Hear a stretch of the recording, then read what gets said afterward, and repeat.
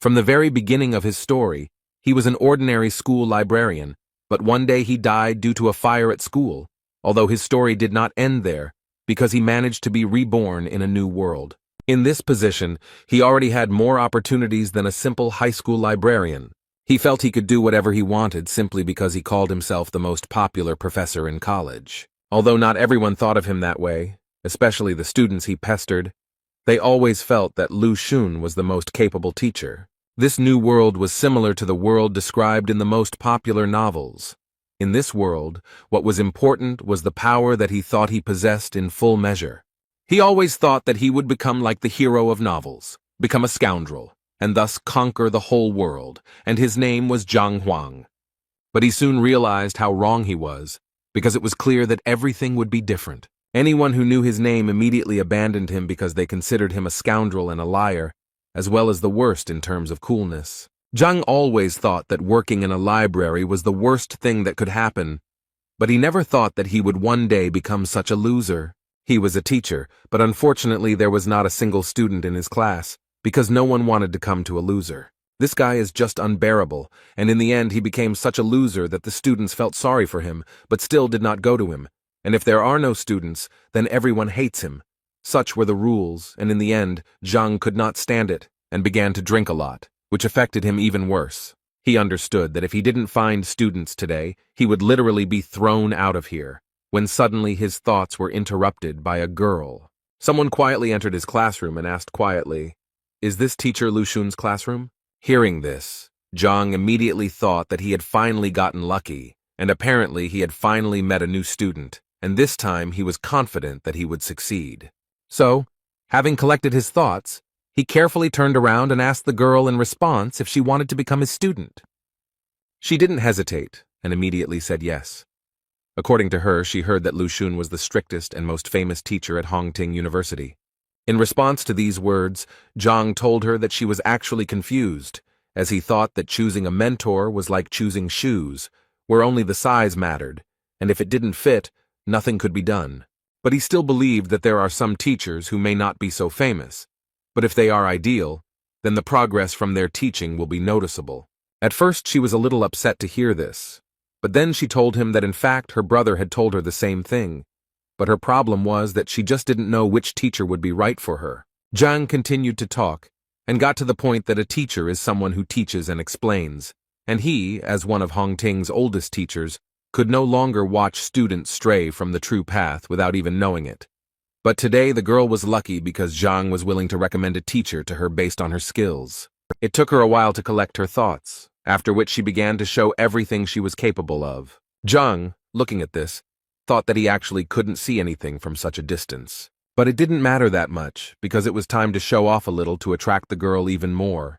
And when she finally finished showing everything she was capable of, Zhang put on a smart face and said that, from his observations, she had a well-developed base, and therefore he believed that she had excellent prospects. He also added that she had quite a rare talent, and so it was obvious to him that she had trained a lot before this. And as proof, he said that she has amazing footwork. Every movement is like a tiger's jump, and her support is trained, and you can be completely confident in it. And this is the most important thing, because trained legs are the key to success. But the girl didn't quite agree with him, because if you believe her words, her leg was injured, and the doctor gave her a diagnosis that meant that she had no chance of full rehabilitation, which Zhang clearly didn't expect to hear. He tried to turn the situation around and said that the fact that he couldn't see the obvious only proved once again that she had a clear advantage, despite her leg injury. The girl listened to his praise for a long time, but at some point she wanted to know what advantage he was talking about. In response, Zhang stood up and said that the most important thing is that she has hope, which made the girl very happy, because she didn't even suspect that her legs still had a chance. However, Zhang immediately told her that in the entire university, there were only 3 teachers, including him, who could help her, and the other 2, as far as he knew, had long since stopped accepting students. The girl was very upset when she heard this, but she still had hope that Zhang was recruiting disciples, but he told her that he was not interested in fame and fortune. She immediately fell to her knees and began to say that she knew perfectly well that he had strong moral principles, but she still asked him to take her as a student. She was immediately ready to promise him that she would not shirk and would never disgrace his honor. Zhang was so happy to hear this that he decided not to waste time and immediately went down to her and offered to sign a contract, which was quite unexpected for the girl, because it seemed to her that she would beg him for a long time. But everything happened much faster, and Zhang had already taken blood from her finger to make a contract. Although she still had several questions spinning around in her head, she was confused by the fact that the man didn't think for a second, and it seemed to her that he had prepared the contract knife in advance anyway. It was time to introduce herself, and according to the girl, her name was Wang Yin. As soon as Zhang heard her name, he immediately took her out of the house and told her to come back tomorrow, and under no circumstances asked her to forget that she had a lesson tomorrow. Zhang was so happy that he had finally found a student, and now he didn't have to worry about being expelled, and at this stage, he felt like this was also a kind of success. Now he thought he could relax because now that he had one worry left, he could finally take care of his student. But suddenly his thoughts were interrupted when his head began to spin violently, after which he seemed to fall into the ground and began to fall into an endless abyss. After some time, he woke up and realized that he had lost consciousness. But now he was more interested in what was happening. When he came to his senses, he realized that he was right in front of the entrance to the library of the Heavenly Path. The first thought that came to Zhang's mind was that he had died again, although it seemed to him that this was simply impossible. On the other hand, he suspected that perhaps this was some kind of punishment for him, since he had spent his entire life in the library, and now he was back there again. In any case, he decided that he needed to go there, because it seemed to him that things couldn't get any worse. His first impression of this library was quite good. He immediately noted to himself that this library was much more luxurious than the one in which he had worked for a long time. Besides, there were a lot of books here, and his old library was usually donated by old people, so it was not so rich. But he still didn't understand why he needed this stack of books at all, and how they would help him win the battle. Although Zhang always believed that until you check, you will never know for sure, so he decided to open several books. He suggested that these might actually be first-class wrestling textbooks. But when he reached out to pick up one of these books, his hand literally went through the wall, and he realized that everything around him was immaterial. Zhang was angry because he was being bullied again, and all these books were fake. You can't even pick them up and read them. After some time, having regained consciousness, Zhang was able to leave this place, but his head was still swarming with thoughts about what kind of place this could be. The only thing he was finally convinced of was that the library was a completely inappropriate place and a waste of time. In any case, he decided that it was useless to think now, and decided to first have a snack, and then return to searching for new students. Suddenly his thoughts were interrupted by someone's shout, clearly calling for Zhang. One of the teachers at the academy called Zhang and reminded him that today students choose their own teachers and that quite a few new guys had joined him, which apparently could not be said about Zhang. This man humiliated Zhang in front of everyone, so he had to respond and say that there was really no need to brag to him, and besides, it was none of his business. But this man did not stop mocking, and at some point even started shouting that this was teacher Zhang, the only one of all the university teachers who received 0 points in the teacher rating. It was very awkward because the students started to look at this person with disdain. 0 points in the rating, it is really very little. Zhang had no intention of standing and talking to them, or even responding to them, so after they finished talking, he made it clear to them that it was time for him to leave. But apparently the second teacher didn't want to let him go just like that, and so he decided to remind Zhang that he was not a respected teacher. Zhang responded to this by saying that he didn't really care because he was famous, and even the red-haired teacher's newbies knew him.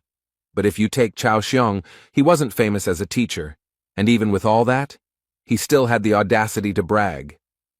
At some point, their dialogue was interrupted by a female voice, which said that teacher Zhang was not really what everyone said. It was Wang Yin who also added that the teacher was very good because he not only accepted her as a student, but also gave her hope for recovery, so she believed that he could easily become number 1.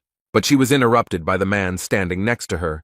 He reminded her that the master told her to go to Lucen, but she didn't listen and went to that idiot.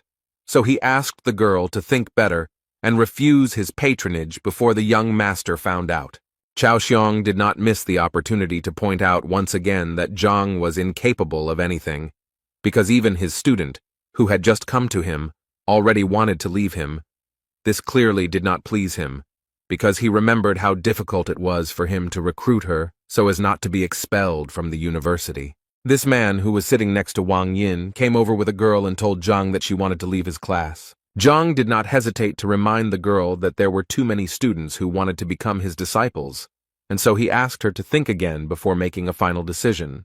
And while Wang Yin was thinking, Zhang also turned to the girl's brother to tell him that students who left their teachers had quite a bad reputation, and besides, no teacher would want to take her, so he also asked him to think again whether it was worth leaving Zhang's class. But before the man could answer, Zhang literally pressed him down and began to say that there was nothing to worry about, because he noticed that Wang Yin was very capable, and therefore if he was allowed to train her, then she would achieve a lot together with him, although in his thoughts he was only thinking about how not to let the girl go, because then he would be kicked out. At this point, Cao Xiong decided to intervene and say that if Wang Yin could get out from under Zhang's protection, he would gladly take the girl to himself. Zhang immediately turned around and told him that it was impossible to poach students in broad daylight, and therefore he would be forced to report to the administration, in response to which Cao Xiong suggested that they simply fight and thus arrange an open day. The university charter clearly stipulated such an option. This was an unexpected offer, because Zhang knew that although Cao Xiong had a bad character, he was a much better fighter and teacher, and he would definitely lose here. But on the other hand, if he refused, Wang Yin would definitely abandon him. So he decided that he had to at least try to do this. Otherwise, he would definitely not gather disciples. So he agreed to this proposal. A few minutes later, on the training ground, Cao Xiong introduced the students to the rules of the university. They showed each other students, and then talked about their mistakes and shortcomings, and the one who showed the student the most effective way to progress becomes the winner. The first one will be the young lady Wang Yin, who will first have to demonstrate a series of strikes to them. Wang Yin dealt quite a strong blow, and during this time tried to show her best side. After this blow, Cao Xiong noticed that the girl had a well-developed upper body, but he still felt that her legs were clearly not working, and from what he saw, she clearly had a leg injury. Although Zhang didn't show it, he was shocked that Cao Xiong noticed it right away. By doing this, he once again proved that he was much better than Zhang. After the first series of blows, Cao Xiong walked up to the girl and whispered in her ear that he would tell her what could be done with the leg. While he was telling all this to Wang Yin, Zhang tried to understand what they were talking about. He clearly didn't hear what they were talking about. Cao Xiong advised Wang Yin to imagine that her foot was rooted into the ground, and now she would try to do as Cao Xiong advised her. And as soon as she did this, she immediately noticed that the support in the form of a root clearly helps her accumulate more strength in her hands. Thus, following Cao Xiong's advice, she was able to release almost all of her energy and deliver a strike that was a full 10 units stronger locally. This clearly surprised the other guys, who didn't expect that in 1 minute her striking power would increase by 10 units, but Cao Xiong's disciples weren't surprised by this, because they already knew very well that teacher Cao Xiong was very perceptive and attentive. At this point, Master Cao's instructions were finished, and Master Zhang now entered the battle to give advice to disciple Cao. Zhang immediately stopped Cao's disciple, not allowing him to show what he was capable of. The whole point was that he felt that all this was unfair. He meant that if he lost, he would have to hand over Wang Yin to Cao Xiong, but they hadn't discussed what would happen if he won, so he felt like he was at a disadvantage. Cao Xiong was not at a loss and declared that if Zhang defeated him, Yang would become his disciple. Cao was not at all worried about losing such a disciple because he was sure that Zhang would not be able to defeat him. Apparently, that's how it will be, because as soon as Zhang saw Yang's technique, he knew it was all over, because he didn't even recognize his fighting style, and therefore didn't understand how, in his situation, he could even correct the guy's shortcomings. At that moment, Jan thought that he needed to give it his all, because the last thing he wanted was to be a student of the teacher at the bottom of the list. However, Zhang wasn't going to give up so easily, so he tried to find fault with this guy. Suddenly, his thoughts were interrupted as if he had been hit on the head with a hammer. Zhang was transported back to that huge library. He honestly didn't understand why he was here again, until the inscription "Heavenly Path of Deficiency" appeared in front of him, although this phrase was a mystery to him. A few seconds later, he noticed a book fly off one of the shelves and towards him. He managed to catch her, and it was a big surprise to him that she turned out to be material and he could support her in his arms, because last time this clearly did not happen. The title of this book was quite unusual. It was called Yan Li, just like the name of the guy Zhang was currently looking at and trying to find fault with. From the very beginning, the book said that Yang Li was the youngest of the Yuncheng Li family, and it also said that his fighting style was White Lotus, but most importantly, it pointed out his shortcomings, among which were too many unnecessary strikes. This was only the first drawback, so Zhang did not stop and continued to read this book carefully, and at some point, he reached the 12th drawback, which was that his left hand was much more developed, but Yang used his right more often, so the strikes lost their potential. After reading all this information, he finally returned to the training ground, where Yan was able to land 62 punches on the first try. At this time, Zhang finally realized that the library of the Heavenly Path was created specifically to identify and record all the shortcomings. Considering the information he can get, it's a pretty good gift for him to start his new life with. And now Zhang is absolutely ready to finally show everyone around him his true strength. He started by saying that Yang had 12 faults, which made Chao Xiong laugh. The rest of the guys also started laughing, because each of them understood that Yang was using the White Lotus style, which was known to everyone for its power, meaning that it was incredibly difficult to see any flaws in such a fighter, especially in such quantities. He was angry that they didn't want to believe his words, so he said he didn't want to continue competing. After that, he turned to Wang Yin and told her that they were leaving because such bets were simply unacceptable. He was immediately stopped by Chao Xiong, who assured the man that they all trusted Mr. Zhang, so they all wanted to hear his advice. Zhang knew that Chao was only doing this to laugh again, but this time it would be different, and Zhang knew it, so the smile never left his face. The first thing he asked Jan to do was to punch with his left hand instead of his right. This clearly surprised the guy, and the other students started laughing even more because he simply asked the guy to change his hand. Was that really his wise advice? Chao Xiong simply asked Yang to do what Zhang asked, and at that moment he thought that he knew Yang's ability very well, and was therefore confident that his left punch would not reach even 30 units. Jan struck with his left hand, and without expecting it, delivered a blow that was almost twice as strong as the previous one. Cao opened his mouth and froze like a statue in surprise at what he saw. As a result, Yan got the number 123, and this greatly surprised all the children and teachers, including because even teacher Lu Sen had not achieved such a result. Yan himself could not believe that he was capable of delivering such a powerful blow. Zhang was very glad that his advice had worked after all, and now he was once again convinced that the library of the Heavenly Path was given to him for a reason.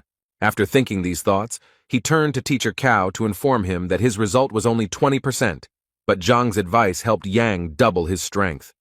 This made him say through his pain that Yan Li was now Zhang's disciple, no matter how sad it was for him to say it. At this point, he decided to end his speech and ordered the rest of the students to leave. He thought he was lucky just this once, but he assured himself that he would find a way to get revenge on Zhang. Zhang, meanwhile, threw his stone to Yan so that he would hurry up and check his identity on his stone. At that moment, Yang thought that things couldn't possibly get any worse, and that the other teachers probably wouldn't accept him if he ran away. So despite his disappointment, he bit his finger and signed the contract with Zhang. A few hours later, rumors spread throughout the academy that teacher Cao Xiong had recently competed with teacher Zhang, who was at the bottom of the rankings. At first, it was a source of laughter, but then the laughter turned to surprise when they heard that Zhang had won because he had been able to give advice to Yang, who had doubled his attack. Hearing something like this, the girl became interested and immediately wanted to know how someone could do something that even teacher Lu Sen couldn't do. Her friend believed that it was not just luck, because it increased the impact by 100%. In any case, the girl didn't believe it, and her main reason for coming to this university was because she wanted to get to teacher Lu Sen, and so she didn't understand how they even dared to say that some loser from the bottom of the list was superior to Lu Sen. So she decided to go and teach him a lesson, and Zhang thought that when he saw someone's skills, the library in his head would automatically generate a book with flaws, and now that he had such strength, He was confident that he could become stronger. Suddenly, his thoughts were interrupted by a girl who entered his classroom without permission and rather brazenly asked if he was Mr. Zhang Huang. When she came in, he was slightly dozing, so her words woke him up, and he wanted to know what was going on and why she was here. The girl immediately started talking about how she came here because she found out that he was able to increase Ian's punching power by 100%. But she didn't believe it, and wanted him to prove it and give her some advice so that she could also double her strength. Zhang, without thinking twice, refused her, which angered the girl because she thought that he was not busy with anything at the moment. He told her that he was currently recruiting students and not just helping little rude girls. These words clearly angered her, and she wanted to know what he wanted from her then. Zhang thought it was obvious and said directly that he had one condition for her to become his disciple. She thought that in this way he was deceiving the students again, and it seemed so low to her that she thought that she would first become his student, and after she revealed herself, she would break the contract with him and transfer to Lu Sen's group. So she agreed with this idea, but immediately told him that if she found out that he was deceiving the students, she would tell everyone about it. Her friends followed their dialogue closely and could not believe that the girl really wanted to become his student, and it seemed to them that it was very terrible. So they immediately got together and ran to tell her family about it. Zhang suddenly said that he had changed his mind and now did not want to take her as a student because she was terribly impatient, and he preferred attentive students.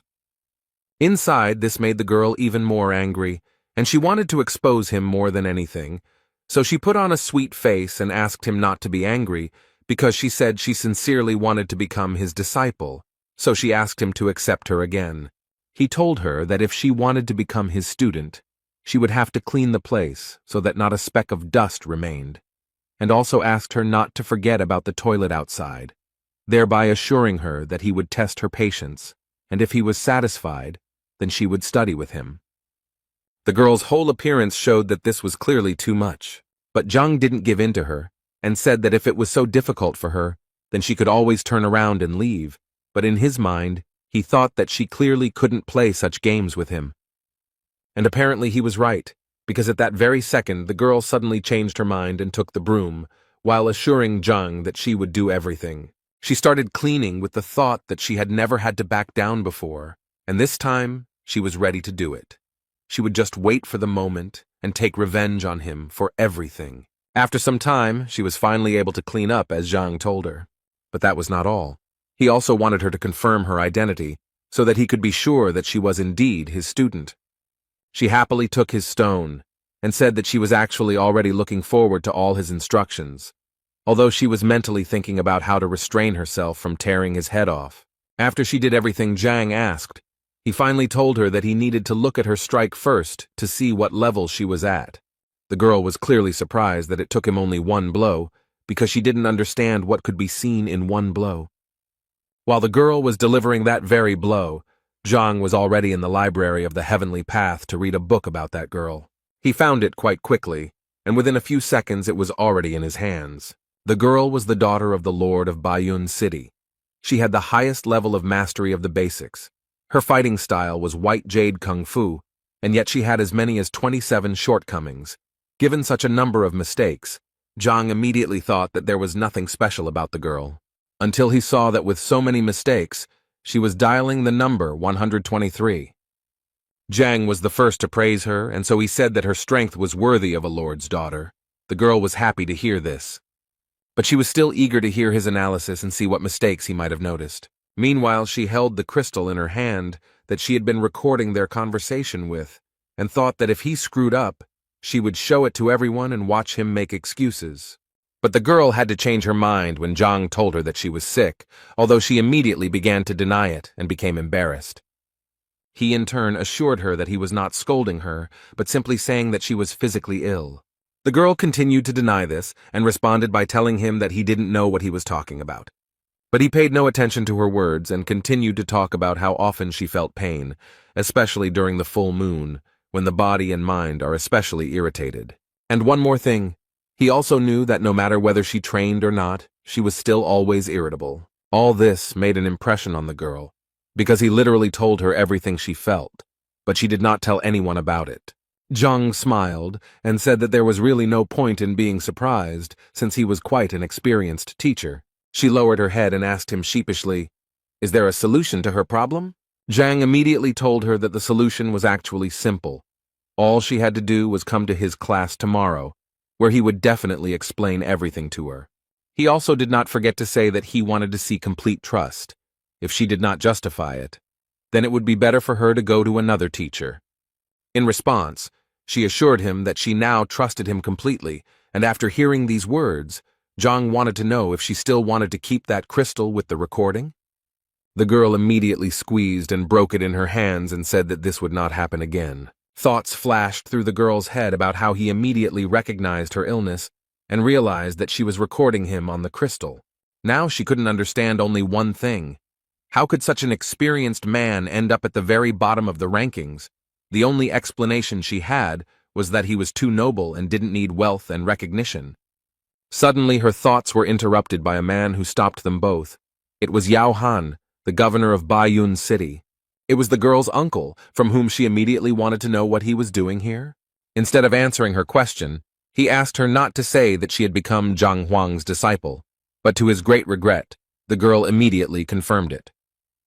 He then turned to Zhang and said that her niece was the pride of the family, and therefore she couldn't study with someone like Zhang, so he asked him to let her go, then added that he would either listen to him or go to the principal and seek his expulsion from the academy.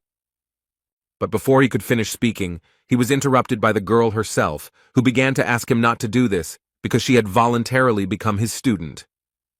He was clearly surprised that she didn't understand that he was not a worthy teacher who would definitely not be able to increase her strength.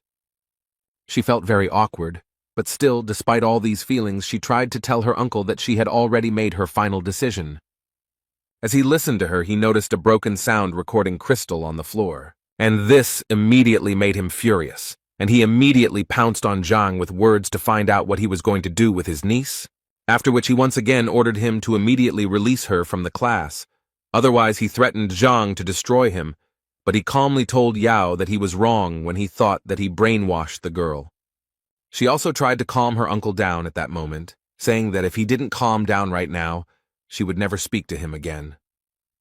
He didn't understand why she was suddenly so protective of him, but she felt awkward talking about it here, so she took his hand and said that they were leaving immediately. However, the girl's uncle still did not trust him and believed that Zhang was clearly up to something. Zhang himself did not understand what he was being accused of, since he had simply accepted the student into his group.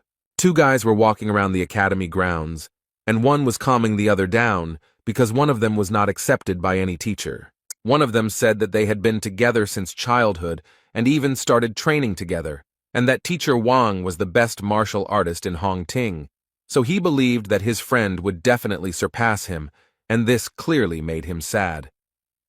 His friend tried to cheer him up in every way, and as soon as he saw the sign for first class, he immediately suggested that his friend go there, since perhaps he would be accepted there.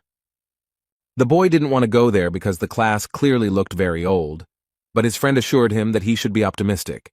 If the class is old, it means the teacher is experienced. Zhang was a little surprised when two guys came to him and one of them wanted to become his disciple.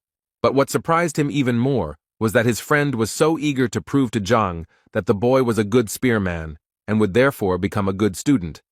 Zhang was not against taking another student onto his team, but first asked him to demonstrate his skills. The boy was clearly not prepared for this, but his friend assured him that everything would be fine because the teacher just wanted to give him a couple of tips. At that moment, the boy couldn't get the thought out of his head that everything around him was unkempt, and so he thought that the teacher was exactly the same and was unlikely to teach him anything. But he still decided that even if he really was that terrible, he simply wouldn't become his disciple. And to test his theory, he decided to show everything he could do and see the teacher's reaction. He was able to knock out 123 units of power on the testing stone, after which he bowed to the teacher and asked him for advice. But as soon as he looked up, he noticed that this teacher didn't even look at him. So the guy decided that, apparently, his guesses were exactly as he thought.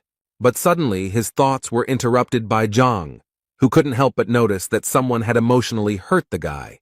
Moreover, he noticed that the guy felt humiliated. The guy clearly didn't expect to hear this, so much so that he even casually mentioned that he secretly loved one girl, but nothing worked out between them. Although he immediately came to his senses and said that it didn't matter anyway. His friend immediately ran up to him and began to find out who had offended him and why he hadn't told him about it, but he didn't want to discuss it now, so he asked the teacher not to talk about it, since it was his personal business and had nothing to do with his preparation.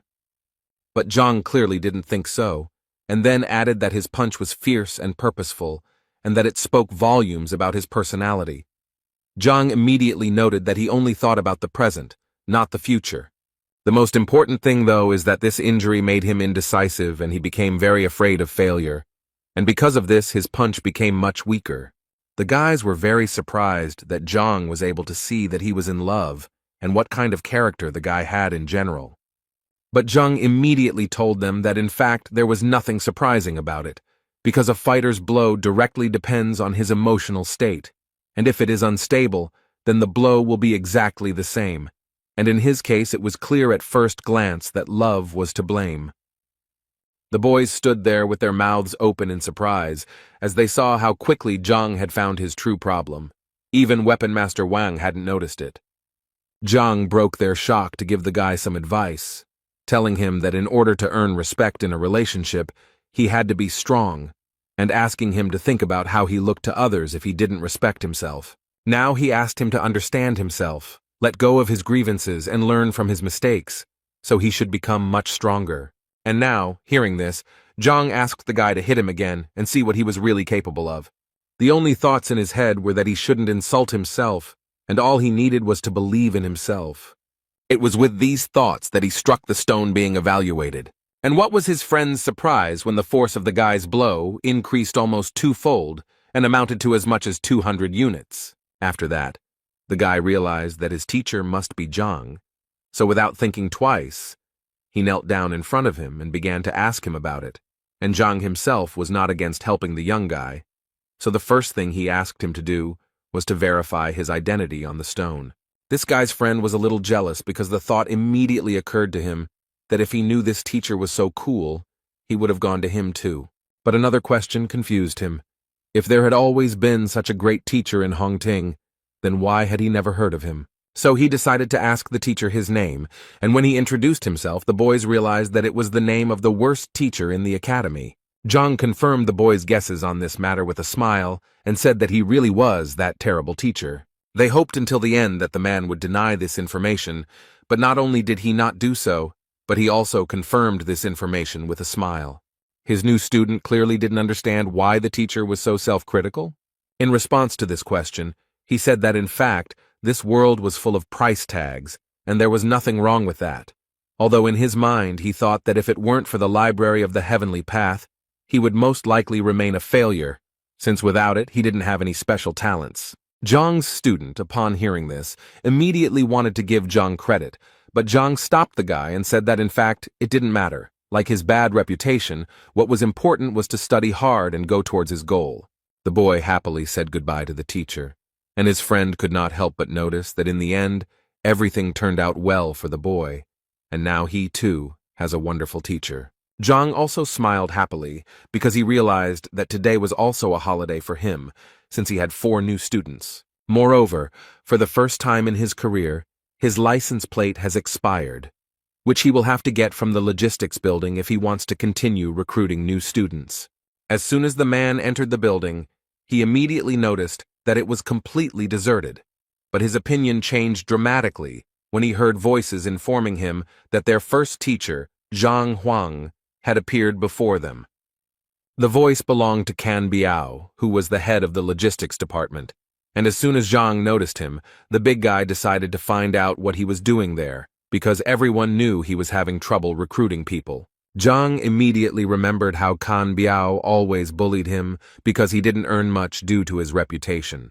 And taking all this into account, Zhang immediately thought that maybe it was because of this big guy that he only had 4 tokens to begin with. Anyway, the first thing he did was tell the big guy that he was out of registration tags and would like some more. These words made the big guy laugh incredibly loudly, because he didn't understand how a teacher like Zhang could run out of tokens.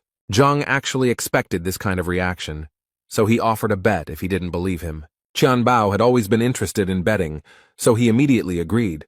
But before that, he wanted to know what exactly he could bet. Zhang was prepared for this question, and therefore immediately answered that he wanted to bet his face, which meant that the loser would receive 3 slaps in public from the winner.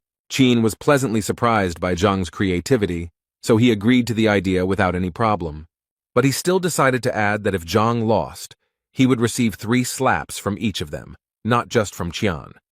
His 3 assistants went to get a book containing information about the relationships of students with teachers, and with the help of this book, they were going to find out if he was lying.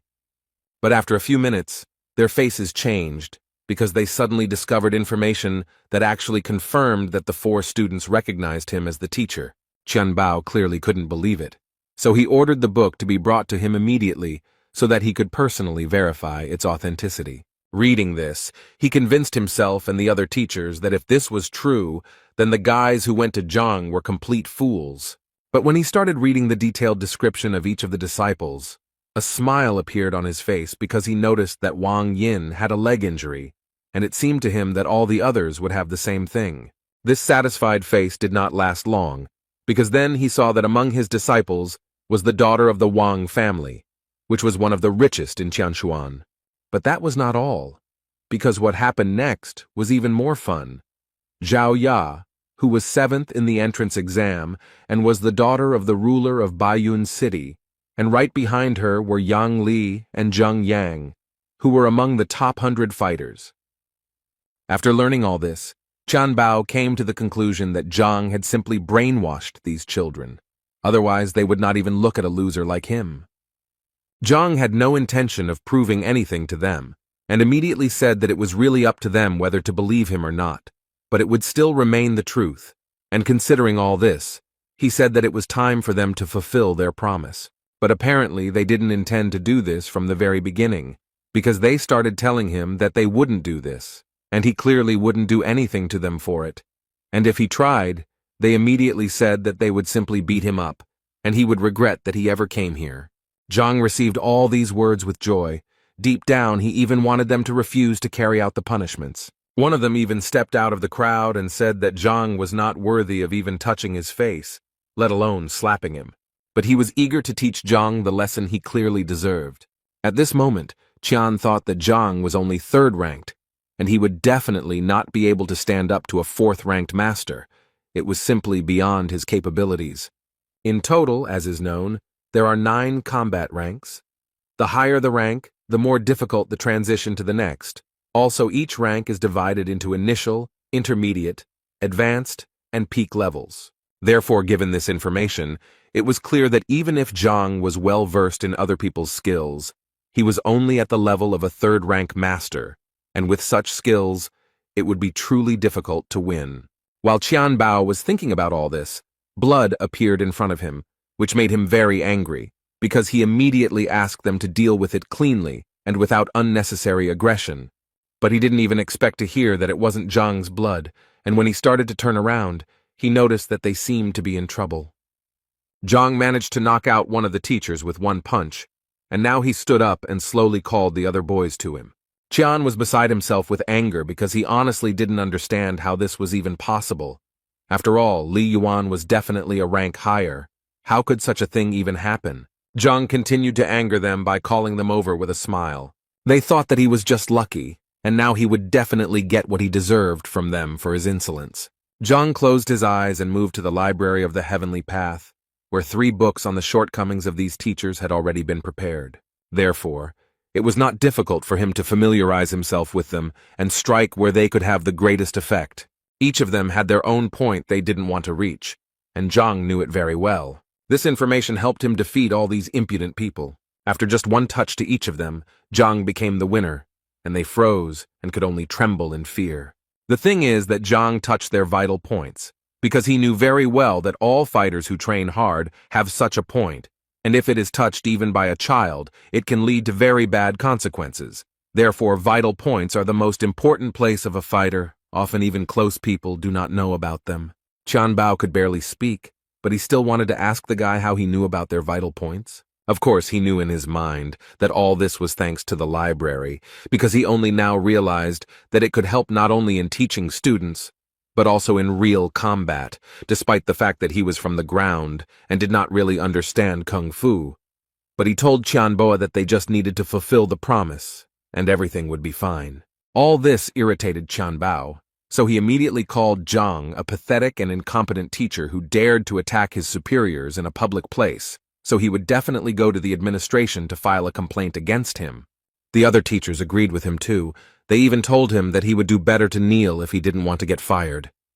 For Zhang, this was so humiliating, because he understood perfectly well that they simply could not win with the power of intelligence, so they decided to use meanness. Then he decided that he too needed to resort to their methods, since that was what they wanted so much. After that, he began to talk about how Master Qian Biao stole Elder Chen Ming's treasures half a year ago. And he did it only to please a woman who ultimately did not stay with him. Next in line was teacher Bai Lin, who had driven the girl to suicide 3 years ago by abusing her, and her spirit often returned to him in his dreams. Teacher Chun deceitfully took away his brother's business by poisoning him and successfully blamed it all on an accident. When all those teachers heard this, they forgot what had hurt them so much because they could not believe that Zhang knew their secrets. But without thinking twice, they decided to ask him for forgiveness and immediately admitted that they were the only ones who were wrong. Zhang could only reply that he really didn't have time to deal with their past mistakes, but he wanted to convey to them that if they repeated them in the future, he would definitely ruin their careers once and for all.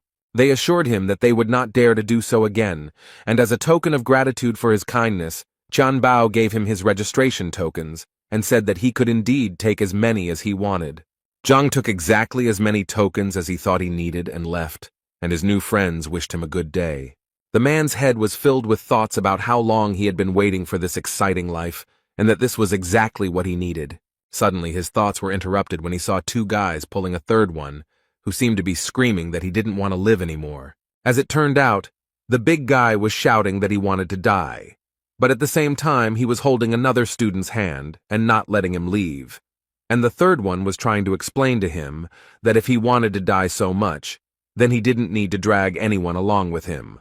But he asked them to leave him alone because he was already dead. Although the guys tried to shout to him that it was he who was holding them, and not they him. Zhang didn't quite understand what was going on here and how it had led to this. In any case, he decided that it was better for him not to interfere in this situation, since at the moment his main task was to continue recruiting students. Suddenly, his thoughts were interrupted by a shout that seemed to be directed directly at him, because he heard someone shouting something about the uniform of one of the teachers. And a few seconds later he noticed the same big guy clinging to his leg. He immediately turned around and saw the 2 students quickly running away, thanking Zhang along the way for helping them distract the big guy. Zhang tried to calmly ask this guy to let him go, but he refused, and kept saying that he had already been rejected for patronage 10 times, and today was his last day of selection, so he just wanted to ask him to take pity on him and take him as a disciple. The man came down closer to him and said that if the boy wanted to become his student so much, then first he needed to show him everything he was capable of, and that hanging on his leg was useless. The big guy immediately agreed with Zhang and stood up, and a few seconds later, bricks magically appeared in his hands, with which he hit himself on the head and, apparently, thus demonstrated his abilities. However, Zhang still decided to ask him what this big guy was doing and why was he beating himself. Suddenly, the library decided to answer his question, which at one point activated and, as it turned out, it was an unusual form of kung fu, which was called Henglian, and, as it turned out, Yuan Dao, a random martial artist in the early stages of his second wind. The guy had 18 flaws, the first of which was the inactivated horned dragon blood. The second was a weak character and unstable training. In any case, surprisingly, he had quite a rich bloodline. But still, even in this case, he was not a capable guy. Suddenly, Zhang realized what he had just read. Could this guy have something to do with the power of the imperial blood? In this world, the birth data of the body and blood are of great importance, and if a fighter has a heritage, he can improve much more actively than his opponents. Thus, there are several types of bodies: the purest body, the yin body, the yang body, the golden body. Likewise, it can be said that there are several types of blood: ancient blood, new blood, ancestral blood, and variable blood. The blood of the horned dragon is one of the ancient bloods. It is said that when it is used to its full potential, the fighter becomes invulnerable to weapons, and nothing can break him. It could be said that this was one of the best bloodlines in terms of defense, and Zhang could not even imagine that such a big guy would have such a huge potential, although it would be incredibly difficult to unlock. Either way, he knew that this guy definitely needed to be taken into his class. So he immediately gave him his token to make a deal with him, and the big guy was over the moon. He was so happy that he finally had a teacher, but Zhang immediately asked him to stop rejoicing because they had a lot of work ahead of them. Suddenly, their dialogue was interrupted by Shang Bin. He was the grandson of the elder of the Shang Academy, and one of Shenbi's admirers. This guy, as soon as he saw Zhang, immediately told him that the teacher was not very good and was recruiting exactly the same kind of students. The girl standing next to him was called Shenbi Ju. She was one of the top teachers in the academy with a huge number of fans. Moreover, it could be said that Zhang was once a big fan of hers.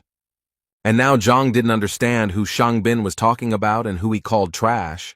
Shang Bin smiled and told Zhang with great confidence that he was talking about him if he didn't understand. Zhang put his hand to his nose and began to say that if Shang Bin was talking about him, then he simply did not understand why it stank so much, and he did not forget to notice that this smell only appeared after Shang Bin appeared. He immediately became enraged by such an insult, and began to shout that he had no right to speak like that at all. But then he noticed that even Shen Bi was laughing at him, so he immediately decided that he needed to be more cool-headed because he definitely couldn't embarrass himself in front of her. So he decided to remind Zhang of his place in the ranking, which absolutely everyone knows, and he also knew the big guy who was standing next to him, and according to Shan's words, this guy's punching power was only 15, and he was only good at defense. He also did not forget to add that the guy was the last in the entrance exams. And finally, he said that it was quite a lucky coincidence that the teacher and the student from the bottom of the list had finally met. As soon as the big man heard Zhang Huang's name, and that he was ranked last, he realized that it was probably in vain that he asked him to be his teacher. Zhang didn't intend to react harshly to all these words, and decided to tell Shan that if he finished speaking, then his personality could leave. Zhang personally let him go. Although this made him angry, he still decided to listen to Zhang. But first he turned to Shenbi and told her that they had better leave here, because communicating with this abomination was dangerous. It could negatively affect her beauty. Before leaving, Shenbi decided to say some nice words to Zhang. So she said that last time, although he was at the bottom of the list, she asked him not to give up and work hard, and then he would definitely succeed. Zhang understood that she thought that since he took this big guy, it meant that he had given up on himself. But he still told her that he was pleased to hear such words from her. But he could still guarantee that this big guy was a diamond in the rough, and if he was trained properly, he would most likely shine. Shenbi didn't argue with him, and said that she would look forward to it, then turned to Shang to tell him that she was already very tired, so she would like to rest for a while without him. Shang again decided that Zhang was the only one to blame for this, so he promised him that the time would come when he would have to answer for everything he had done. While they were talking there, the big guy decided to run away very carefully, but Zhang noticed this and pretended that the big guy was just confused and went the wrong way, because in fact his class was in a completely different direction. The boy was trying to say that he was too weak, and therefore didn't want to ruin teacher Zhang's reputation, and therefore he wouldn't mind if the man suddenly decided to let him go. Zhang came close to him and said that these were meaningless words because he had already dripped blood onto the token, and therefore from this second on, he would live as his disciple, and then die as his disciple. After this conversation, Zhang went to his room to think about the fact that today was his last day of recruiting disciples, and it looked like his limit would stop at 5. But in reality, everything was fine. So he decided that he needed to sort out all the materials first so that he would be ready for his first lesson tomorrow. He believed that he had previously trained according to the principle of the 9 paths of Hongting, and each level corresponded to the essence of the 9 ranks.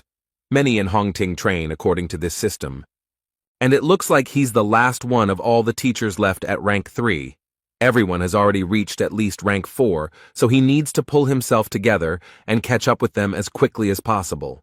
But his training methods weren't quite up to the task, so he decided to visit one place where he thought he might find a more successful training method than he had the last few times. The essence of unifying true ki is to collect the spiritual energy that is around them, and this process is very slow and difficult because the spiritual energy needs to be reconstructed to reunite with the true ki of the body, and some masters study day and night for at least 3 years to achieve an acceptable result. And all this clearly did not suit Zhang. He most of all did not want to do this for years. Besides, his classes were tomorrow, and if the students found out that their teacher was not even capable of high-quality qi collection, then they would definitely drop out of school. He knew that he could search for multiple paths in the Heavenly Path library, but the catch was that there were over 1,000 of these flaws, and he literally couldn't eliminate them all in such a short period of time. So he thought that perhaps he could gather enough information about other teaching methods to use the strengths of one system to compensate for the weaknesses of another. And for this he came to Elder Shin Mo, who was quite surprised to see the guy here because it was already late, and at such a time no one visits the library. Zhang explained to him that the thing was that he was going to cross the 3rd rank, but he had some questions, which was why he came here. The elder took this information with a smile and told him that there was actually nothing wrong with him cultivating slowly, as the university always needed fresh blood like him. So he told him that the information about the 3rd rank was in the 4th line, for which Zhang was very grateful. The elder had always known that Zhang was actually a good boy, he just always lacked ability, and so he sincerely hoped that his results would not be so dismal. As soon as Zhang entered this library, the first thing he noticed was that there were quite a large number of books in it. It even seemed to him that the university library was no poorer than an ordinary modern library, and besides, he almost immediately found a row with the books he needed. He picked up the first book that suited him, and was a little surprised that this book described a method that had more than 3,000 shortcomings, and he was a little confused as to why this system was so popular. It seemed simply impossible to him to correct so many mistakes, but at one point, he realized that now was not the best time to despair. And thanks to this, an idea came to him, the essence of which was that he did not have to correct all the shortcomings. He decided that he could simply fix the thing that was bothering him on his stage, and he was absolutely right, because it turned out that there were only 10 flaws on his stage. The only thing he regretted was that the library of the Heavenly Path only talked about errors and not about the methods of correction. But he did not despair because he understood that he could find the advantages of different methods that would cover the shortcomings of others, and by combining all the information, something new and more advanced could be obtained. This thought gave him the understanding that since he had come here, he had a great chance to gather information about the 4th and 5th ranks. He sat for quite a long time over the books until he had become familiar with everything he wanted. After quite a long time, Zhang walked out of the library with the thought that the information about the 4th and 5th ranks had been found, and now he knew that it was time to return to practice. The elder was surprised that Zhang was able to finish so quickly, and so decided to offer him a copy of one of the books to take with him, but Zhang assured him that his question was not really deep enough to warrant taking copies. After which, he thanked the elder for his kindness and left. The venerable Mo at that moment thought that it was in vain that he did not take a copy with him, because it seemed to him that Zhang would soon return to him again to reread that very book. That evening, Zhang, sitting in his room, thought about how he had finally managed to collect everything he needed with the help of the library of the Heavenly Path. And now the worst part had come. Now he had to put it all together, and the guy didn't even know how to do it. Suddenly his thoughts were interrupted when the library suddenly called him without his consent. He still didn't understand anything, and this continued until books suddenly started falling from the sky. And so it went on until one fine moment, a bright light suddenly appeared before Zhang's eyes, from which he had to hide, because it was simply impossible to look at it. After a while this light finally went out, and in its place appeared a book, which fell right into Zhang's hands. As soon as he opened this book, he realized that in front of him were all his notes from the elder's library, only they were structured and laid out on shelves. He immediately noticed that the contents of this book could not belong to any of the known teachings, since its information was completely new to the whole world. And the weirdest thing is that it still doesn't have a name, so the guy suggested that maybe he should choose this name. Zhang decided that since this was created by the Heavenly Path Library, it would be better to call it the Heavenly Path Technique. And as soon as he said it out loud, the title itself appeared on the book, which even scared the guy a little. After some time, he began to study this book and did it gradually, as the library of the Heavenly Path recommended to him. And at some point, his understanding and knowledge of this book reached its maximum. Zhang immediately realized that this was some kind of breakthrough, but he was surprised by the fact that it happened so quickly, because he knew that other people who had advanced to the rank of skin and bone purification fasted for a long time, constantly meditated, and all this in order to achieve even a small success. It only took him half a night to reach the 5th rank of Qi vessel. He also couldn't help but notice that his training had increased the strength of his Qi, but he always felt that it required sacred or divine purification. But it seemed like the Heavenly Path Library had done all the work for him. He realized that apparently when he used Hongting's 9 paths, he had made too many mistakes, but now he seemed to have finally been able to gather the highest quality Qi. After such a breakthrough, he immediately became curious about whether he could use the Heavenly Breakthrough Library to learn a sacred or even divine purification method. There are 3 types of Qi energy: high, medium, and low, and accordingly, the higher its quality, the stronger the fighter. Zhang was confident that he was now using the highest quality Qi, and that this practice had improved his body and his energy. So taking all these points into account, he decided that he immediately needed to test what he was now capable of. The first thing he decided to do was to go to the measuring plate that his students were hitting. It seemed to him that it made sense to start with this. He gathered more energy in his hand and was about to deliver his first blow after meditating. And as soon as he struck this blow, the number 8 appeared in front of his face, followed by the word ding, which was roughly equivalent to a blow of 8,000 units. Zhang initially thought that this plate was simply defective, since according to the measuring stone, its strength was equal to that of a 6th-rank sage. In a way, he looked at his hands and thought that this was quite frightening to him. Moreover, he managed to reach the 5th rank in just one night, so he decided it was better to keep this news a secret. Suddenly, his thoughts were interrupted by a strange sound. Zhang thought that it was too late for guests, so he decided to check who had come to see him. When he saw this person, he immediately realized that whoever he was, this person was clearly heading towards his room. But more importantly, he did not notice Zhang. This unexpected guest at that moment thought that Zhang himself was to blame for what would happen, because he should not have taken everyone as a disciple. Zhang knew that if this man was sneaking up on his teacher in the middle of the night, he certainly wasn't bringing joy, so he decided to take off his teacher's uniform first for better camouflage. And just as he thought about it, the man turned around and shouted in his direction to find out who was hiding around the corner. Zhang knew very well that this man only came here to destroy him, so he decided to say that he had the same plan because he thought that it would clearly confuse him. And as soon as Zhang said that he was here to destroy the failed teacher, the unwanted guest calmed down and said that he would cover for him later. Zhang continued to play the role of a criminal, but before that he was surprised that this unwanted guest did not object, because it seemed to him that he himself would like to destroy him. After that, the man said that he was not actually here to destroy Teacher Zhang, but only to scare him a little. He was going to cut off his tender organ and thus prevent the reproduction of people like him, and all this because he was so unfair to his niece. For the first time in his life, Zhang did not regret going to training instead of going to bed, because if he had fallen asleep, the consequences would have been very dire. In any case, this strange man decided that it was time to end the conversation and get down to business, and Zhang decided to offer him to start first, because if he simply destroyed him, there would be no point in castrating him.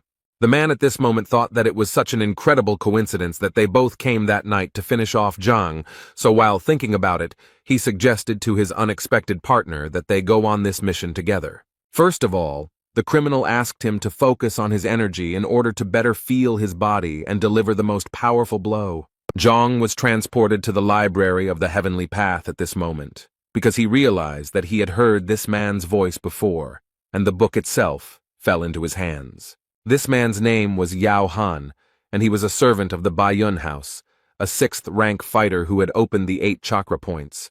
Zhang immediately understood that Yao was Zhao Yao's direct assistant, but he didn't understand what he had done, that this mercenary had come to destroy him. In any case, he decided to ignore the fact that he was already 6th in rank, and that he had beaten 12 dings on the evaluation stone, because if he didn't teach him a lesson, then he wouldn't be able to be called Zhang Huang. But he still understood that this clearly had to be done not in direct confrontation, because then he would definitely lose. So he decided to outsmart Yao a little and at one point shouted at him to look at the sky because there was a UFO flying there. Yao didn't understand what a UFO was and how it related to their case, but he didn't even think that this was all just a common trick by Zhang, who deceived him in such a childish way. Zhang didn't miss his chance and delivered a fairly strong blow from behind, which sent the man flying into the nearest wall. He thought that the 6th rank should be much stronger, but apparently the fact that he knows all of his opponent's weaknesses decides a lot in this regard. Yao didn't quite understand why the guy suddenly attacked him, because it seemed to him that they both wanted to take revenge on Zhang. But apparently Yao was very wrong when he decided that he had an ally in such a matter. After that, Zhang dealt several dozen blows to his opponent, and realized that in fact, all this was not as difficult as it might have seemed to him. This guy was the assistant of the Yao family, and Zhao's uncle, so he did not hit him very hard. But before he left, Zhang knew he first needed to divert suspicion from himself. The idea immediately came to him to blame everything on Shan, although Zhang believed that it was his own fault, because if he had not approached him that afternoon, he would not have even remembered him. After that, he turned to Yao and said that Zhang had angered him during the day, so he wanted to teach him a lesson. Zhang pretended to talk to himself, but Yao heard everything perfectly well, and so Zhang made him understand that he was Shan. After that, he made a threatening face and ordered Yao to get out of here immediately. This scene made Yao think that he saw this person talking to Zhang today, and he also knows very well that they often quarrel with each other, and in the end he said something for Shenbi, so he was sure that it was that guy. Zhang thanked himself again for deciding to train today instead of just lying around and resting. Besides, tonight had given him the understanding that he needed to become much stronger if he wanted to survive in this world. The next morning, all his students except Zhao gathered, and when he asked the boys why she was not there, they answered him quite confidently that she was simply late and would come a little later. He decided that they would start without her, and then began to talk about how his teaching methods differed from others, saying that individuality was important to him, so he would work on each of their styles. And he decided to start with Wang Yin because she was his first student. Although the girl agreed with him, at this moment she thought about how yesterday, when she returned home, she found out that teacher Zhang was actually a liar. So she mentally didn't want to have anything to do with him, although she couldn't tell him about it yet. At this point, Zhang asked her to come closer to him and show her strike again, as he needed to examine it more closely. Wang Yin felt that there was too little space for this, but Zhang assured her that it did not matter. The thing is, when he first looked at her strength, he didn't have the Heaven's Path library yet, and so he didn't quite understand what shortcomings the girl had. So she had to give another blow, which was quite strong, and Zhang immediately decided to praise her. Then Wang Yin wanted to say something to her teacher, but he did not let her do it because at some point he simply interrupted her. And he began to say that if he was not mistaken, then she injured her leg 2 years ago in a fight. Wang Yin didn't even understand how he could know all this. Zhang ignored her questions and continued to talk about how there were 3 points on a person's leg that were responsible for strength, speed, and agility, and it seemed to him that her opponent had touched the point that was responsible for strength, which caused it to close and the blood to flow in the opposite direction. At this moment, Wang Yin thought that one of the top doctors they had invited had said the same thing, but he couldn't do anything about it, since it required a master of at least the 8th rank. So she asked him without much hope if he could cure her, but the answer completely changed her expression, because Zhang said with complete confidence that for him it would be just a piece of cake, although the girl had thought all her life that her injury could no longer be cured, and the teacher said that for him it was a mere trifle. According to Zhang, he called her here specifically to cure her, and to begin with, he would like her to relax her body and sit down. At this moment, Wang Yin noticed that for some unknown reason, she suddenly began to trust her new teacher. At some point, her thoughts were interrupted by Zhang, who, completely unexpectedly for the girl, threw a small needle at her. The girl immediately thought that this was a technique that required strict control over the flight of the needle so that it would hit the target accurately, and this technique was known as air acupuncture. But this technique required at least the 5th rank. That's why she couldn't believe that the worst teacher in the university could even reach 5th place. But Zhang had been continuing to perform his technique all this time, and he had only just begun the stage of introducing true qi into Wang Yin's body. It was an incredibly painful process, and the girl had to endure it. But the thought that this was indeed the teacher's qi was still spinning in her head. She immediately realized that this was the purest qi, like spring water without a single impurity, flowing through her body. But she still couldn't get the fact out of her head that such energy simply couldn't be found in a 3rd-rank master. Moreover, no matter how much she studied the matter, she had never heard of such a true qi refining mastery. Anyway, the most important thing now is that she can feel her legs more accurately and clearly than ever. Wang Yin felt like he had turned some kind of lever, and now she could feel them.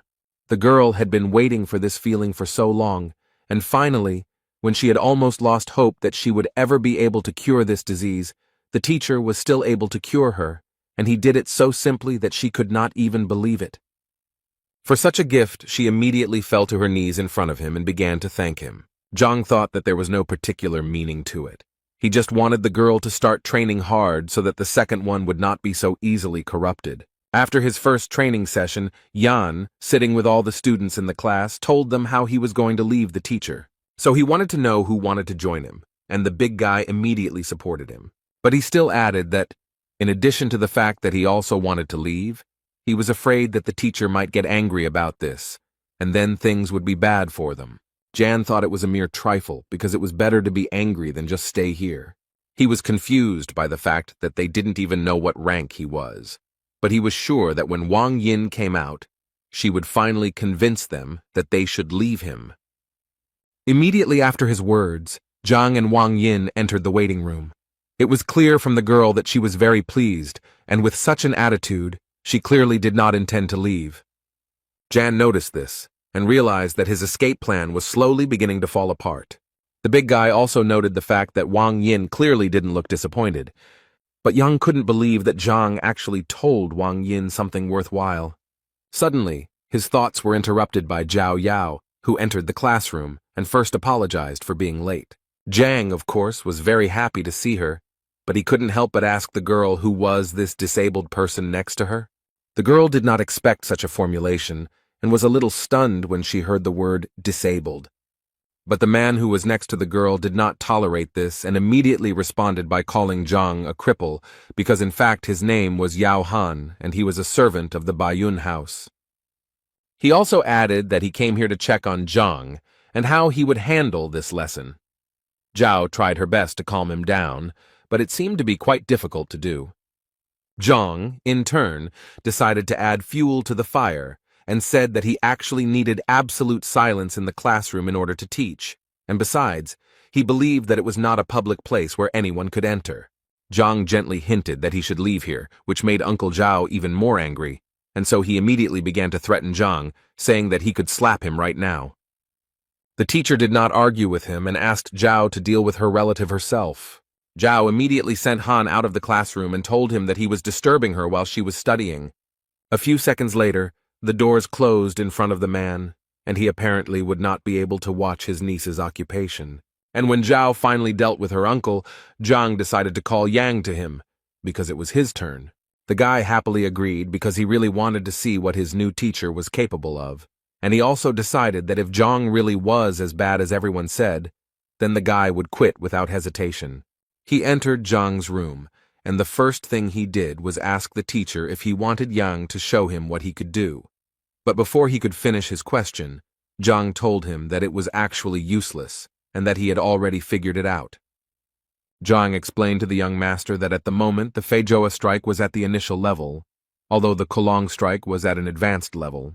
Yang was a little surprised that Zhang knew that he was practicing Kunlun, because absolutely no one knows about this training, not even his family. Zhang replied with a smile that it was actually quite simple. Yesterday he saw Feijoa in his style and ate it. This shocked the boy even more. He couldn't believe that Zhang was even able to see such a thing. In his mind, he remembered that even teacher Qiao Xiong hadn't seen anything like this. How could Zhang have guessed back then? His thoughts were interrupted by Zhang, who assured the boy that every time he used the Kunlun strike, the pain in the boy's armpit increased and his shoulder began to itch. At this moment, Zhang amazed Yang so much that he even cried out upon hearing such detailed information about himself.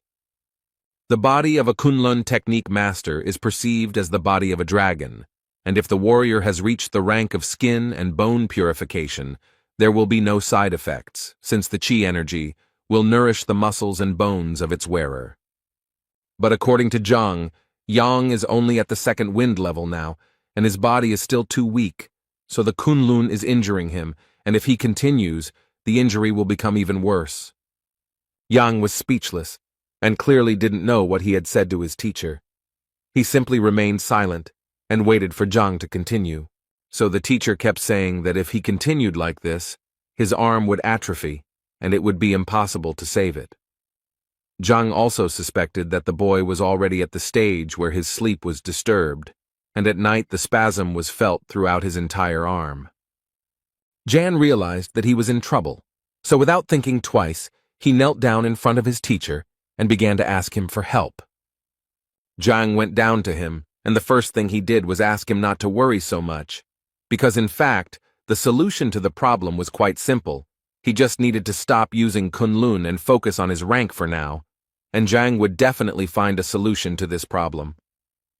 There was so much hope in Jan's eyes, and in his head he was thinking about how wrong he was, but now he understands how lucky he is, because his new teacher is the best. The other boys waited impatiently for Yang to leave Zhang's room, and finally he came out, and they waited for him to decide that the guy would leave this teacher. But Yan, upon hearing these words, immediately pounced on the big guy to tell him that he really didn't understand what he was talking about. He then added that if he had been destined to learn from this man, that was exactly what he would have done, and now that he was here, he saw no point in retreating. The boys' faces were far from normal. They did not even try to hide their surprise. Next in line was Zhao, who couldn't believe Zhang's words when he said she had a yin body. The man also added that she was far from being ill, but simply had a body that most women in the world dream of. He told her that her body had a lot of yin energy, and with the right training, her progress would be much faster. The only thing Zhang regretted was that no one had noticed this before, and she had been practicing white jade kung fu all this time, and considering that she was adding yin energy to her own, this could only mean one thing: she was on a direct path to illness. He believed that the only way to get rid of the pain was to change his training method to one that suited it better. Zhao began to worry, because she didn't know any other teaching methods except her own. Zhang reassured her, saying that there was really no problem with it. Tomorrow he would go to the library and try to find something for her. Next in line was a big guy who came out of the office just as pleased and grateful to Zhang for his help. He never thought that he would have to kneel before Zhang for helping him so much. Zhang understands his emotions because he gave him the adjusted Hongting 9 Paths method, although he still felt that the big guy was getting too close to him. As for Zhang Yang, his strength increased greatly after his advice, and the boy was finally able to reveal his talent, after which he went out to the guys to tell them that he had analyzed almost all of their individual recommendations, but assured them that this was only the beginning, because they clearly would not be able to achieve success with simple words. Suddenly his monologue was interrupted when someone knocked down the classroom door. Brother Wang Yin said that Zhang was deceiving the students for his own benefit, but he would not tolerate him dragging his sister into it. This guy's name was Wang Tao, and he said that he wanted Zhang to stop being Wang Yin and Zhao Yao's teacher and let them go immediately. Otherwise, he immediately warned him that he would not pay attention to his title as a teacher and that he would be to blame for his injuries, to which Zhang only replied that this guy was disrupting the lesson. Wang Tao smiled because he didn't understand what Zhang could teach his students since his skills were laughable, and he didn't forget to add that Zhang was lucky that he was well-mannered and called him a teacher, but this would continue if Zhang continued to fool around. Zhang got tired of this and created a huge fire tiger, which scared Wang Tao quite a bit. He immediately noticed that this aura was the same as that of an elder. He didn't believe that a third-rank guy could be so strong, so he thought that it would be disgusting if they thought that he was afraid of such a weakling. So without thinking twice, he decided to attack Zhang and punish him for all the words and actions he had committed. But no matter how much force Wang Tao used, Zhang was still able to easily stop the guy's attack with just 2 fingers.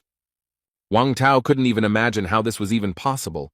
How could a third-rank fighter stop his attack and so easily? He decided that it was just a coincidence, and nothing more, so he demanded that Zhang let go of the sword so that they could fight in a fair fight. Zhang didn't listen to him, but continued to just stand there and wait for Wang Tao to simply leave and not interfere with his lesson. At that moment, the guy's head was spinning with only thoughts about how this was simply impossible, because the last time they tested Zhang's strength, it was at the level of the 3rd rank. Moreover, the guy believed that even if he had strengthened, he should now only be at the 1st stage of the 4th rank. But apparently this was not the case, because Zhang was able to throw Wang Tao out of the classroom with just 1 hand.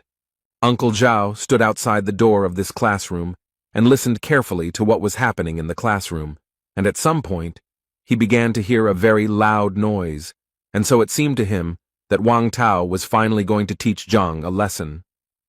And he clearly wanted to see this more than anything else, so he carefully opened the classroom doors. But apparently he did it in vain, because as soon as he opened the doors, he saw the body of a fighter flying towards him. It so happened that they landed on the ground together and together received the gift from Zhang. After he had sorted out his fans, to put it mildly, he decided it was time for them to continue their activities. The boys apparently still couldn't come to their senses after what they had seen. It seemed to them that it was a 4th-rank supreme power. Brother Wang Yin was defeated so easily, even though he is a famous fighter. How could a teacher from the bottom of the rankings do this? They all came to the conclusion that teacher Zhang had simply been hiding his strength all this time. Uncle Zhao Yao, after such a not-so-soft landing, would like to ask Mr. Wang Tao what happened and why he was unable to teach Zhang a lesson. Wang Tao couldn't think of anything better to say than that he had just used a new technique and was just lucky because he hadn't fully mastered it yet. So today, he said, luck was on Zhang's side. His interlocutor thought that something was clearly wrong here, and even with the new technique, Wang Tao should have won. The guy also decided to add that the university had a strict rule not to interrupt classes, so he decided to wait a little. The man agreed with him, and added that since they had some free time, he wanted to ask Wang Tao something, and the guy didn't mind talking, but he mentally asked that the topic of their conversation not concern Zhang. And his question was that he wanted to know if there was a teacher named B in this academy, and if she had any admirers. Wang Tao was the first to notice that the name had the word B in it, so he immediately assumed that it was Shenbi Zhu, who was the local ideal of beauty, and therefore had many admirers, the most obvious of which was Shang Bing. But he also did not forget to mention that Zhang was also chasing after her. Hearing this, the man thought that now all he had to do was find out whether they really had a conflict back then. Shang Bing sat in his office and listened to Qiao's stories, who told him that Zhang had deceived his disciple, and so he decided to turn to the grandson of the academy elder. Shang Bing slammed his palm on the table and immediately told him to forget about it, because he was going to solve this problem himself. In his words, he had always wanted to teach this Zhang a lesson, but deep down he knew that if he attacked him there, it would lower him in the eyes of the precious Shenbi Zhu. But now he had a good reason. And now he is ready to do everything for this. And as an assistant, he decided to take Qiao with him because he was going to make a cripple out of him. When they arrived at Zhang's classroom, they saw Wang Tao standing there, and next to him was an unknown man. The first thing Shang Bing wanted to ask Wang Tao was why he was here and not training. Wang Tao decided that there was nothing to hide, so he told them that his sister had been tricked into going to see the teacher, and that he had come here to sort it out. Shang Bing was quite surprised that Zhang dared to lie even to Madame Wang, and now he was more than sure that this guy needed to be put in his place. Wang Tao also introduced Mrs. Zhao's family assistant, Yao Han, whose ward was also deceived. Shang Bing's face changed even more when he heard that Zhang had managed to deceive the Yao family as well. In that case, he decided that they needed to go together and teach this scoundrel a lesson for everything he had done. Meanwhile, Zhang told his students that the nine paths system of Hongting, although basic, still had many shortcomings. This was the first time that the boys listened so attentively to someone's lecture, and all because they really found it very educational, because he could point out the shortcomings of even the most effective methods. Some of the boys even thought that even his father could not compare to Teacher Zhang in teaching. Suddenly he was interrupted again by the same people, but now Shang Bing was with them, taking Chao with him. Zhang didn't understand what they were doing here, but he guessed that since they came here so happy, it meant that they clearly weren't going to praise him. Shang Bing spoke first, saying that he didn't expect Zhang to stoop to deceit, and he still couldn't believe that he had deceived Miss Wang Yin and Miss Zhao Yao. Zhang was tired of enduring all these senseless accusations and suspicions, so he immediately replied to Shang Bing that if he had any business with him, he would listen to him after class. But Shang Bing didn't seem to hear him and continued walking, only to say at one point that he wanted Zhang to let those disciples go right now, otherwise he would have to force him. Zhang didn't want to let anyone go, so he decided to first ask Shang Bin what he was going to do, since he felt that the respected Shang Bin didn't know that fighting between teachers was prohibited in Hongting. Shang Bing told him that the university rules were made to maintain order within these walls, but he was breaking them, so for his sake, Shang Bing would make an exception. Zhang knew that he was probably doing this because he was hurt by the words spoken to him yesterday, and so Zhang felt that Shen Biju would be angry when he found out about this. Shang Bin was surprised that he wanted to catch him doing this. In any case, he had already decided to teach him a lesson, so he didn't care about such nonsense. Uncle Zhao was shocked by what he saw, because he realized that this was the same Shang Bing, Shen Biju's admirer, and he was the one who had a conflict with Zhang yesterday. So after connecting all these facts, the man guessed that this was the person who hit him last night. Therefore, without thinking twice, he decided to take revenge on this scoundrel who attacked him from behind. Shang Bin clearly didn't understand what was going on and immediately asked Han to calm down, as he had no idea why he had just been hit. Han didn't understand why he was even asking him about this, as if he didn't understand that he deserved it. Shang Bin really didn't understand what was going on, but he still told Han that if he hit him again, he would hit him back. But before he could finish speaking, Khan immediately pounced on him and began to literally beat him for what he had to endure yesterday. Chao and Wang Tao also didn't understand what was going on and why Han suddenly went berserk and started beating Shang Bin. Zhang stood aside at that moment and enjoyed the fact that his plan worked as it should have, and the fight began exactly when he needed it to. Wang Tao decided to stop Han so that he would finally tell what happened, to which the man suddenly decided to attack Shang Bin, but Han continued to break free from his hands. He said that he was not finished yet. Shang Bin's face was too swollen. It was obvious that he was in a lot of pain, but even in this state, he threatened to take revenge on Han for everything he had done to him. At one point in the argument, Zhang intervened and told them that if they had any disagreements, they could resolve them outside his classroom, and that they should leave his classroom immediately, or he would be forced to contact the education department. Shang Bing knew that his condition was too bad, and he really needed to leave because it would be embarrassing if anyone found out about it. He agreed to leave, but still did not forget to add that they would still get theirs, so he asked them not to rejoice. After the lesson ended, the children finally walked out of the classroom in a great mood, because they found today's lesson exciting. They especially liked the part with the teacher and the servant of the Yao family, and Teacher Zhang's strength was a real revelation to them. Zhao couldn't even imagine what could have happened to Uncle Han and why he wore a bandage, and it was quite difficult for the man to explain all of this to her. As soon as Wang Ying walked out of the classroom, her brother grabbed her hand and immediately ordered her to go home with him. She didn't quite understand why she needed to go anywhere if she was now living at the school, but he wasn't going to explain it to her because it wasn't up for discussion, so he repeated to her again that they were going home immediately. Meanwhile, Shang Bing was walking down the academy's corridor, almost screaming about how he was beaten for literally nothing. Chao guessed that perhaps Zhang was in cahoots with Han. He agreed with him because Shang Bing hadn't actually done anything to be punished for, so he was sure that he had attacked him, because he wanted to teach Zhang a lesson. After which, he suddenly wanted to ask Chao again if Zhang was really forcibly teaching Yang, because it was impossible to tell from the guy that he was sitting there forcibly. Chow once again assured Mr. Shangbing, having no doubt that it was true. Shangbing was happy to hear this, so since Chow was so confident, he suggested that he immediately apply for the will detector. He also asked Chow to remember to increase the penalty to the maximum, as he believed that this was the best way to put Zhang in his place. In the Wang family mansion, the girl was yelled at very loudly because her father thought that she didn't even understand what she had done. He wanted to hear her opinion about his teacher. He wanted to know if she knew that he was the worst teacher in the entire academy. The girl immediately tried to assure her father that teacher Zhang was not as bad as everyone thought, and that he was actually very talented. Her father didn't believe her, but the girl confirmed it with a smile. So he had to turn around and start yelling at her again, because he thought Zhang was only capable of raising trash like himself, and so his father didn't understand why she even thought he was fit to be her teacher. Moreover, he didn't even think that such problems could arise with her. He asked the girl again with all his anger if she knew what place her teacher occupied in the ranking. The elders of the family who were behind all this advised the girl to listen to the chief. They believed that he would definitely not say anything bad, and as an example, they decided to give her Wang Yang, who studied with Lu Sen. According to them, the guy's strength increased by 40% in just one lesson.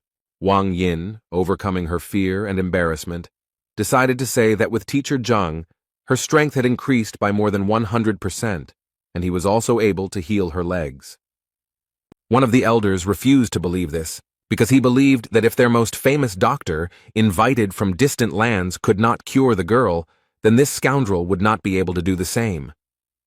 The other elder also laughed when he heard that she had increased her strength by 100%, and the healing of his legs captivated him even more, after which they asked her not to lie, if only to cover up for this liar.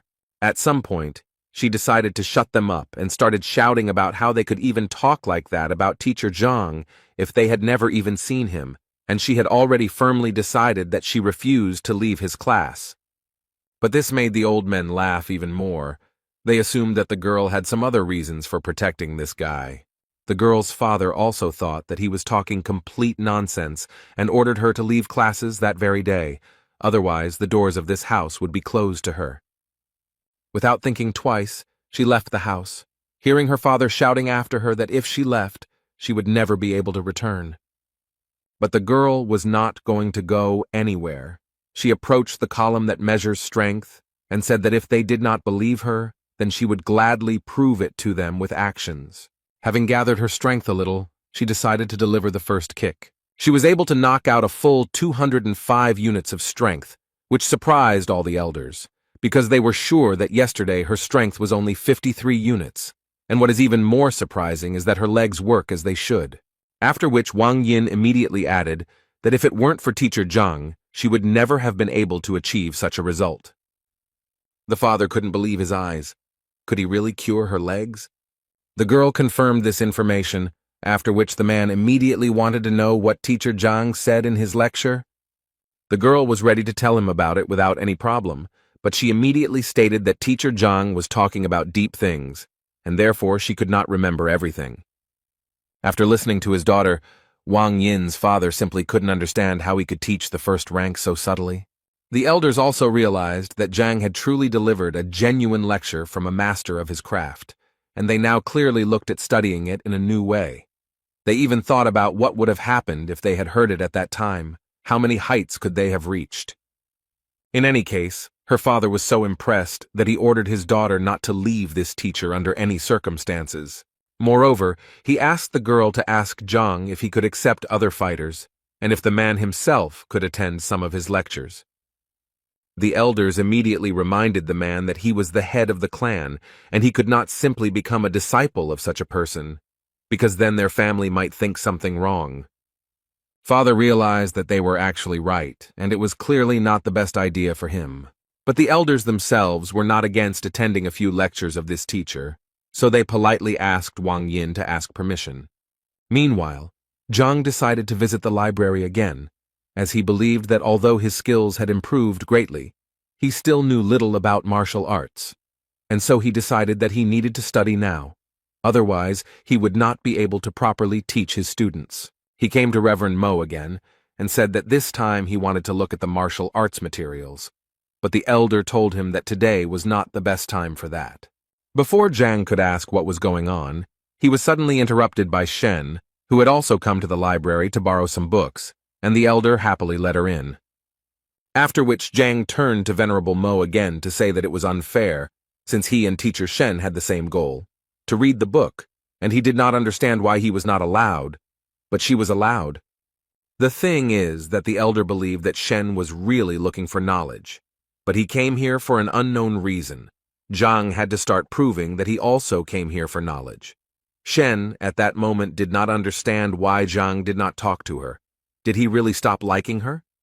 In any case, she decided to support Zhang and told Venerable Mo that she was confident that Teacher Zhang had no evil intentions, and so she suggested that he also let him in, especially since, as a teacher, he had every right to do so.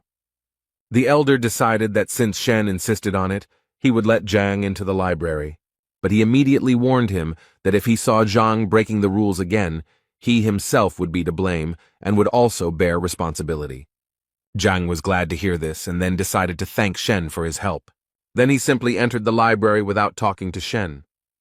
This confused the girl, as she thought that Zhang would take the opportunity to talk to her. Zhang didn't even expect that getting into the library would be so difficult, and he understood perfectly well that next time he would definitely not be allowed in there.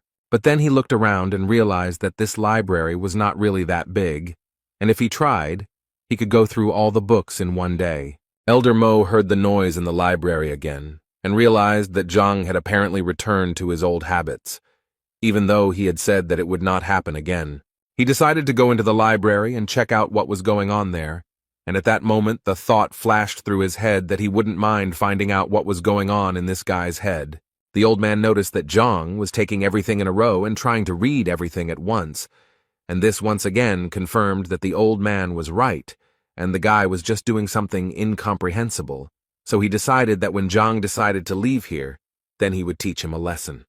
At this moment, Shen was also watching Zhang closely, and now she began to understand why Elder Mo didn't want to let him into the library. Although on the other hand, she had the thought that Zhang simply found out that the girl wanted to come to the library today and was simply trying to attract her attention. So she decided that she wouldn't let him wreak havoc in the library just because he decided to see her. The first thing she wanted to know from Teacher Zhang was what he did, to which she received the obvious answer. He told her that he was just reading. She became even more angry about this, so she decided to tell him that he definitely didn't look any more attractive this way, and she didn't like the way he was acting, so she asked him to leave the library immediately. Zhang told her that he could imagine how difficult it was for her, but he still continued to pretend that he didn't hear her and continued to read all the books in a row. Shen was already very angry and started yelling at him that he apparently didn't understand what she told him, so she decided to repeat that if he continued to do this, then this way he definitely wouldn't attract her attention. Zhang was tired of listening to her nonsense and asked this crazy woman not to disturb him, and if she was so bored, she could always go to the corner and draw there. The main thing he asked was to leave her alone. The girl couldn't believe that Zhang was talking to her like that, but still, the thought was spinning in her head that he was just joking, and that's why she wanted to see how long he could hold out.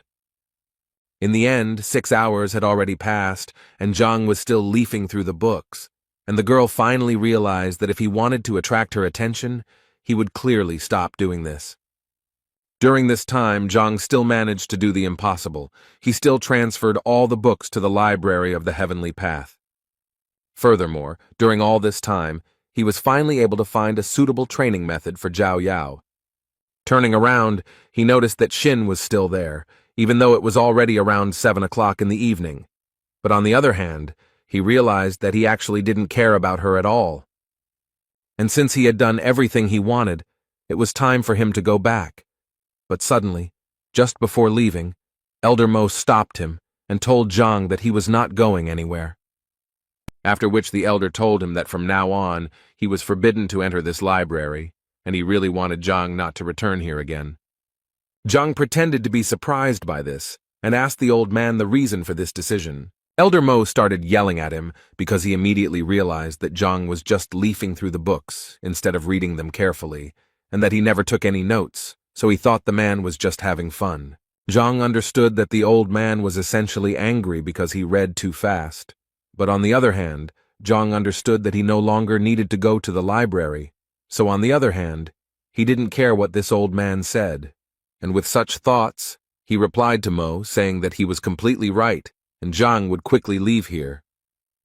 Just as he was about to leave, Shen suddenly asked him to stay. She left the library saying that he read quite a lot, and she was very interested to know if he had managed to remember anything at all. Zhang didn't fully understand what she was telling him and what it all meant. She immediately started telling him that she had just seen him reading 8 ways to improve medicines, so she wanted to ask him about the contents of the book. Deep down, she was sure the man was just pretending to read, so now she just wanted to see how he would get out of it. Zhang unexpectedly agreed to answer her questions, but asked her to do it as quickly as possible, as he was in a hurry for dinner. She was annoyed that he was doing this just to get her to leave him alone, but she asked her question anyway, the gist of which was that if you use all the herbs separately, it might be difficult to make the pills, so it was better to mix all the ingredients at once. And the question was that she didn't understand the meaning of this phrase. Jin sighed and said that she remembered it wrongly, because it would be correct to say that only the correct order of adding the herbs would help her make quality pills, but the meaning of this phrase is that the ingredients must be added separately and in a specific order. The girl was surprised by his answer, because in fact, she initially made a mistake in the phrase in order to expose him, but she did not even suspect that he would be able to give her the correct answer. But she also understood perfectly well that it would be impossible to do this if he had not really read this book. She didn't know what to say until Elder Mo intervened and asked a question about the book. He wanted to know how Zhang understood the phrase, "Qi travels through the body, the mind travels through the world." The old man knew very well that the 8 ways to improve medicines were a foundation that had been mastered by more than one generation of doctors, and even if he had not studied this material, it could easily be heard from other sources. Zhang, in turn, was surprised that such an old man did not understand such a simple expression, because it was so simple.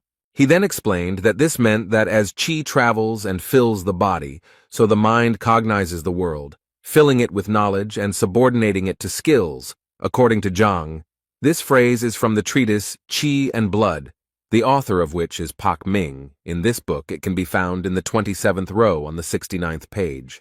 Elder Mo's surprise was obvious. The whole thing was that one elder asked him about this, but he couldn't answer.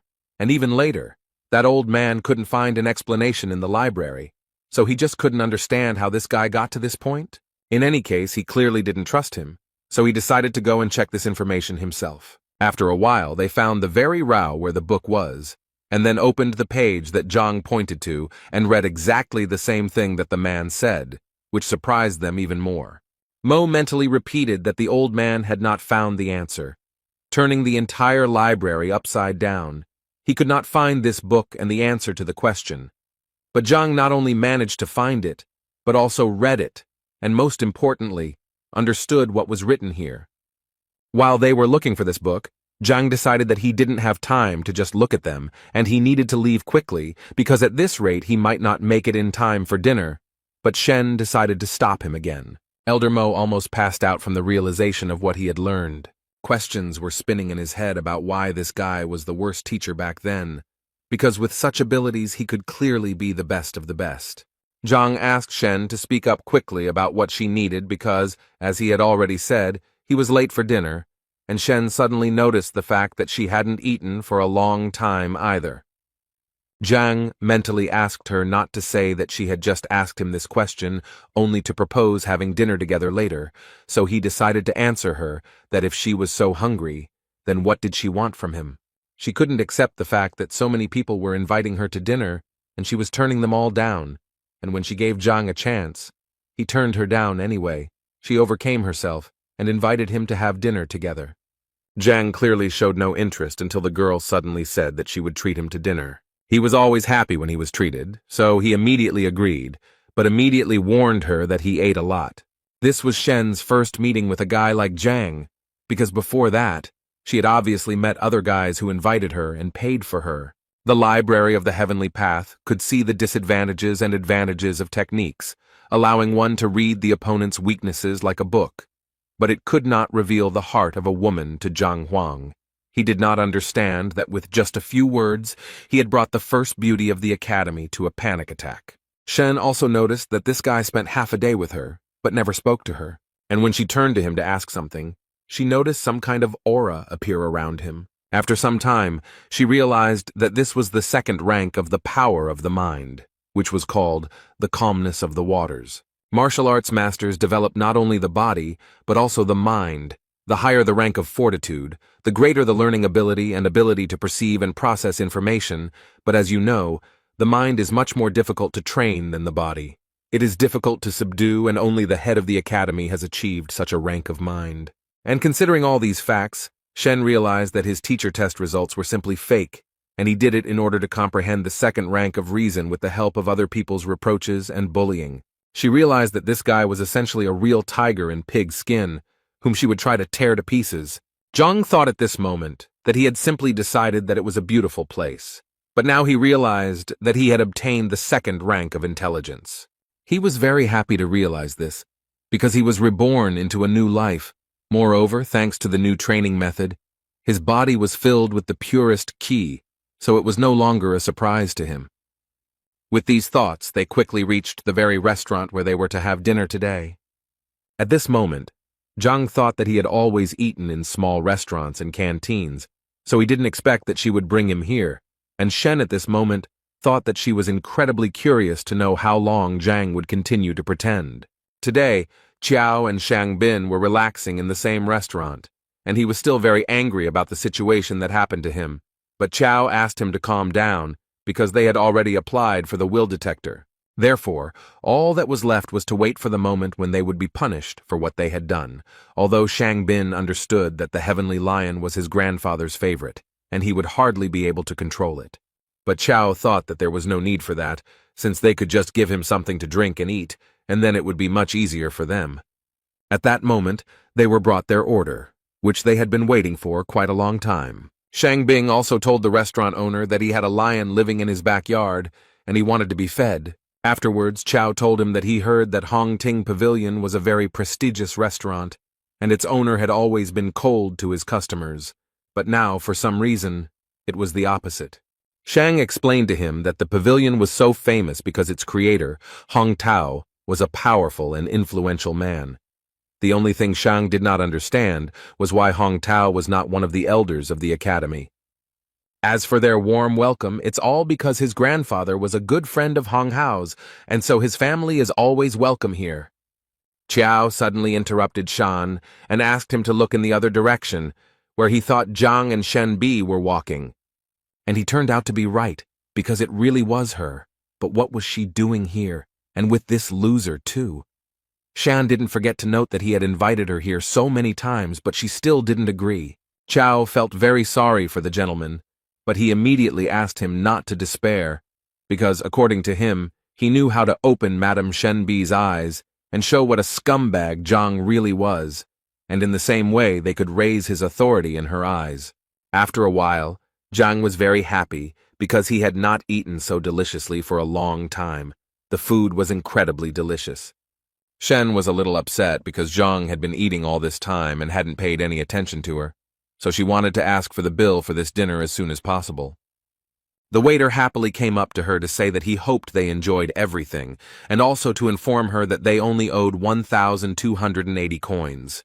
The girl clearly did not expect to hear such a number, because she was more than sure that they ordered a maximum of 100 coins. The man decided to explain to her with a smile that the thing was that they had ordered wine, which cost 1,200 coins. This surprised the girl even more, because they didn't order it. They just received this bottle, and she thought it was free. The waiter's face suddenly changed, and he started saying that it was quite logical that they had to pay for this wine. And he also thought that if she didn't ask how much it cost, then it wasn't their problem, but only hers. This was definitely a problem, as the girl did not have that amount of money with her, so she asked to transfer the amount to her account so that she could pay it back to them later. The waiter was not going to make any concessions, because he believed that if she could not afford this wine, then there was no point in ordering it.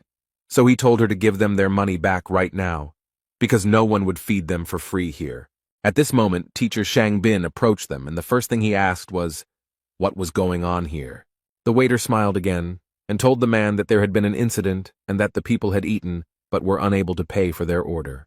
Shang Bin immediately turned to Zhang and told him that if he didn't have money, there was no point in pretending to have it because it would only bring shame to their academy.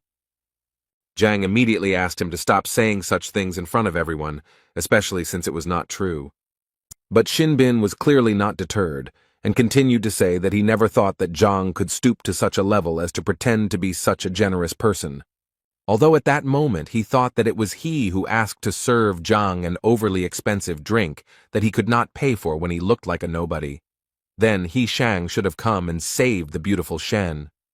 This way, he will do everything in one go, punish Zhang, and finally get Shen. But apparently, he hadn't thought his plan through to the end, because Shen made it clear that she didn't like anything Shang Bin was doing now. He thought she had taken it personally, so he decided to explain again that he had said all this about teacher Zhang, and that he specifically didn't have any money, but he still treated her like that, and it was somehow embarrassing. At that very moment, Zhang decided to intervene in their dialogue to say that it was not he who was treating her, but teacher Shen, who had decided to treat Zhang. Shan clearly didn't expect such a turn of events. It seemed literally impossible to him. After all, he invited her to dinner every day, but she refused. And now suddenly she decided to invite this bitch herself? In any case, he would have to make things right somehow, because Shen was clearly very angry that Shang told her that she was pretending to be magnanimous and that it was a disgrace to the teacher. Chao tried to push him from the side and told Shan that it was even better this way because now he could offer to pay the bill for her, and then everything would be fine. Without thinking twice, he decided to listen to his friend's advice, immediately put a bag of coins on the table and told the waiter that he would pay Miss Shen's bill. At that moment, he immediately thought that this would definitely calm Shen Bi down. Moreover, he even thought that she liked him, but apparently his thoughts were too premature, because at some point Shen simply took off the necklace and said that she didn't need it and was ready to pay herself, so as not to pretend to be generous. She took off what turned out to be a jade pendant worth about 5,000 coins, and offered it to the waiter as payment. Although later she changed her mind and said that she would leave it only as collateral, so that she could buy it back later.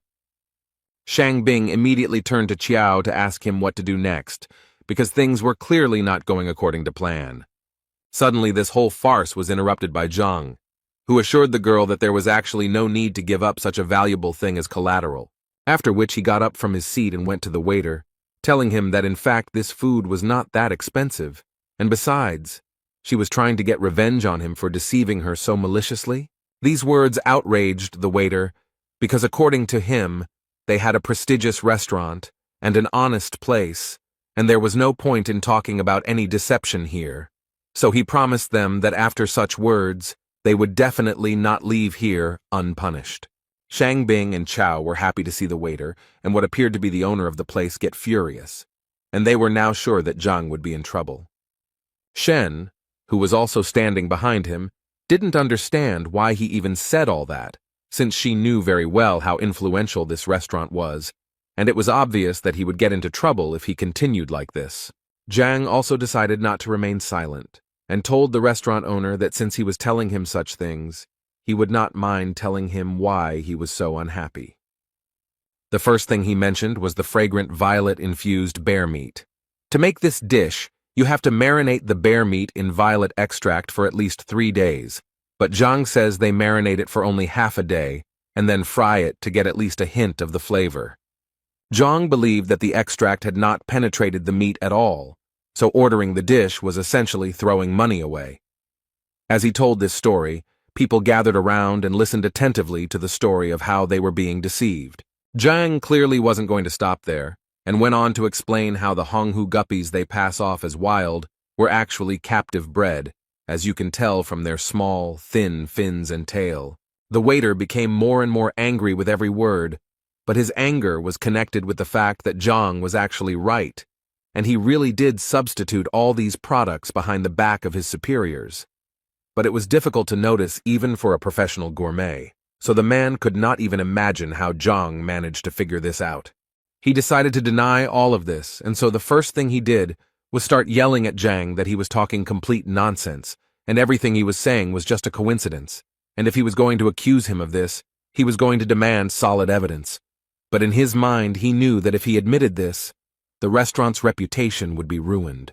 Zhang decided to prove to everyone around him that this man was lying, and the first thing he did was take a vessel of wine and start pouring it out. Then he took out a fire and said that since this wine was so expensive, they could easily test it. He set fire to the liquid he had just poured out, and said that he would be very sorry to pay so much money for such a poor quality fake. Not only was the wine burning, but it was also spreading a smell throughout the restaurant that was so disgusting that at some point all the diners covered their noses to avoid smelling it. And Zhang at this time summed up that the taste really resembles drunken immortality. If you drink it, then it brings benefits. But in this bottle there was a drink that only brings harm, and this stench is the best proof of that. A few minutes after Zhang's speech, everyone around him started demanding that the restaurant return their money, and the owner couldn't even imagine how this could happen. The waiter thought that Shan told him that the guy was a loser, but then how could such a loser understand all his tricks? After all, he spoke as if he was a professional chef anyway. He knew that if his superiors found out about this, he would be in big trouble. Shang didn't understand what had just happened at all, but Chow couldn't explain anything either. The owner of this restaurant at some point realized that in fact these two people who set him up with this wine were to blame for everything, so his anger towards them went through the roof. So at some point he couldn't take it anymore and asked these two to leave his restaurant immediately. They didn't understand what exactly they had done to make him react so harshly, but they knew that it was really best to leave because it seemed like the man had gone crazy. Zhang also suggested that Shen leave, as he felt that they would hardly get the bill. The girl at that moment was just thinking that Teacher Zhang was really good, because he could so easily determine the quality of wine and food that she even assumed that he did so poorly on the teacher exam, because he was honing his culinary skills. Zhang himself actually didn't expect that the Heavenly Path Library could determine the quality of dishes, but in any case, he had to be grateful for this ability, because otherwise, he would definitely find himself in an awkward situation. His thoughts were interrupted by Shen, who was incredibly grateful to him for saving her today. But suddenly she said that she couldn't just leave it like that, and so she was going to invite him to dinner again because they hadn't been able to do it. Zhang was not prepared for such a turn of events, and immediately told her that it was not worth doing, because he had eaten his fill for a whole year, although he would not mind having dinner with the Nettle girl, but he did not want to fight off her suitors later. He managed to surprise Shen again, because she never thought that someone would refuse her several times in a row.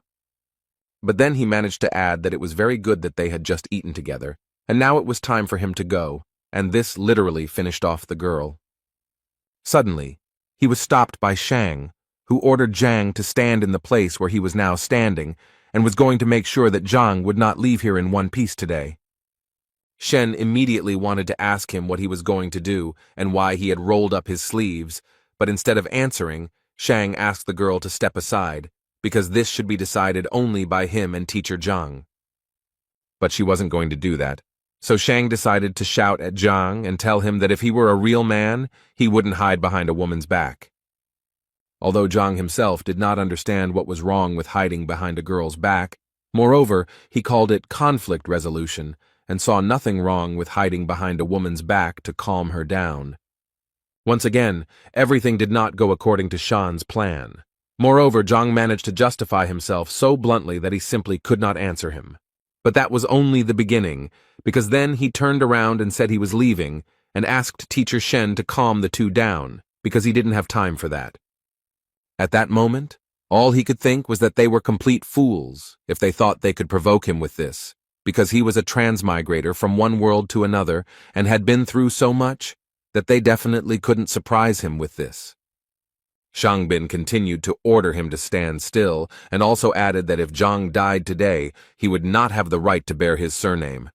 Zhang wasn't going to listen to this madman, so without thinking, Shang summoned the heavenly lion, and then he ordered this animal to destroy Zhang, and if he did so, then Shang promised to feed him every day.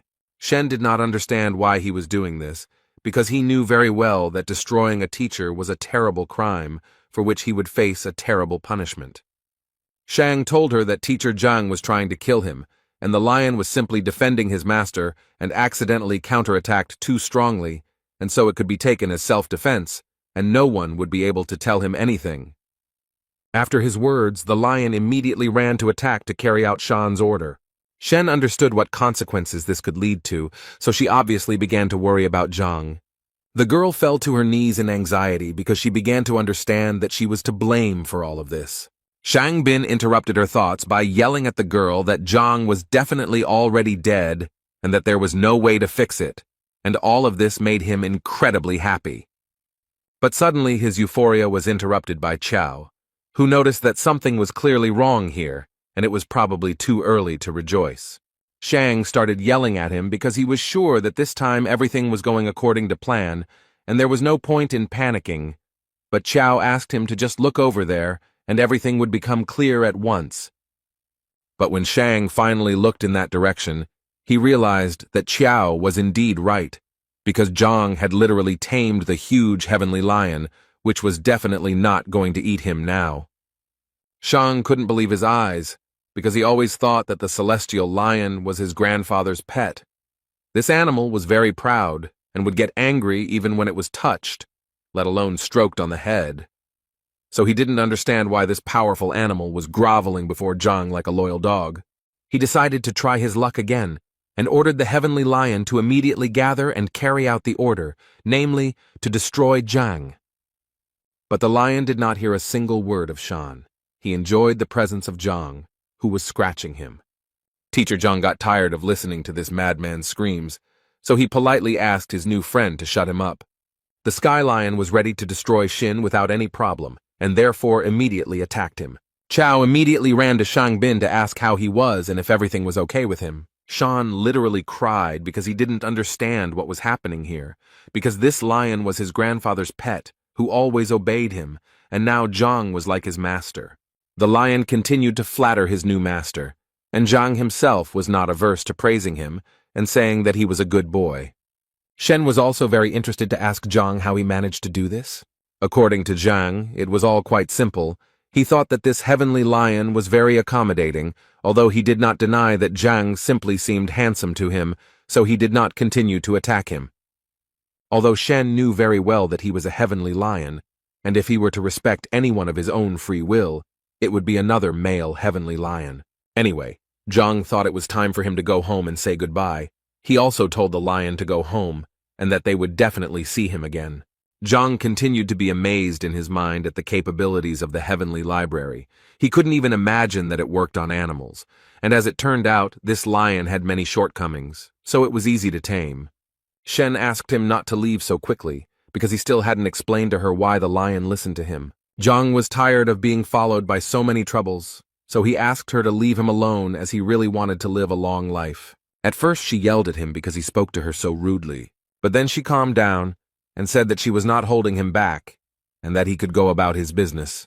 The same man from the restaurant was called in by management to be scolded and punished for siphoning off food for his own gain, and the man agreed with it, but still felt it important to add that the other guy was much worse because he said it in front of everyone, without hiding it, as if he had no respect for the real owners of the restaurant at all.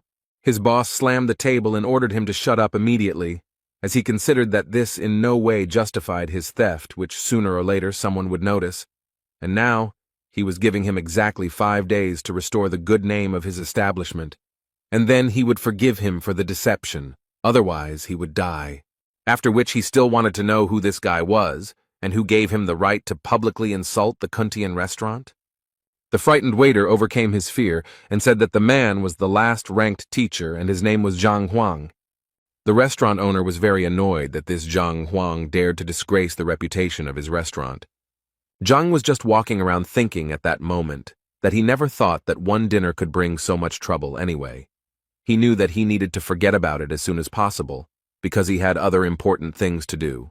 For example, he needed to figure out how to advance to the 6th rank.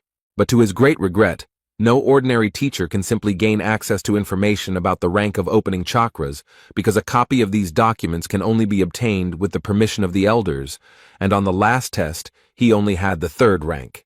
And if he now makes such a request, he will simply become a guinea pig. Although, if he remembered correctly, there were many useful things sold in Tianquan City, including cultivation manuals, and if he could look through them, it would indeed solve many of his problems. So he decided to go immediately and check if his guesses were correct. He arrived at the Tianquan shopping district and was a little surprised that it was so lively, and it was probably because he didn't remember anything about the place. He was thinking that this guy was just a regular teacher with a small salary, so it was no surprise that he had never come here, even though they sold a lot of stuff here, but he honestly didn't remember what it was for. But for this, he now has a library, which he also decided to test on these products. As soon as he came closer to the product, the seller immediately turned to him and offered his help, and also did not forget to say that his product was of high quality, and he would definitely like it. He was literally ready to vouch for it. Zhang decided to take a look at one of the goods, and according to the seller, this bell was made by a real master, so it has an unusual effect and costs only 50 coins. The library also worked on the items, so Zhang found information that this bell actually causes dizziness when exposed for a long time and is effective against first-rank fighters. It was also said that it was made in Qing Yun's workshop. Zhang remained silent, so the seller decided to say that he could actually sell him the bell at a discount and thus give it to him for 20 coins.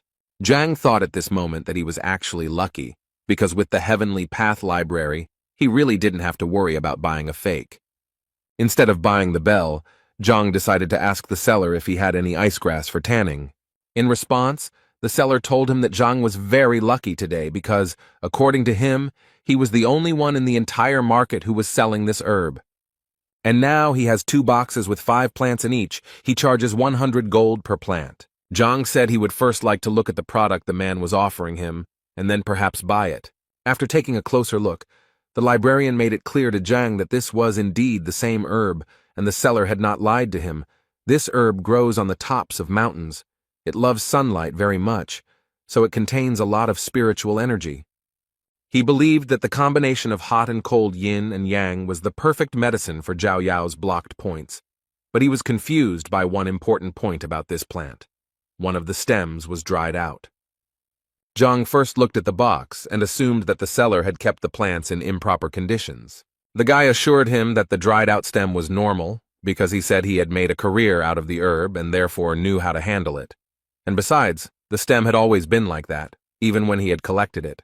But he still told Zhang that if it bothered him so much, he could give him the flower for half price. Zhang continued to study these herbs at this time, and at some point he discovered the ancestral stem, which was known to produce medicine twice as effective as the regular stem. The most unpleasant thing is that if the seller had understood this, he would most likely have increased the price. But he still asked to pack this stem. At that moment, Zhang thought that with this herb the problem would be solved much faster, and he would not need any other ingredients. The seller carefully wrapped 1 stem of this flower and said that Zhang would give him 50 coins. But when it came to paying, Zhang realized that with this library he had completely forgotten about money. He didn't even have 10 coins in his pocket, let alone 50. Although he still decided to ask the seller to sell him this stem for 8 coins. Apparently, this really angered the seller, who considered Zhang to be an ordinary impudent fellow who had no respect for men's work, since he had actually risked his life to get the stem of this plant. After which the seller also added that although these flowers are not of the best quality, they are in any case medicinal, and their price is no less than 30 to 50 coins, and if he does not buy anything, then the seller is already going to call security. Zhang immediately stopped him and said that there was no need to call security because he was really interested in buying it. He just didn't have any money, but he wasn't a thief either. Zhang even suggested resolving the conflict in another way, where the seller would give him the flower for free. The guy couldn't believe that his new client was so impudent. Not only did he come here without money, but he also expected gifts. The seller decided to play a game and said that he would give him the flower for free only if Zhang made him believe that he was a sage. Zhang immediately told him that there was no need to call him that. He simply suggested hitting him. The seller had already begun to get noticeably angry, because it seemed to him that Zhang considered him a fool and a weakling, although the guy himself was sure that he could very easily crush Zhang. But the teacher very easily stopped his aggression, saying that if he was not mistaken, then the seller was from Pingyi.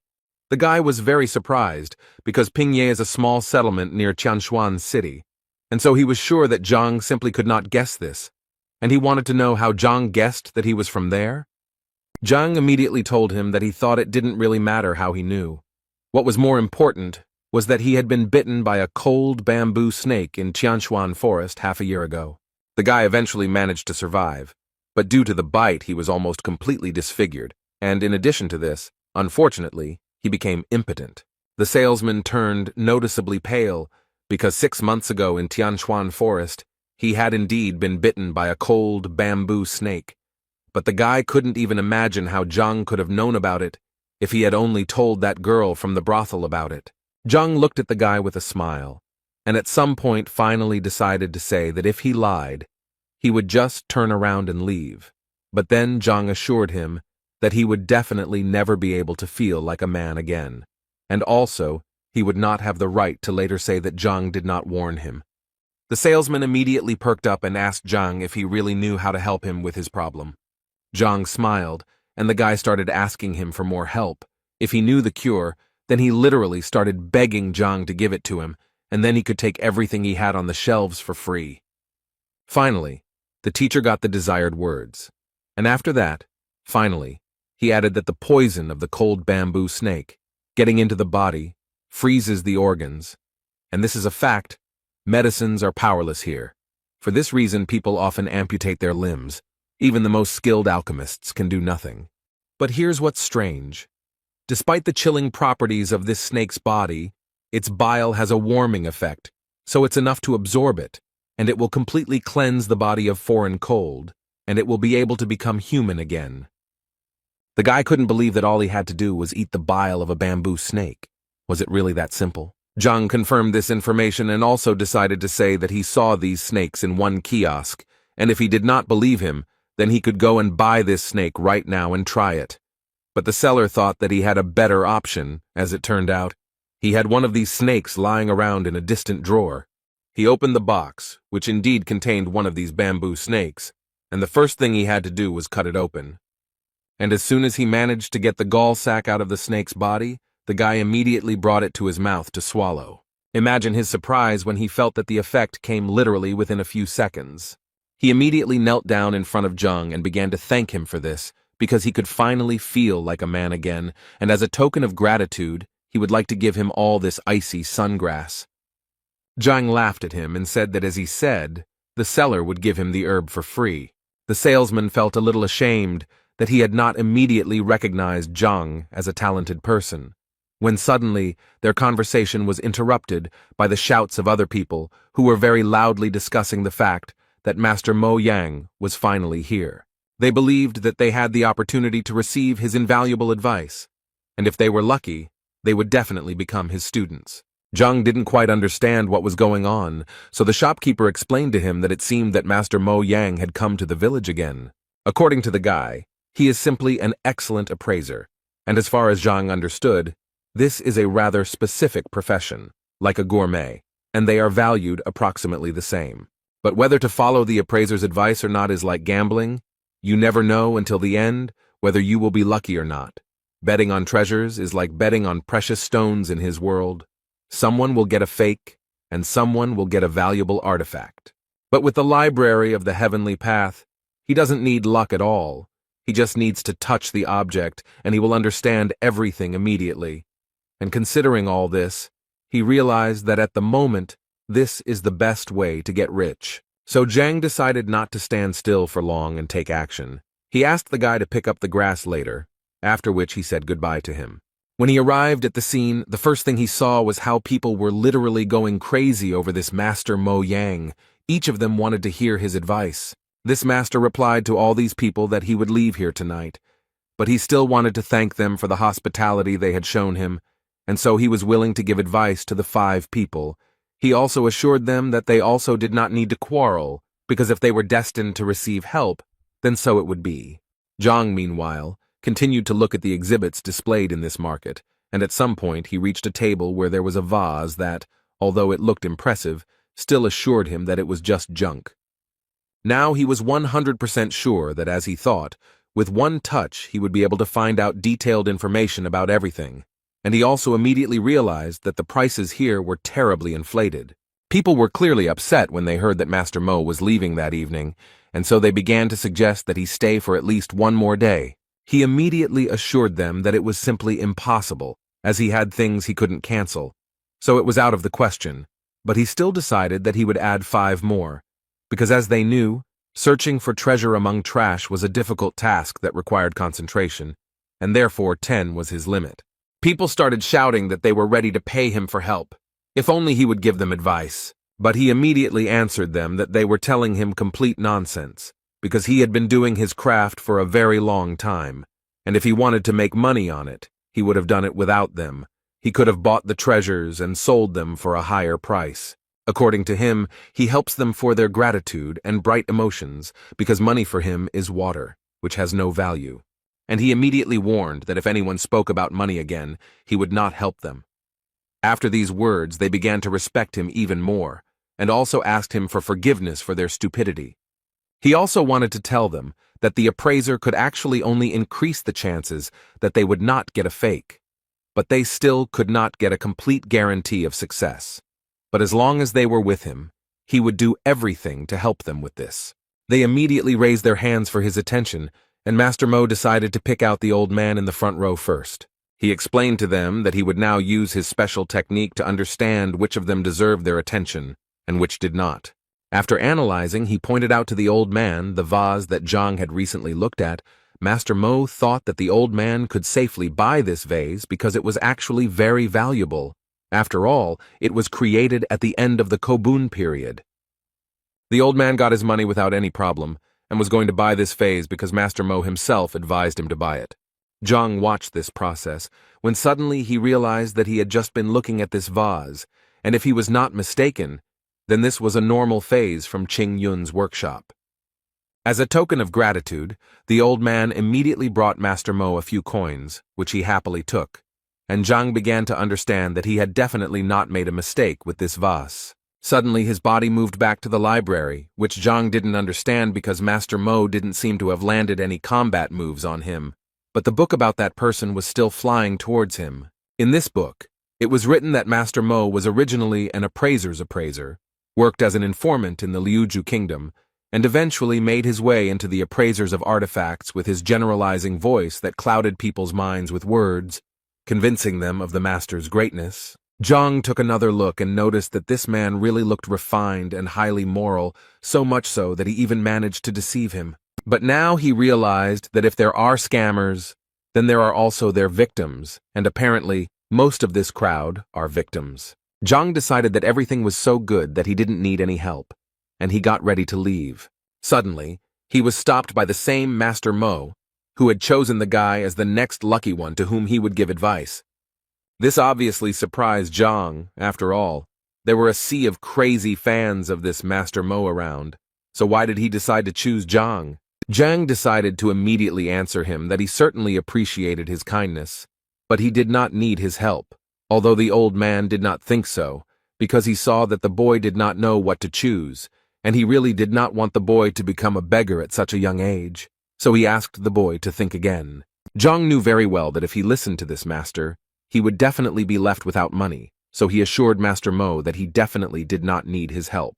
But the old man still continued to insist, because he believed that it was not easy for a young man to quickly accumulate capital, and he was now giving him such an opportunity, and his kind heart could not allow him to spend a lot of money on scrap metal or other junk. His fans began to admire him even more after these words. At one point, Master Mo said that he was almost certain that the guy was probably thinking that he finally had a great chance to get the treasure, and he also felt that he wouldn't be able to protect it because they would most likely want to take it by force. Zhang, listening to all this, became more and more convinced with each passing second that this old man was too proud, and how could he even come up with such nonsense?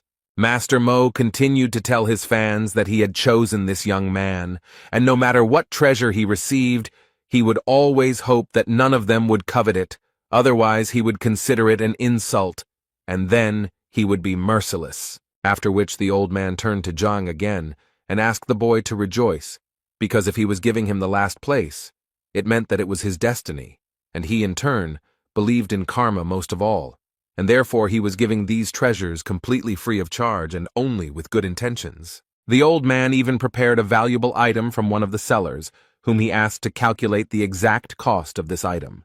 According to the seller's invoices, all they wanted from Zhang was 30,000 coins, and all the people standing behind the guy literally pressured him and told him how lucky he was, because as soon as he bought this thing, he would almost immediately become richer and then acquire a whole fortune. At some point, Zhang couldn't take it anymore, and so he yelled at the old man that he wouldn't buy anything. And if he wanted to deceive people, then the old man was unlucky today because he chose the wrong person, because Zhang didn't trust him at all. Master Mo couldn't believe that this guy would tell him such a thing, and the people standing behind him also stared for a long time and didn't understand what was going on here. The old man's face immediately changed, and he said that, apparently, they simply did not understand each other. Zhang couldn't hold back any longer, and said outright that the old man was just pretending not to understand what Zhang was telling him, because it was completely obvious to the boy that he was just deceiving ordinary people. But what irritated him most was that the old man acted as if he was better than him. The old man got really angry, called Zhang an impudent man, and told him to shut up.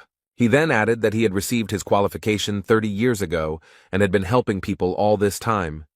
According to him, he had always solved other people's problems honestly, and no one had ever called him a liar before. The common people also began to stand up for the old man and tell Zhang that Master Mo Yang had been helping people honestly, and so they couldn't understand how Zhang could even accuse him of lying. Then the old man said that the guy was incredibly lucky that he turned out to be a kind person, and if the guy now asks for forgiveness, then so be it. He will forget about his offensive words. But Zhang thought they needed to do something a little different, because in fact his words were very easy to verify. You just need to reveal what this scammer just sold to the person, and people will immediately understand everything. The old man pretended to be very surprised, because according to him, the purification of artifacts, which he advised people to do, would take at least half a day. But as he said, he had urgent matters to attend to, and he simply could not wait that long. But from Zhang's face, he could tell that the guy was literally holding back from saying that he was using his busyness as an excuse to leave early because he would be ashamed of his actions. At that moment, Zhang thought that he was quite a professional liar because he had already thought of an escape route in advance and said so. Suddenly, their conversation was interrupted by one person from the crowd who suggested that since this guy claimed that the master was a fraud, then he himself apparently had knowledge of this craft, and if this was really the case, then he had better demonstrate it. The old man smiled and agreed with the gentleman, because if the guy was so confident in his words, then he probably did a lot of evaluation research himself, since he dared to insult him. Master Mo Yan decided that he would give this guy a chance, but for this, Zhang needed to choose one artifact, and if it was of value, then it would be possible to continue the dialogue with him. Zhang agreed to this condition without hesitation, as he understood that with the library of the heavenly path, he would be able to easily name a truly valuable thing. But before that, he decided to ask the seller if he would be able to pay for the artifact after polishing, when its true price would become clear. The seller immediately refused him because, according to him, it was necessary to pay in advance. This rule was introduced to prevent liars who refused to pay if the cost of the goods did not cover its original cost. But suddenly this salesman was interrupted by Master Mo, who asked him that this guy pay in a way that was more convenient for him, and if this young man won, then he would pay for him, and if not, then he would just apologize, as he said. Zhang was more than satisfied with these conditions, so he waved to the teacher and said that he would definitely not refuse help, and thanked the old man in advance. Master Mo thought that he had never seen such rude people. After this, Zhang began to look at the items, and the first thing he did was approach the item he had already looked at, and if it weren't for the lack of money, he would have bought it. But since the old man was paying, he saw no point in refusing. Without any doubt, he took the stone in his hands, threw it into the hands of the seller, and said that he had chosen exactly this thing. After which he immediately asked to be cleared here, in front of all the people, so that no one could accuse him of lying. The salesman stood there in a stupor for a while, not knowing what to do next, until old man Mo asked him to clean the goods, as he was sure that Zhang knew nothing about them, and had obviously chosen the goods at random. The man who was cleaning that stone thought at that moment that he really wanted to look at that guy's face when they were cleaning that stone and found nothing there. And in his head he had thoughts that he gave him small stones because they were ordinary roadside stones. But apparently he was very wrong, because when he cleared away what he thought was an ordinary roadside stone, he discovered a ling long stone. It was the main material for making ghost armor, and each of them was worth a fortune, since it was extremely rare.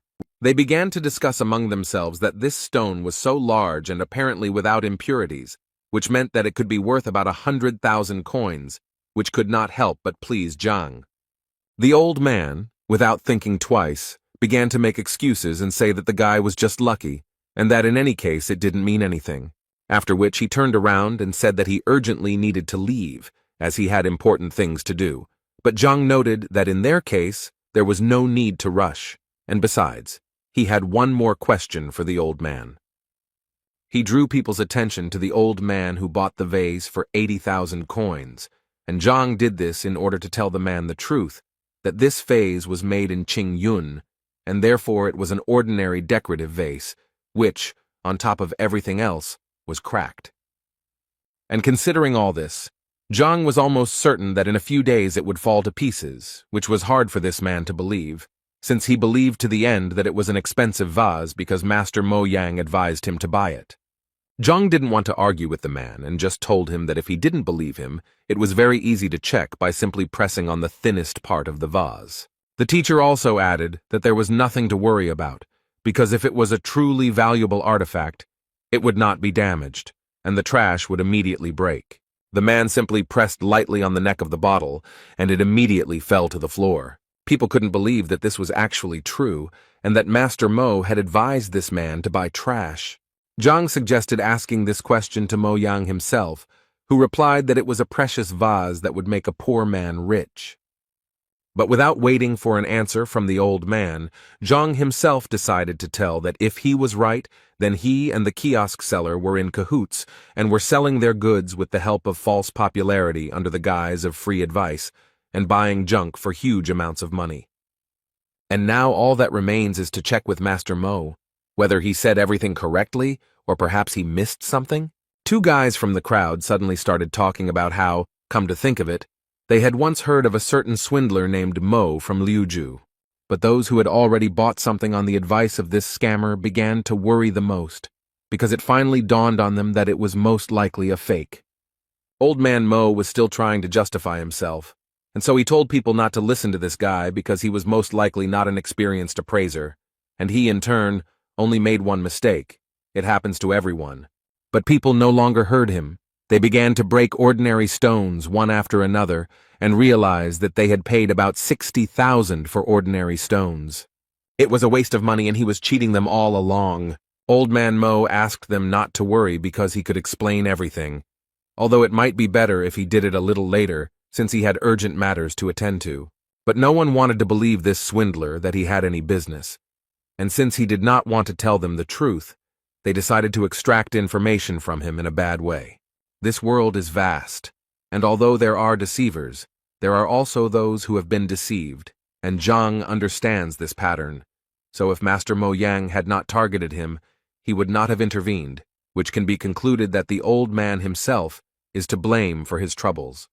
In any case, it was time for him to continue on his way, so he headed to Huang Yu's bookstore, as he believed that this store might have the 6th-rank reference book that he so badly needed, so he thought that he should take a look there. As soon as he entered this bookstore, the first thing he was greeted by was a pretty cute girl who wanted to ask Zhang whether he came to read or buy a book. Zhang, without thinking twice, directly asked the girl if they had any materials about the 6th combat rank.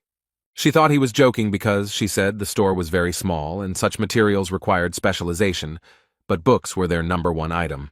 Then Zhang decided to ask her if she knew where he could find such books. She immediately thought that this required special rights, but some big people could still collect the materials he needed, and Zhang immediately decided to ask her if she knew such a person. The girl thought for a while, and then remembered that she knew one person, but he was a very unusual person, and if he was in a good mood, he could even allow her to take a few books home with her, but if he was in a bad mood, she could not even cross the threshold of his house. Zhang would have been very happy if she had helped him find him, but the girl decided that she would not only help him, but also go there with him so that Zhang could find this person faster. On the way, the girl told Zhang that this man had a large library, and it was not for nothing that he was known as one of the smartest people in the kingdom. He even taught Shen Jue himself. Elder Lu Shen hated frivolity, so she immediately advised Zhang to try not to appear frivolous to him. Otherwise, he would definitely not be able to take the book from him. She also added that when it came to taking the book, it would be their personal matter, and she asked him not to drag her into it. On the way, she continued to tell the characteristics of this man. He prefers obedience in response to all his words, so she advised Zhang to just nod his head, and then he can be conservative in some matters, but there is nothing critical about this. After some time, they finally came to the house of Mr. Lu Shen, and Zhang could not believe that the emperor lived here. The girl in response told him that the emperor insisted on a richer housing for his teacher several times, but he always refused. Suddenly, out of nowhere, a guy on a horse appeared who clearly knew the girl, and immediately turned to her and said that he was glad to see you here again. She was a little unhappy that he addressed her like that, since her name was Huang Yu, and besides, they weren't well enough acquainted for him to call her that. In response to these words, he told her that, given their relationship, the address did not matter at all. After that, he saw Huang Yu Zhang next to him, and decided to tell him not to even think about courting her, because she was just his girlfriend. And in general, he immediately wanted to ask the girl who he was and why she was taking unknown people to the emperor's teacher. Huang Yu reacted quite sharply and immediately made it clear to the guy that he didn't care at all who she went with, and where. At some point, they started to clearly quarrel with each other because he believed that she was his girlfriend and had a right to know, and she asked him to move away from her. Zhang decided to resolve this conflict, so he approached the guy and told him that he was actually wrong about him and that he really had nothing to worry about. The girl's expression suddenly changed because she didn't understand how Zhang even dared to talk to this guy like that. According to her, he is the only son of King Zhengnan, Bai Sen. King Zheng is one of the most influential people in Qianshuan, and if anyone offends his son, he will make his life a living hell. At that moment, Zhang realized that his body seemed to be not from this planet, because after the appearance of the heavenly library, he forgot absolutely everything. Huana Yu was incredibly surprised that Zhang actually didn't know King Zhengnan, but on the other hand, she immediately knew that if this man was ignorant, then if she brought him into the palace, she would be in big trouble. Suddenly her thoughts were interrupted by the opening of the doors of this palace, from which Chen Bo, who was the master's assistant, came out, and the guy immediately asked to take them to the teacher. When Zhang entered this palace with his new acquaintances, he immediately noticed that it was incredibly beautiful, as if all these walls were hand-painted with ink by a talented artist. As it turned out, this was exactly the case, so the guys were surprised that Zhang knew about it and suggested that maybe he was an artist.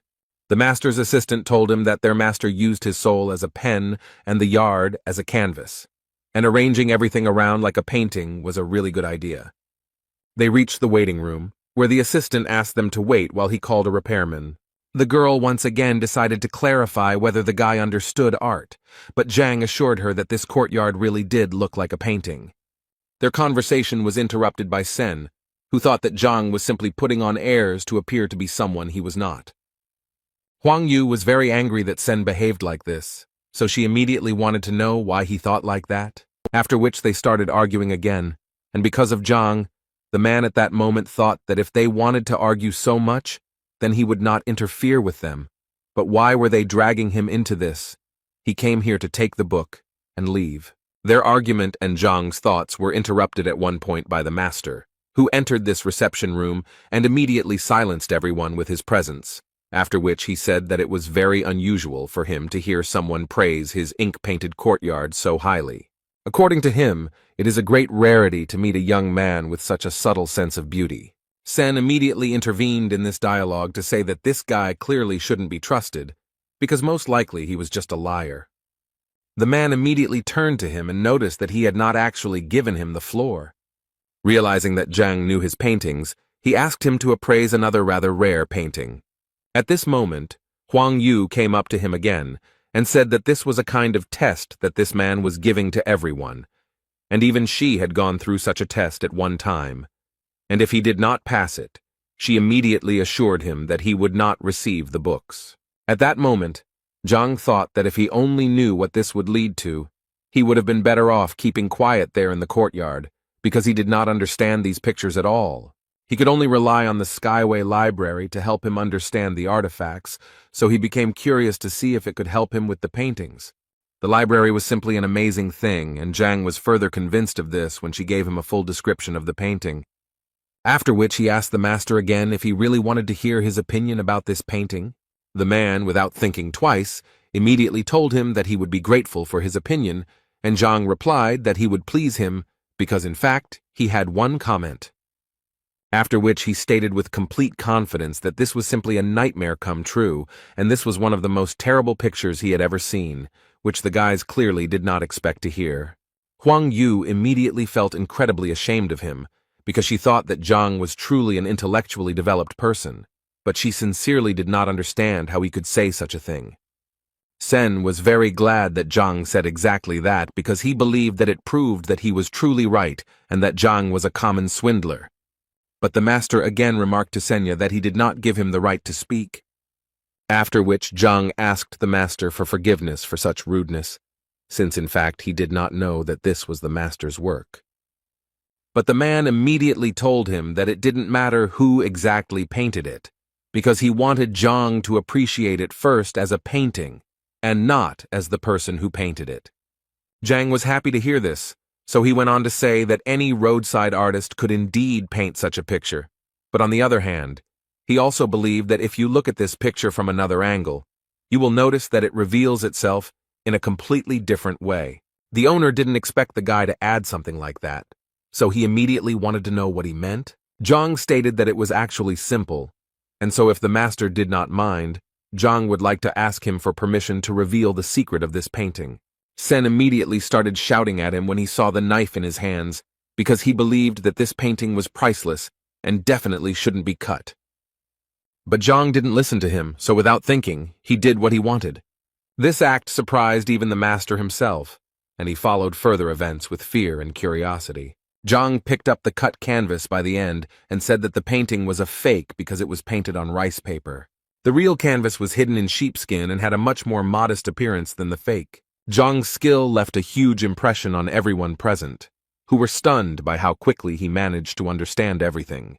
The master praised Zhang, because not many people know about the technique of painting on sheepskin through rice paper. The master then decided to give Zhang another test and led him to the next canvas, waiting for his evaluation.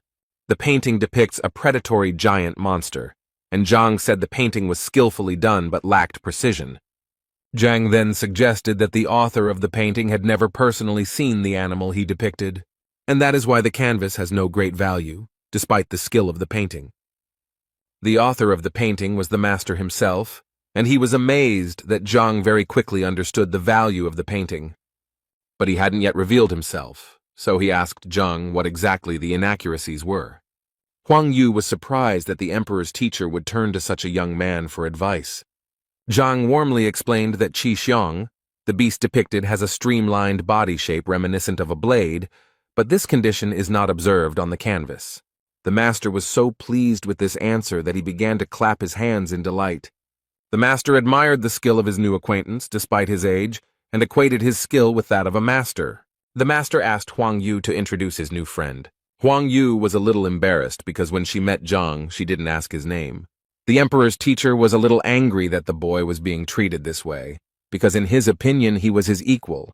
After these words, the king's son looked a little embarrassed, as he did not believe that an ordinary average person turned out to be a master. Then the emperor's teacher looked at him sternly, as if to make it clear that all doubts would disappear. Huang Yu and the king's son bowed to Zhang as a sign of respect and honor for the title of master. Zhang was embarrassed by this, and said that he was just expressing his opinion about the paintings, so he cannot be called a master. The emperor's teacher assured him that he truly deserved all the honors, because he had unmistakably pointed out all the shortcomings of the paintings. And he added that he had every right to give instructions to Huang Yu and the king's son at any convenient opportunity. Then the emperor's teacher asked Zhang what the purpose of his visit was. Zhang said that he knew about the large library that was here, and he came to find materials on the 6th martial rank. The teacher replied that he did have a large library, and mostly all the materials were on art, but not many books on martial skills. The teacher readily agreed to show Zhang these materials, and to do so he had to go to his office, but the servant wanted to say something else. Then the teacher gave him a sign that such a worthy person as Zhang could not be forbidden to do anything. They went out into the courtyard, since the master's office was in another wing of the courtyard. Finally they came to the library, where there were many shelves with books and scrolls. The master was modest and said that the library was not really that big, but Zhang could feel at home there.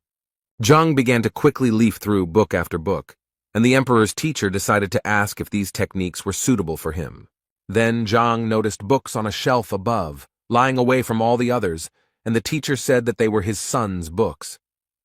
The master added that his son loved brute force, so he collected many books on physical improvement, some of which were from the royal library. Zhang asked if he could examine them, to which the emperor's teacher did not object. Zhang liked the service and decided to take advantage of the hospitality by reaching for the books. He began to leaf through them again at a furious speed, which made the teacher embarrassed, deciding that these books were also not suitable.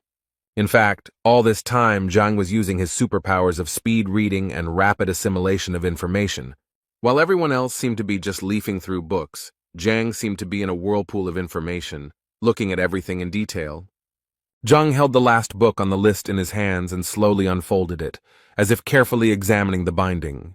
Holding the book in his hands, he felt warmth and energy envelop his body. Every muscle in his body was filled with the long-awaited qi energy, which made Zhang strong and resilient. Zhang unfolded the textbook and realized that the strength of qi depends largely on the strength of the body. And thanks to the library of the heavenly path, they were able to absorb the best knowledge from the book. His body unconsciously began to transform, and he could now practice the heavenly golden body. Thanks to this technique, Zhang's strength increased, but he still hadn't found any information about the 6th rank. The teacher, who had been watching Zhang all this time, couldn't figure out what he was doing. So he walked up to Zhang to ask him more closely if everything was okay with the young master, touching his shoulders. At the moment of contact, the emperor's teacher felt his body fill with insane energy. From such a powerful blow, the emperor's teacher seemed to be thrown back several meters by an invisible force. Zhang looked back to see what had happened because there was no one else in the library except them. The master, who now had a split lip, looked battered, but at the same time assured that everything was fine. He thought that this unknown power had caused damage that was not similar to a 5th rank power. Zhang ran to the master to help him up, but the old man assured him that he was fine and that he had simply tripped. Zhang placed his palm on the master's back to calm the old man, and he felt a surge of strength in his body again. An unknown but powerful energy burst out and shocked the master again. Zhang couldn't understand what was going on, and for a moment he thought the old man was pretending. He then approached the master again to ask if he was okay, but he quickly and sharply replied that Zhang should not touch him. With numerous bruises and sores, the old man stood up and asked Zhang if she had just reached the 6th rank. Scratching his head, Zhang said that he had indeed reached the rank he wanted, but he didn't think it would happen so quickly. The old man, having recovered from the blow, sat and thought that he had come across cases in literature describing rapid rise in rank. But the master found it strange that the young man looked through the books in a matter of seconds and received a new rank. However, the old man suggested that Zhang might have accumulated a lot of knowledge and was only missing a few phrases. Meanwhile, the king's son asked Huang Yu how she knew Zhang, and she replied that they had just met today. The king's son inquired whether Zhang was really in 5th place, to which Huang Yu replied in the affirmative. This information made the boy happy, because he was eager to meet Zhang in a duel to measure his strength. The emperor's teacher entered the living room, grumbling, and his appearance somewhat embarrassed those present. Despite numerous bruises, he repeated the same thing. He was fine, and there was nothing to worry about. The old man asked his servant, Chen Bo, to bring a column to measure the strength. The king's son asked Zhang about his rank to confirm his guess. When Zhang said that his guess was correct, the king's son began to boast of his strength and challenged him to a duel. Hearing this, the emperor's teacher realized that this was the best way to test Zhang's new strength. Huang Yu tried to stop Bai Sen, telling him that he was not at Zhang's level and would be defeated. Then the old man intervened in the dialogue and said that he was not against a duel, if one knew the limits and did not harm each other. Bai Sen smiled and assured the emperor's teacher that the duel would be conducted according to all the rules. So, Zhang and Bai Sen stood in their stance, preparing for a duel that would show the boy's true strength and skill. Bai Sen swung his arm with all his might to hit Zhang, confident that victory would be easy. Zhang swayed back, wanting to test his strength and see how much his power had increased since visiting the emperor's teacher's library. Their fists clashed in a duel, and each of them tried to win the duel. But Zhang felt that Bai Sen's attack was weak and doubted whether his opponent really had a rank 5 peak. Bai Sen was thrown back several meters after the impact, but Zhang remained unharmed. If it weren't for the wall behind Bai Sen, the boy would have flown much further, but it stopped him. Huang Yu and the emperor's teacher opened their eyes wide when they saw Zhang's strength. Zhang was momentarily worried about Bai Sen's condition, so he asked if he was okay. Bai Sen, who understood that if he did not resist with all his might, he would lose the hand with which he entered the duel. But he didn't show that there was anything wrong with him, so Zhang suggested another duel. Ban Sen said that there was no need for this, since he considered Zhang to be strong and in that case the duel would be unequal. Zhang felt like Bai Sen was too lazy to fight and didn't even use his full strength. Meanwhile, the servant reported to the master that the force measuring column was ready. The servant also noticed that Zhang had managed to defeat the king's son, but he could not understand how this had happened. The master told Zhang that Bai Sen needed to recover and treat his wounds, but in the meantime, he suggested that Zhang test the strength of the column. Zhang replied that he had measured the strength just yesterday and got a result of 4 dynes, so today it was unlikely to be more. The master listened to Zhang, but still insisted on his own, so he made an inviting gesture towards the column.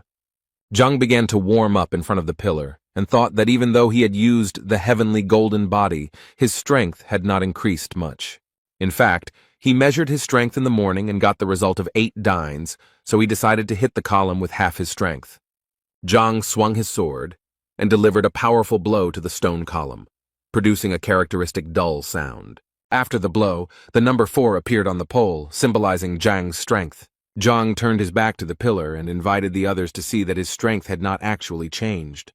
But the expressions on the faces of those present did not agree with this statement, because there were clearly not 4 of them. Huang Yu asked Zhang to return so that he could see for himself the extent of his power. Zhang couldn't understand why the 4 sounds caused surprise among those present, but he still looked back. Imagine his surprise when there was no longer any number on the column, but the number 49. Zhang asked the master if the column was working properly, because the whole thing looked like some kind of nonsense. The master explained to Zhang that the meaning of his metamorphosis was that his body was not accustomed to the new strength, which is why he won the duel so quickly. Huang Yu and Bai Sen's mouths dropped open when they saw Zhang advance to the next level and increase his strength to ding. Zhang himself could not understand how this happened, because the transition to the 6th wound means the opening of the chakras, each of which adds 1 ding. Even Master asked Zhang how he managed to open 45 outlets so quickly. Zhang replied that he had not improved his rank, but he had definitely managed to improve his body. The Master asked Zhang what he meant by pumping up the body, and whether Zhang had eaten any fruits before that. Zhang scratched his head, recalling the events of the morning, and replied that he tried some strange fruit at the market. Master then said that what Zhang had tasted was very similar to the pearl fruit, which gave strength similar to the 6th rank. Zhang was confused, because he didn't believe in the existence of such things before, but it seemed like he was lucky. The master invited Zhang to sit down to ask him more about his personal life. Zhang said that he was a teacher in Hongting, to which the master replied that it was no wonder he was so strong. The emperor's teacher asked Bai Sen and Huang Yu to seek advice from Zhang. Bai Sen was more than happy with this advice, as he would finally be able to properly train his fighting skills. Zhang thanked the emperor's teacher for his hospitality and apologized for staying so long. The teacher, in turn, apologized for having so few 6th rank books, but gave Zhang advice on where to find them. Zhang smiled and thanked the teacher again for such generous help. The teacher laughed at Zhang because he liked his modesty, so he advised him to come more often. Zhang walked outside, thinking that the visits to Master Lu Shen's house had gone well. With his new strength, he could now defeat any 6th rank fighter, as his punch was around 90 dings. Thoughts about ways to pump up strength and power were interrupted by the steps of some people heading towards Zhang. When Zhang looked around, he saw a shadow that flashed and disappeared behind the walls of the neighboring building. Zhang exclaimed that he had noticed a stranger, so he could show himself without hesitation. It turned out to be the appraiser and his gang. The appraiser began to threaten Zhang that he would not leave him alone until Zhang compensated for all the losses. Zhang stood and mocked them, saying that he could cover all the expenses with just the goats from his nose. The appraiser was very angry at this answer, and threatened Zhang that he would not leave him a single wet spot. Zhang stressed that he does not lack confidence to make such statements as he has just undergone a metamorphosis. But the appraiser didn't care, so he ordered his henchman grandfather Zhang to have sex with Zhang immediately. Fat Grandpa Zhang, who was twice Zhang's size, asked if Zhang had anything to say one last time. The salesman with the short mustache pointed out that if Zhang died at the hands of Zhang's grandfather, he would not be able to compensate for the damage. But this did not bother the appraiser. Even if he died, it could be considered a worthy revenge. Grandfather Zhang prepared to deliver a powerful blow, but Zhang didn't even blink at that moment. He grabbed the fat man's hands and pressed his thumbs on certain pain points. Grandpa Jin was so upset by this reception that he could hardly hold back his tears of pain, but a moment later he gave in and roared at the top of his lungs from the pain that twisted his arms. Zhang thought that this was a great chance to practice and get used to the new abilities, which turned out to be extremely powerful. While Grandpa John was recovering from his previous attack, John launched another one, right under his nose, and the fat man was thrown hundreds of meters by an invisible, powerful force. It seemed as if smoke was coming out of Zhang's hand after such an attack, and the teacher himself still did not believe in his strength. The appraiser's face showed deep surprise at this attack, and he realized that he had underestimated Zhang. He then yelled at his salesman to resolve the issue immediately, as the appraiser himself was in no hurry to fight. The merchant began to accumulate strength and prepared to demonstrate his 6th combat rank. Zhang watched this phenomenon carefully, and realized that this boy would become a respected person in Hongting. The appraiser had already made his Pazapak attack, and hoped that after this, he would not have any more problems. The salesman, who had accumulated mana, was ready to deal Zhang a fatal blow. He straightened his shoulders and prepared to jump, reminiscent of the flight of a falcon. Other Pazapaks unanimously expressed their comments to the appraiser regarding the falcon's technique, although it is of an average level, but for many, it is destructive. The appraiser immediately dispelled all doubts because Zhang defeated Iron Hand, which means he is strong enough. Thus, in the evaluator's opinion, the only way to finish off Zhang as quickly as possible is to use the powerful falcon technique. Zhang, who was watching this scene closely, was a little disappointed as he had hoped that it would be a decent match. Posapaka with a short mustache rushed at Zhang, preparing to deliver an incredible blow. However, to Zhang, this attack was like swatting a fly, causing the appraiser and others to gape. Zhang raised his leg and kicked it straight into the groin of the so-called falcon, causing him to writhe in agony. He immediately fell to the ground and curled up into a ball, whining because everything hurt. The appraiser was furious and ordered his last 2 henchmen to finish off Zhang immediately. They immediately rushed into battle, waving sticks and using various combat techniques. Zhang advised the attackers to turn around, as they thought the owner had just scratched them. Looking around, they realized that there was no one in the place where the appraiser had stood a second ago. The man ran away, shouting phrases about unity and promising that he would return soon. Zhang and the other 2 guys who were watching this scene couldn't understand where this man got such courage from. But Zhang didn't have time to think, so he smiled evilly and advised the 2 boys to run away too. However, they did not listen to his advice and were defeated by Zhang in the blink of an eye. The appraiser, running away from the fight, could only vaguely hear his followers screaming and begging for help. Zhang was smart, so he caught up with the appraiser in an instant and asked him where he was going in such a hurry. Zhang added that he had a serious and urgent matter to attend to with such an experienced appraiser, and raising his leg above himself, he leaned on the appraiser's head so that he would know who he was dealing with. The impact caused the man to flip over several times in the air, resembling a spinning cartwheel. Zhang approached the appraiser and told him that he must have expected such a reaction when he dared to attack. The appraiser, holding a blood-soaked handkerchief to his mouth, begged Zhang for mercy. He offered Zhang some money, and Zhang wondered how many coins the appraiser had valued his life at. The appraiser reached out and took off his thumb a green ring that could make Zhang rich. Zhang initially wondered how such a small and inconspicuous ring could have any value. Zhang carefully examined the ring, inside which there was a space of 3 square meters. Zhang decided to activate it to see what riches this ring contained inside. The ring vibrated and rose into the air, creating vortices that pulled it inward. Zhang actually found himself in a small room with golden walls and coins and other treasures scattered across the floor. The appraiser watched with concern as Zhang examined the ring, hoping that he would accept it. But it seemed Zhang was in no hurry to accept the gift, as he had a slightly better plan for the appraiser. He offered the appraiser mercy in exchange for what he was hiding under his clothes. The appraiser did not expect such a development of events, because Zhang easily exposed him, and now he had to give up all the money. Zhang raised his fist at the appraiser, mocking him viciously.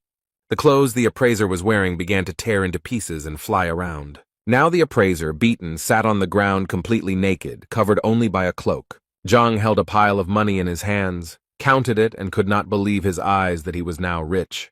The appraiser hoped that Zhang would now let him go, since he had taken everything he could from him and stripped him bare.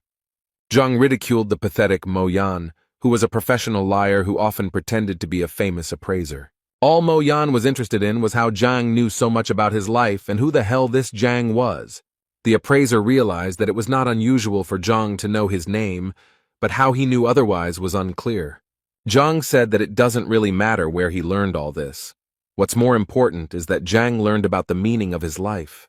Zhang couldn't get rid of the appraiser, but he could make sure that this charlatan wouldn't deceive anyone again. Zhang stepped on the appraiser and punched him in the gut with all his might to make him realize the consequences of his actions. The appraiser was thrown against the wall by the blow, and there was a sound of crashing and crunching bones. Zhang stood over the appraiser and told him that he could go and not deceive people. The appraiser lay on the ground, creaking, writhing in pain, covered in bruises and sores. Meanwhile, Shan was kneeling before his grandfather and begging him for a favor. He complained to his grandfather that he had assured him that Lev would be obedient, but everything turned out to be the opposite. After all, during the fight with Zhang, Lev was supposed to attack Zhang, but instead he harmed Shang. Grandfather replied that it was not easy for him to tame the beast, but they communicate with each other as equals and not as master and servant. But the grandfather was surprised why he listened to a stranger, because in any case he needed to protect his grandson. While Shang continued to complain that in Zhang's presence he had become as obedient as a dog, Liu sat proudly and imperturbably. The grandfather smiled at this situation and told his grandson that he would deal with this problem later. But Shang could not calm down and wanted Zhang to be expelled from the academy and banned from being here. The grandfather smiled again and gave his grandson the go-ahead that he should not worry because he would fix everything. But the old man knew that Zhang was somewhat lucky, because the man did not believe that he would have even 1 student, let alone 5. Shang suggested this idea because he knew that Zhang had forced the boy to become his disciple, and he advised his grandfather to simply intervene in the situation at the right moment and remove teacher Zhang. The grandfather asked his grandson if he was really sure of such information, to which Shan nodded approvingly. The old man said that in that case he would invite an elder from the Teachers Guild to observe the process.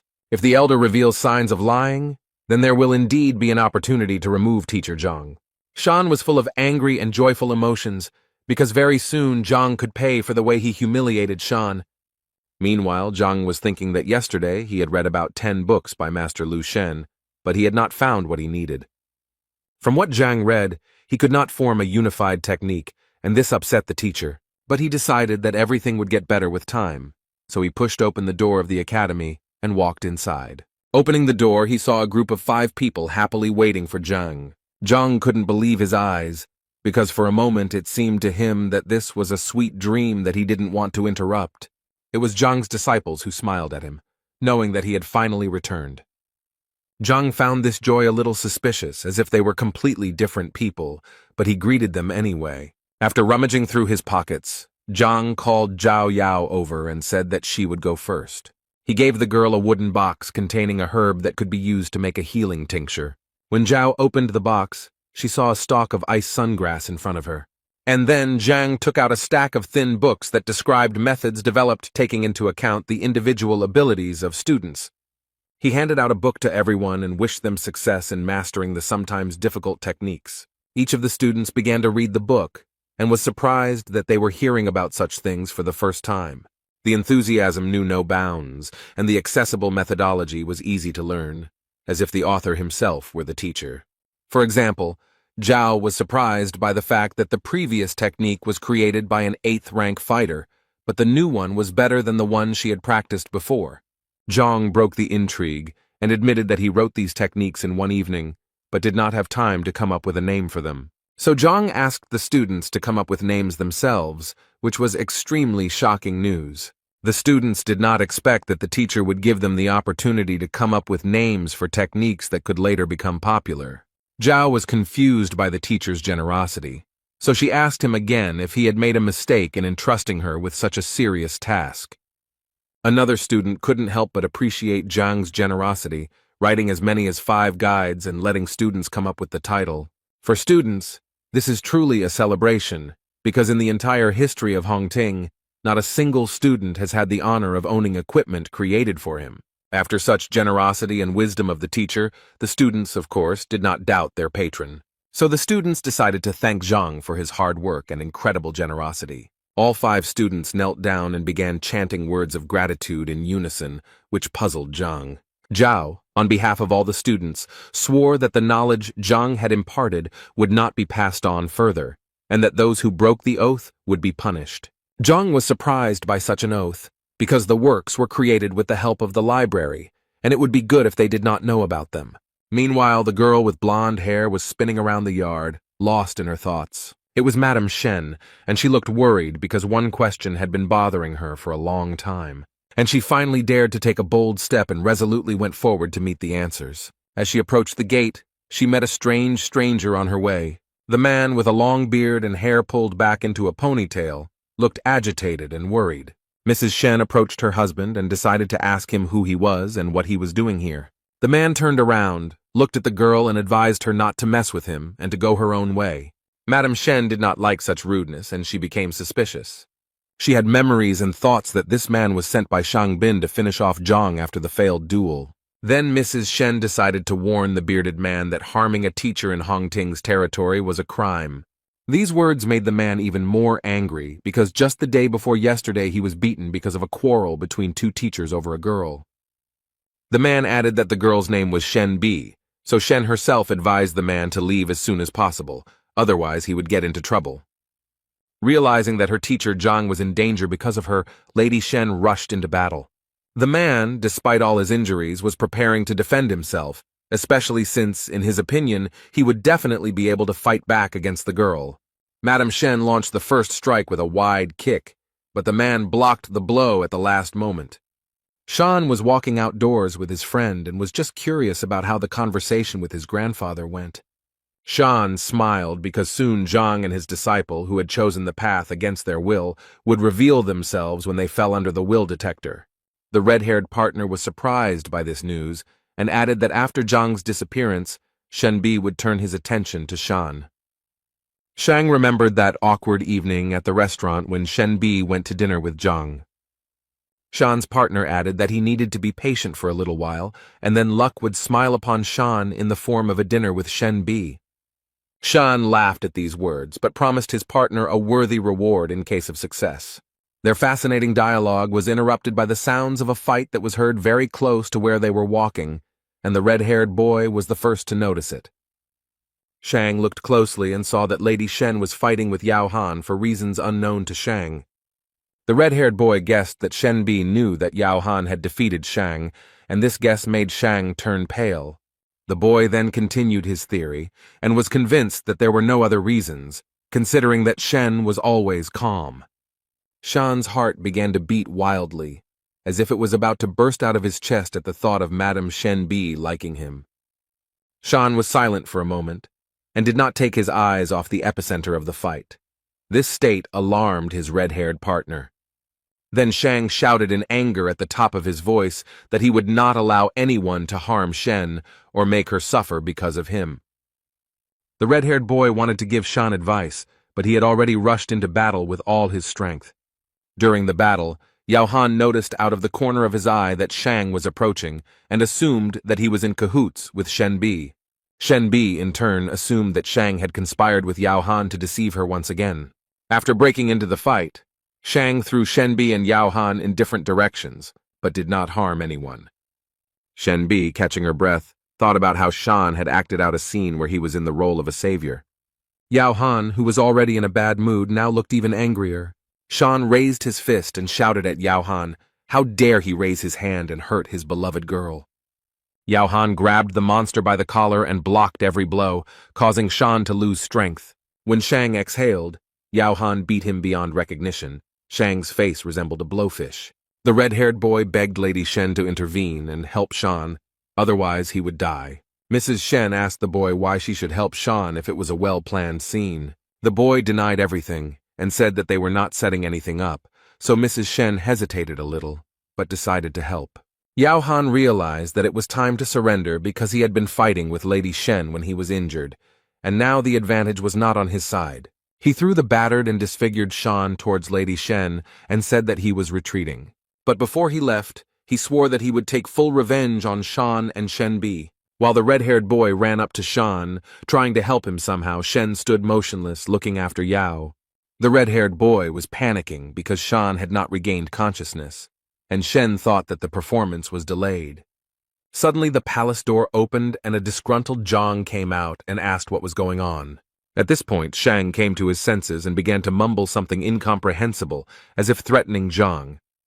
The red-haired partner realized that it was difficult for Shan to speak, so he himself told everything that the will detector awaited Zhang tomorrow. After digging around in his head, Zhang began to remember all the information about the will detector, which finds out the true relationship between a student and a teacher. The red-haired boy said that if Zhang refused to take the detector test, he would be breaking school rules. Shen was worried about such events, as she did not understand what Shang wanted to achieve, and advised Zhang to refuse.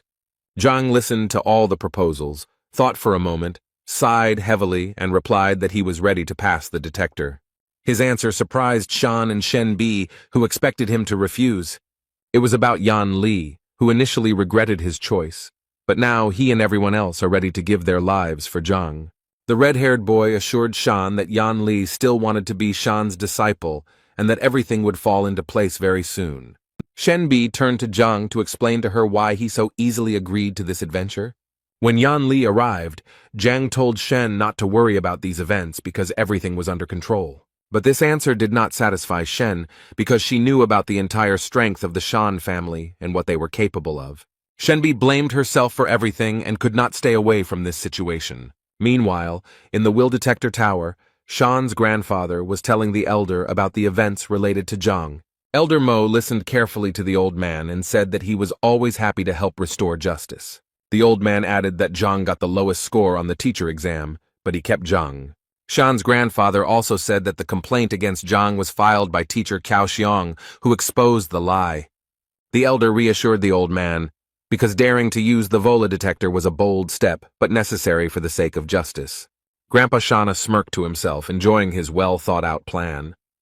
The doors of the academy opened, and a male figure appeared on the threshold heading inside the tower. When the door opened wider, 5 people entered the room, interested in solving the problem. When the grandfather saw his grandson Shan, he was very frightened by the fact that there was not a single living place on him. Shang quickly calmed the old man down and assured him that he was fine, so there was no need to worry about a misunderstanding. The grandfather rummaged in his pockets and took out some medicine for his grandson, which was supposed to improve his condition somewhat. While Shan was taking the medicine, the red-haired boy bowed to the elder, begging for a fair decision in this matter. The red-haired Cao Xiong revealed that Yan Li was once his disciple, but defected to his side due to Zhang's threats. Yan Li looked confused, as he didn't quite understand why he was brought to the will detector tower.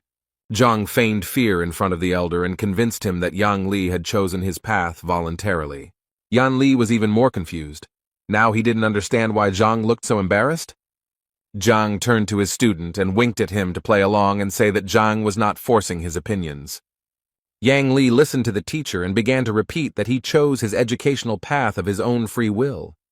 The elder was confused and turned to Zhang with a warning that the disciple could return to Cao Xiong and the detector would be cancelled.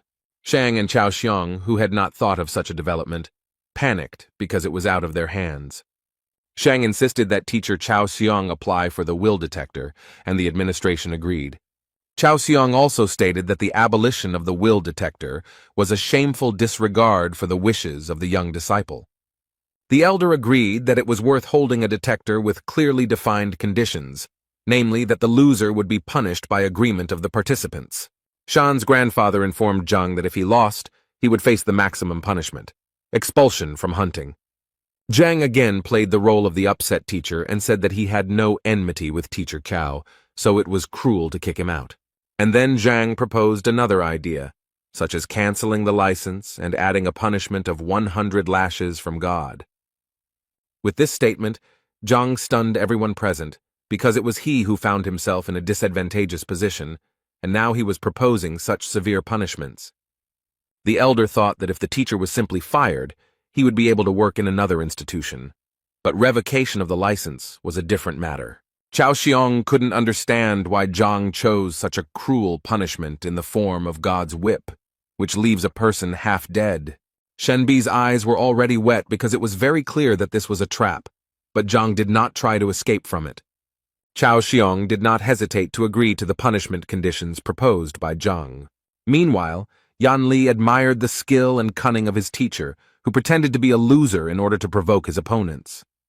The elder announced that if both parties agreed to the terms, there was no point in postponing the event. The elder showed everyone present a ball of heartstone, which Zhang and Chao Xiong had to touch in turn. Based on the results, the winner will be the one who receives the highest level of trust from Yan Li. Chao Xiong was glad that after the procedure was completed, Zhang would not have a single wet spot left. Since teacher Cao had applied, he had the honor of being the first to pass the detector along with Yan Li. The ball shone with a magical warm light that illuminated every corner of the majestic hall. Thus, the Heartstone is able to put people into a state of trance in order to read their inner world. Thanks to this stone, one could find out whether the teacher really listens to the student, otherwise the latter could hate his mentor. Shauna's grandfather explained that the maximum level of trust is 100, and the relationship between a teacher and a student is usually at 30. Meanwhile, Shen insisted and advised Zhang to leave now and never come back. Shan overheard their conversation and said that it was too late to rush because everything would soon fall into place. Shang was convinced that once the results came in, Zhang would regret being born. But Zhang remained calm all this time and was even amused by Shang's self-confidence. Shang continued to mock Zhang because he believed that the level of trust between Cao and Yang would not be lower than 20. But Zhang, according to Shang, could have scored less than 10 units, and then he would have been ashamed of the entire kingdom. Shen was very irritated by Shang's comments, but she was even more irritated by Zhang's excessive calmness. Shauna's grandfather asked the elder how much he thought these two teachers could be trusted. The elder then casually replied that Cao could get a result of 20, but Zhang threatened even a negative value. Shauna's grandfather replied that if the result was negative, then in that case, he would immediately insist on revoking his license. Shan squinted his bruised eyes, making them look even more swollen as he saw the results. Chao was looking forward to the results because very soon he would be able to get rid of the annoying Zhang. A column of bright warm light rose from the ball and gave a result of 10 units. Shan did not expect such a result, and began to spit at everyone around him out of anger. Chao also did not believe in such a result, because it gave the boy a future in Hongting. Zhang and Shenbi mocked Shang, saying that his source of confidence had failed. Elder and grandfather Shan were also stunned by such a low figure, as the predictions were better. Shan's grandfather was furious that Cao had such confidence in the will detector. Chao consoled himself that it didn't matter because he was still the winner as long as Zhang didn't score more points. For Zhang, such statements were pleasant to the ears because, unlike his opponents, he was confident of his success. So Zhang approached Yan Li, thinking that the sooner this performance ended, the sooner the student would return to class. So Zhang and Yang touched the ball at the same time, and in an instant, everyone was blinded by a bright light that was much brighter than Chao's light. Shauna's grandfather and the elder opened their mouths because these two had not yet managed to touch the bullet when the result was already visible above the flash. Shenbi, Shang, and Cao were no less surprised, especially Cao, who had just managed to step down from the pedestal. A huge number 64 was displayed above a bright column of light. The detector reading stunned everyone present, as no one expected Zhang's confidence to be so high. Cao did not believe that Yang trusted Zhang as a father, and what was the basis for such a high level of trust. Shang was again amazed by the results of the detector, because the difference between Cao was huge. The elder also did not expect such a high result, especially so fast. Shen knew that even extremely popular teachers who taught their students for years did not achieve such high results. So Zhang was confident of his indisputable victory, and asked the elders if he confirmed this fact. Cao continued to be indignant about the result, and exclaimed that the heart balls had broken and given a false result. Shang also believed that there was meaning in Teacher Cao's words, because the students could not trust such a clumsy teacher. Shang then cited the example of the great teachers Lu Sen and Wang Tao, who despite their abilities, did not have such a high level of trust. But the elder who was watching the event saw Yang's eyes shining with respect and gratitude towards Zhang. Taking this into account, the elder assured that the Heartstone shows a person's true desires and should be trusted. Zhang decided to remind those present of the terms of the agreement, according to which the loser's license was revoked. Grandfather Shan intervened in the dialogue and assured Teacher Zhang that he had already won, so that was enough, and he should forgive the loser. But Zhang insisted on his point of view and stressed that if he had lost, he would not have defended him so strongly. These words angered Grandpa Shan, and Tai reminded Zhang that he was the worst teacher in Hongting and was just lucky with one student. Cao was clearly nervous about these events and hoped that the situation would be resolved in his favor. Chao guessed that Zhang used some kind of magic to gain Yan Li's trust. The elder listened carefully, paying particular attention to Cao's report that one of Zhang's disciples had lost his mind. Chao continued his speech and expressed concern about Yan Li, as he believed that the disciple was in danger. Therefore, Cao insisted on further investigation of the situation, as he did not believe that the worst teacher had received such high trust from the student. Then Shana's grandfather added that a teacher must teach and gain the trust of students, and if a teacher does not have the necessary knowledge, then there can be no talk of any trust. Zhang insisted that his teaching methods did not matter as long as the contract was honored. Zhang's grandfather continued to rage because he didn't understand how a teacher could be stripped of his license because of such a stupid contract. Meanwhile, Shang tried to persuade Shen Bi to his side and listened to his grandfather's words. Shen Bi was seething with rage and sided with Zhang, repeating his words that if he lost, no one would make concessions to him. Shan did not miss the opportunity to convince the girl, citing as an argument the fact that none of the students had yet advanced to the second rank. The door to the hall opened, and with every step one could hear someone approaching the hall. It was a servant who reported that clan leader Wang Hong wanted to see Elder Chen. Those present were somewhat shocked by such a visit, but Chen allowed the guest to be led inside. He was glad to put the matter of Zhang aside for a while when such an important guest arrived at the academy. Shan asked his grandfather why such an influential person, who was on the list of the best masters, decided to pay a visit. The old man laughed and guessed that the visit was related to Master Wang Tao and must have had some important meaning. Grandfather added that Wang Hong heard about Wang Tao's success and decided to thank him personally. Zhang listened to the conversation and now also wanted to meet Wang Tao, but Shen advised him not to think about it now. After all, in Shen's opinion, Elder Shang was too influential, and with Wang's support, he would be unrivaled. Zhang scratched his head and calmly replied that problems should be solved as they arise. This self-confidence made Shen Bi very angry, because she was very worried about Zhang's future life. Licked from head to toe, neatly and elegantly dressed, the head of the Wang Hong clan was already standing at the door and thanking for the hospitality. Shan's grandfather said that if Wang needed anything, he could just send a letter, but a personal visit would be a great honor. Wang shook the old man's hand and told him that he had some urgent business to attend to. Wang said that his daughter Yin was studying with teacher Zhang Huang, and he would like to meet him. Elder Shang then said that it was a happy coincidence that teacher Zhang Huang was right here. Shang and Cao speculated that Zhang had met his end, as it was possible that he had deceived Wang's daughter. Zhang narrowed his eyes and listened to every word of the dialogue, carefully considering what was said. Wang turned and walked towards Zhang, looking quite serious and perhaps a little angry. And a moment later, he dropped to one knee, saluting Zhang and expressing sincere admiration for his skill. Elder Shang opened his mouth wide, thinking that Wang would make claims to Zhang instead of bowing. Shang and Cao also couldn't understand how everything went wrong, since in their opinion, leader Wang should have finished off Zhang. Zhang turned to Wang with a sincere smile, thanking him for his trust, but asking him not to do this and to get up from his knees. Wang thanked Zhang for healing his daughter's leg and passing on extremely valuable knowledge to her. Zhang smiled sincerely again and replied that it was his duty to give his students only the best. The senior judge, who was watching this conversation, thought about Zhang's actions and realized that he was fulfilling his duties as a teacher very well. He looked at Zhang's disciple and now realized that the high level of trust was indeed based on something. But the judge did not believe that the real reason for Wang's visit was his daughter's recovery. So the man asked Wang what he wanted. Wang laughed in response and praised the elder's sharp mind before adding that he had business with the Shang elders.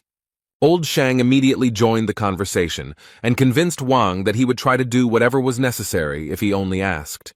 Wang thanked Old Shang for the son he had taught, and Wang regretted that he had not been able to thank him earlier. Wang wanted to give Old Man Shan a gift, but he refused, as he understood that this could not be done in the presence of Elder Mo.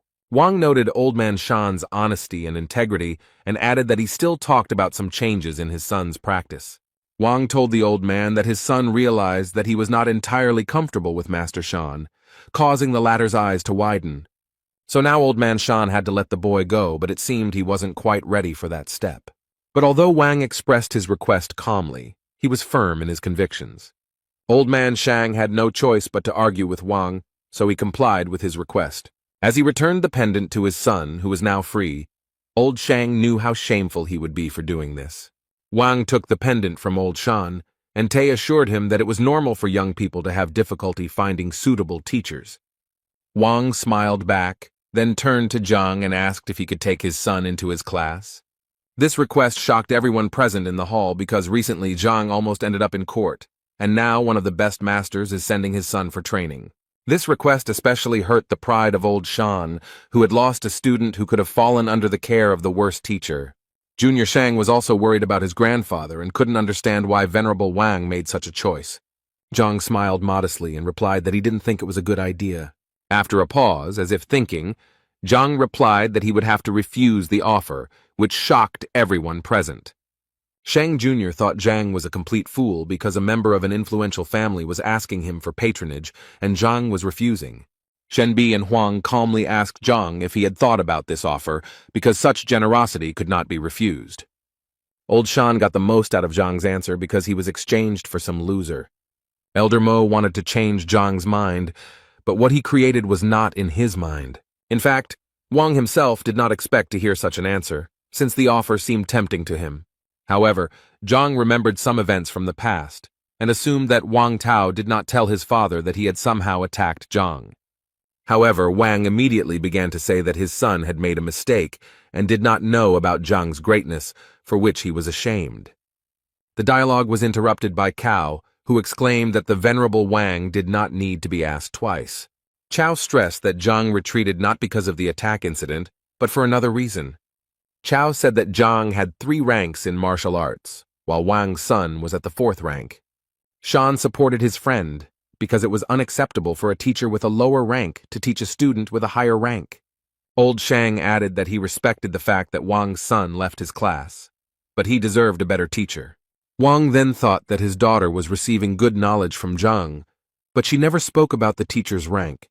Cao mocked Zhang, saying that he should take off his crown and only surprise the newcomers with his 3rd martial rank. Old Shang confirmed Cao Xiong's words and added that Zhang could not teach anything without experiencing it himself.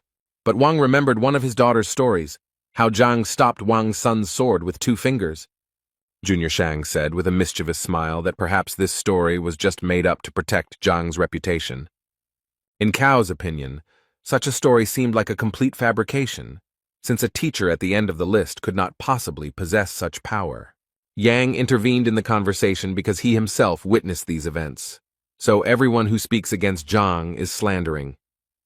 Elder Shang also convinced Wang that this story was nonsense, and that such fables should not be believed. While Old Shang was trying to convince Wang that Zhang's reputation should not be raised in this way, the servant came into the hall again. The servant reported that a young man had arrived who wanted to meet with Teacher Zhang and was waiting for permission. Old Shang reacted to this news with sensitivity and wondered why Zhang was so in demand. The servant added hesitantly that the guest awaiting an audience was King Jiangnan's son, Bai Sen. When old Shang heard who was waiting for him, he shouted for him to immediately let the distinguished guest into the hall. For Elder Mo, the events took on new colors, because the king's son is a master of martial arts, but he wants to meet one of the weak teachers. Shen Bi was surprised by Zhang's influence because Bai Sen is a very influential person in the kingdom. As soon as No Bai Sen appeared in the hall, everyone greeted him with honor, bowing as a sign of respect. However, Bai Sen seemed uninterested in those present. He noticed Zhang and waved his hand at him. Zhang asked with a picky look and a simple voice, "What does Bai Sen want?" Bai Sen ran up to Zhang and told him that he was leaving the city soon, and that he really wanted to learn all of Zhang's skills. The faces of those present reflected surprise. Why was Bai Sen communicating so well with Zhang? Old Shang became angry and advised Zhang to be careful with his words, since he was dealing with a royal person and etiquette must be observed. After this, Old Shang apologized to Bai Sen for Zhang's ignorance, as he did not understand who he was talking to. Bai Sen shouted at the old man to get out of here before he lost his head. Bai Sen Zhang was a master and equal to his mentor Lu Shen, so there was no point in dishonoring his honor. Hearing this, all those who had tried to humiliate Zhang in every possible way felt the ground slip out from under their feet. Old Shang analyzed what he heard, and could not believe his ears that a certain Zhang was of the same level as the tutor of the king's son. Junior Shang and Cao simply turned pale upon hearing this, and almost lost consciousness. Elder Mao also wondered why Master Zhang was considered so strong. Bai Sen said that everyone present heard the information correctly. Zhang's strength was 3 times greater than Bai Sen's.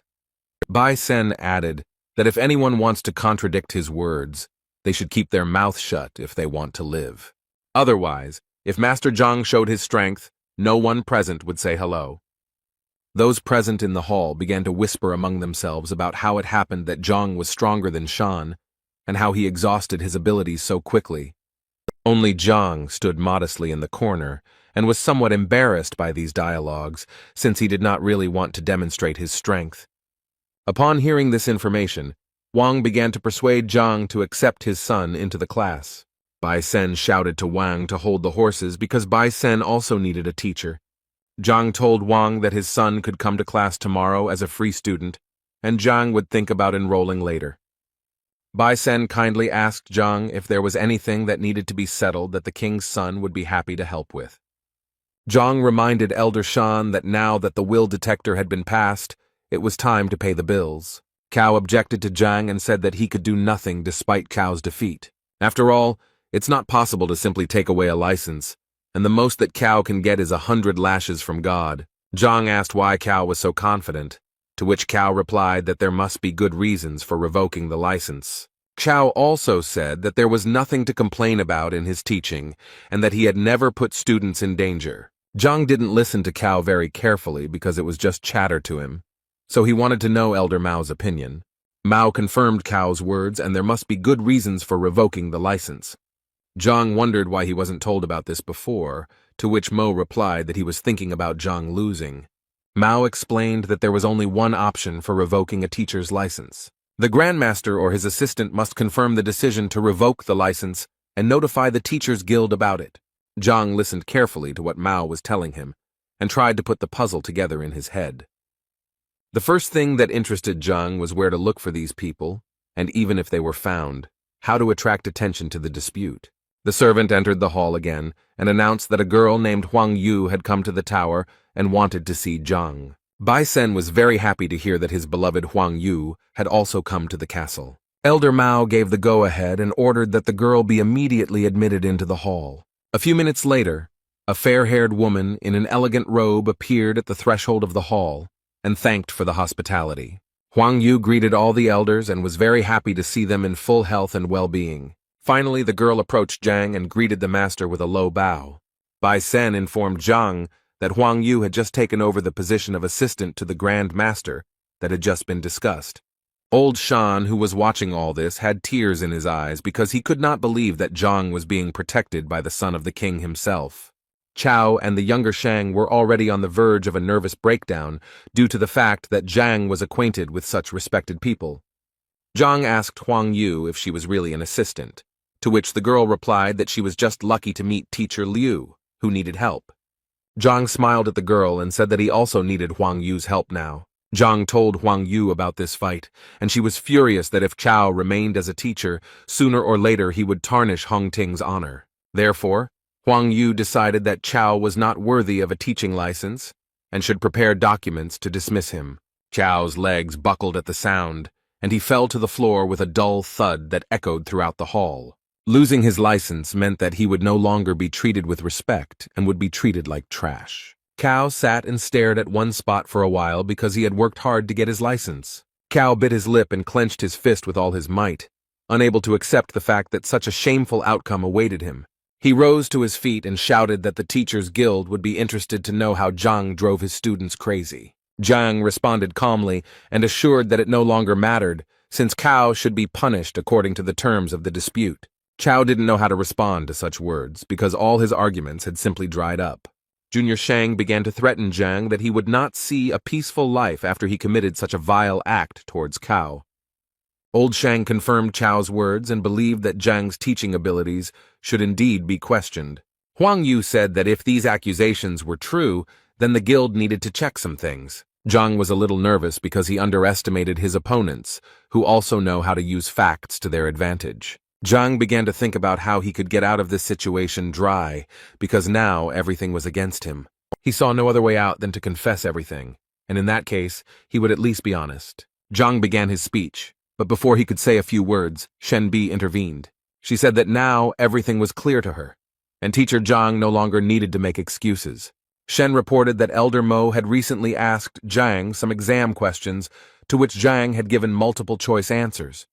The king's son reported that Zhang's striking force was 49 dings, which corresponded to the 6th rank.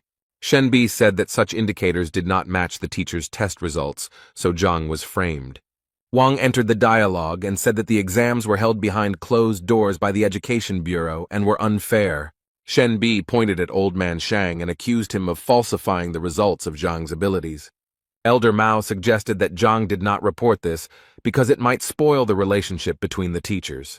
All those who defended Zhang were convinced that he silently endured all the humiliations, but did not lose the wisdom of the teacher. According to the defense, teacher Zhang suffered for the sake of good relations in the team and bore the burden of ignorance. Old Shang had no time to process the verbal attacks that were flying at him like bullets. Zhang was embarrassed by this situation and only wanted to say that his skills were not fully appreciated. Old Shang took a defensive stance and said that he had no reason to interfere in the affairs of an ordinary teacher. Elder Mao, who had been listening attentively all this time, said that he already had enough evidence to draw conclusions, while Old Man Shang was simply defending his grandson. Sooner or later, Zhang would stand out among the other teachers, and to prevent Zhang from overshadowing Shang's grandson, Old Shang acted preemptively. Old Shang was stunned because he hadn't paid attention to Zhang before, but now he had only turned away from him. Zhang winced, as if he was extremely ashamed of Old Shang's actions in taking advantage of his power. Old Shang tried to say something else to Zhang, but he couldn't make out anything intelligible except curses. He began to strike on the nerves, and it seemed that he was about to suffocate in his own anger. All those who stood up for Zhang no longer believed Old Shan and considered his attack a deception. Little Shang, no matter how much he wanted to spite Zhang, felt broken because now his grandfather was also in danger.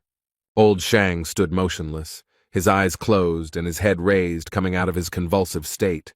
He seemed to be enjoying his condition, and his body was in nirvana after so many trials. Suddenly, enlightenment came to him. He opened his eyes sharply and looked at Zhang. He said that the charge of falsifying exam results could not be refuted in any way. But how would Zhang explain his student's madness?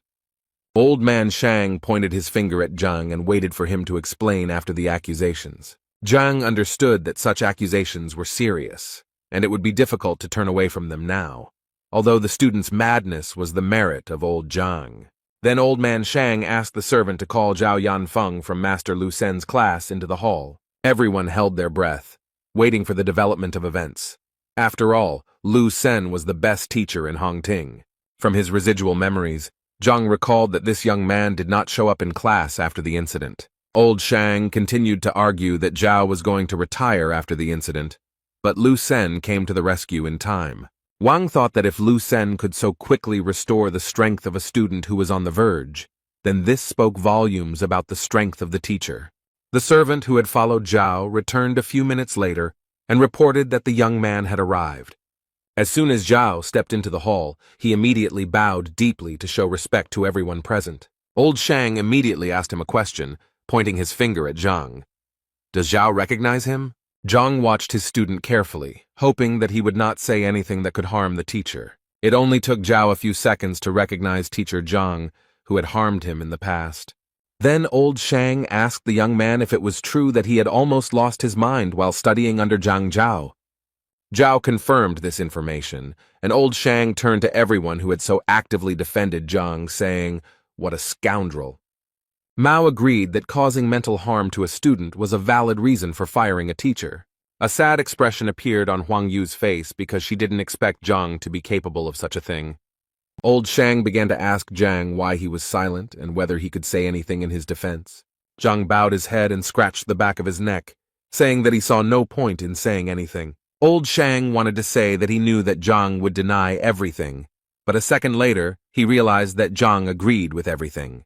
Zhang threw up his hands and said he saw no point in making excuses. Old Shang continued to say that Zhang was not even ashamed of what he did. Zhang advised the old man to calm down and not repeat the same thing several times. These words made old Shang even more angry, and he said that Zhang had better start worrying about his situation. Zhang turned to his former student with curiosity. How are his lessons with Lu Sen going, and will he show any skills? This request puzzled Zhao because now everyone was thinking about how Zhang had driven his student crazy. Huang Yu also decided that it was inappropriate to talk about the student's abilities now, and that they should discuss some other details.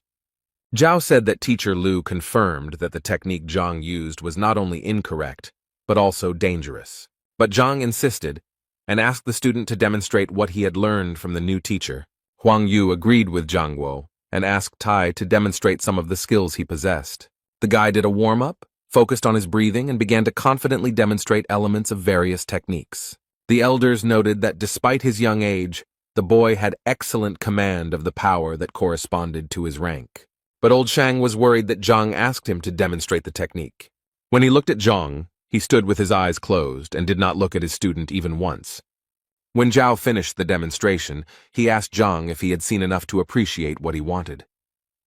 At this moment, Zhang opened his eyes and looked at the boy with a confident gaze, indicating that he had seen enough. Old Shang insisted that there was no time to waste, since all the evidence in Zhang's confession proved his guilt. Zhang asked the old man to take his time as he needed to explain why he had asked Zhao to show him some pieces of equipment.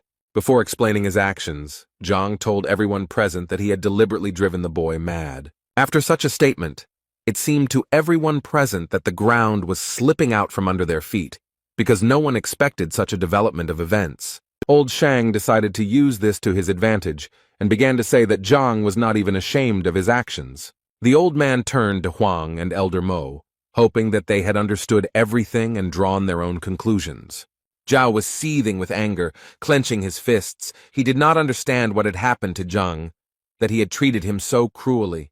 Zhao was just a student, and to him, Zhang's actions looked like he was deliberately teaching the student the wrong techniques. Zhang made a dissatisfied expression, indicating that Zhao had misunderstood. Such actions made Zhao even more angry, and now it seemed to him that Zhang was back to his old ways. Zhang asked Elder Mo and Huang if they noticed anything suspicious when Zhao demonstrated the technique. They shook their heads, and then Zhang explained that Zhao had a congenital stiffness of the gaze. Huang Yu thought about this statement because people with this disorder have narrowed acupuncture point passages and cannot release qi energy. Elder Mo was very surprised by Zhang's proposal because it was a very risky move. Zhao also didn't believe it, as he had not experienced any obstacles during the training process. Zhang advised Zhao not to jump to conclusions and to think about whether the boy had encountered difficulties before he lost his mind. Zhang gave an example of how every time the boy tried to gather energy, his body seemed to be torn apart. The boy was surprised by what he heard.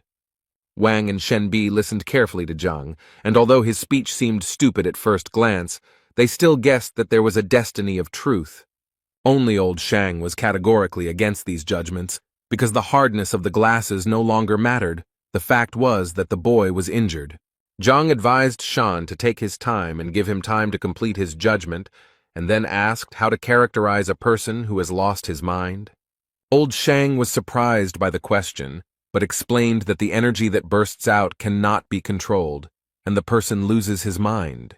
When the old man realized what Zhang was getting at, he became angry, and did not believe that this was designed to destroy the blocks. Huang Yu and Elder Mo wondered how realistic this tactic was, as it was very risky to use. Zhang then asked Cao if he still felt like his body was being torn apart when the qi was released. Zhao was surprised again, because when the state of madness passed, all the difficulties also went away, but the boy attributed these merits to Lu Sen.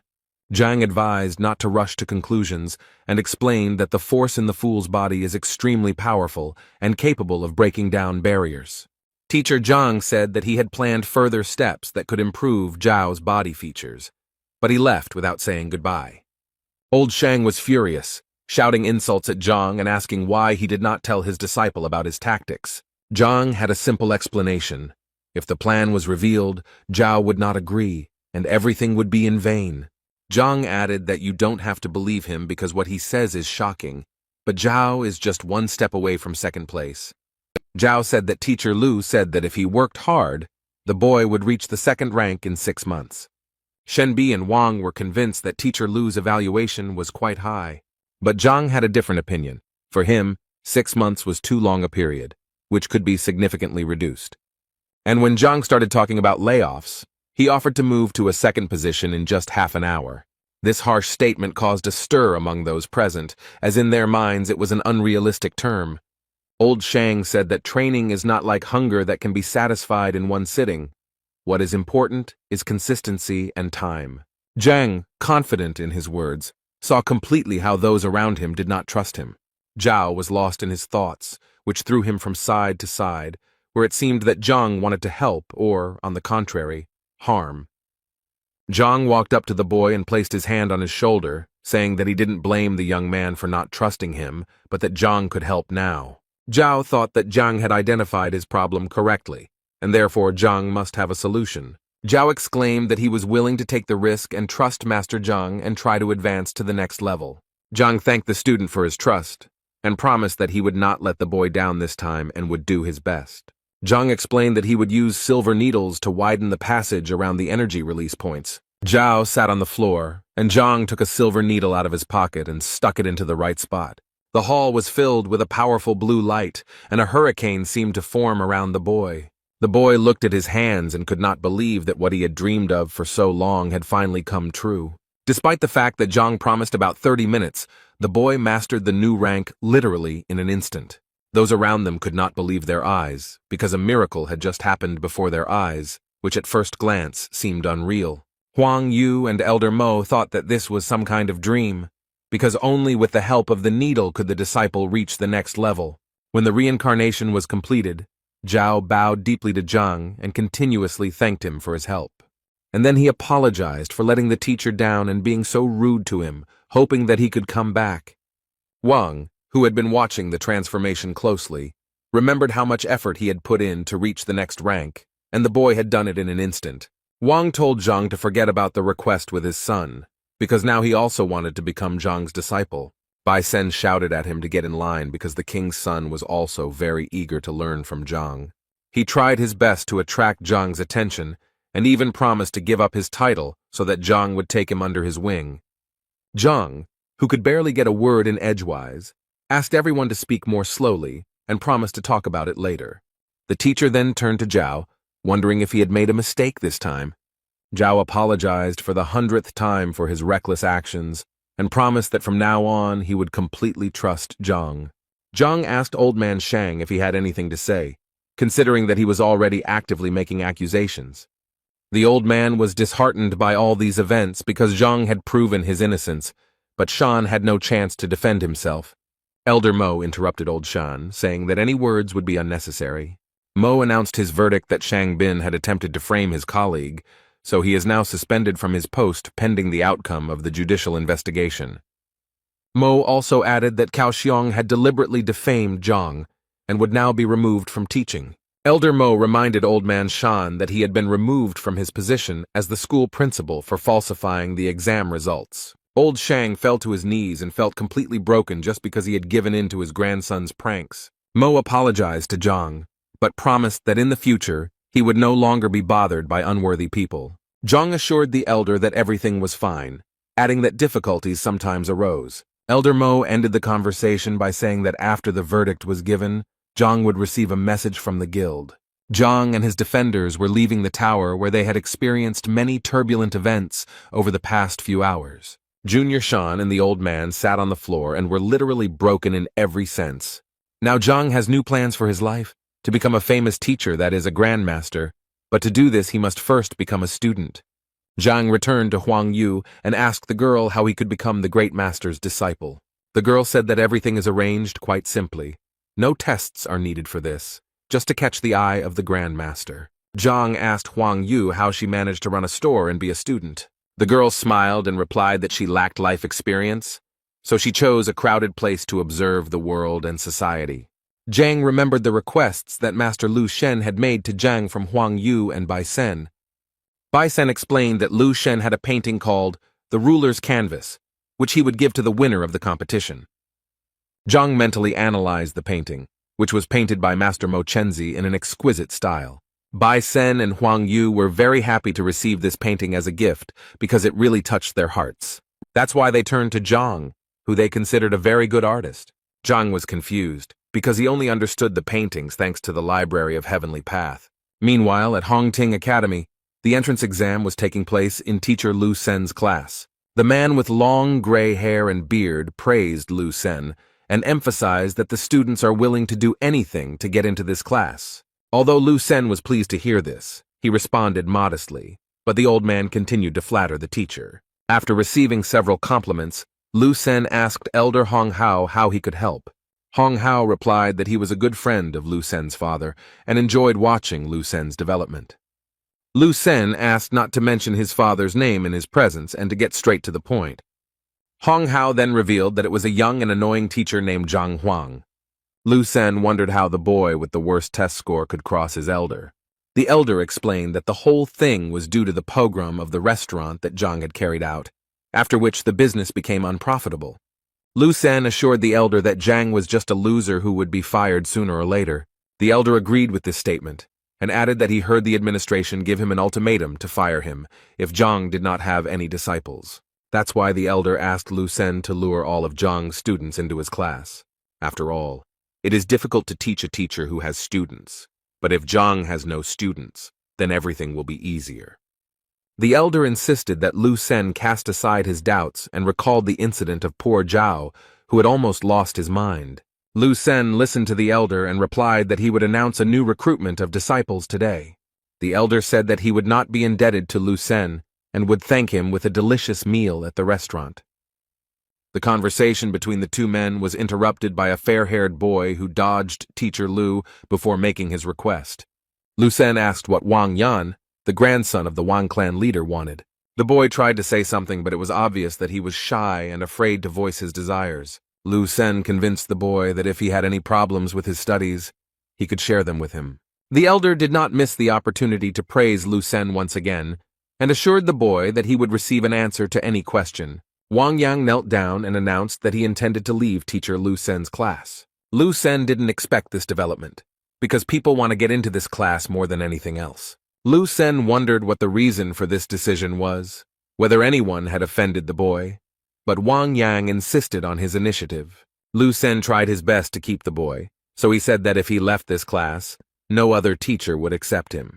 The boy said that if he left this class, he would have the opportunity to listen to teacher Zhang's lectures. This news shocked Lu Sen greatly, and after becoming Zhang's free listener, the boy punched Lu Sen in the nose. The elder was also extremely surprised by this decision, since Zhang's reputation was not the best. Lu Sen asked the boy if he knew of the case of a student who had lost his mind while studying under Zhang. The conversation was interrupted by Zhao Yanfeng, who was told by Lu Sen that Wang Yan wanted to go to Zhang's class. Lu Sen asked Zhao to tell Wang what Zhao had gone through while studying under Zhang. But Zhao also knelt down and asked Lu Sen to let him into teacher Zhang's classroom. Lu Sen now didn't understand what was going on at all, because the disciple who had suffered under Zhang was now also going to Zhang. Zhao explained that Zhang was a good teacher, and now Zhao regretted his mistake. Lu Sen turned pale at this and couldn't understand why Zhang's thoughtless actions turned into good deeds for Zhao.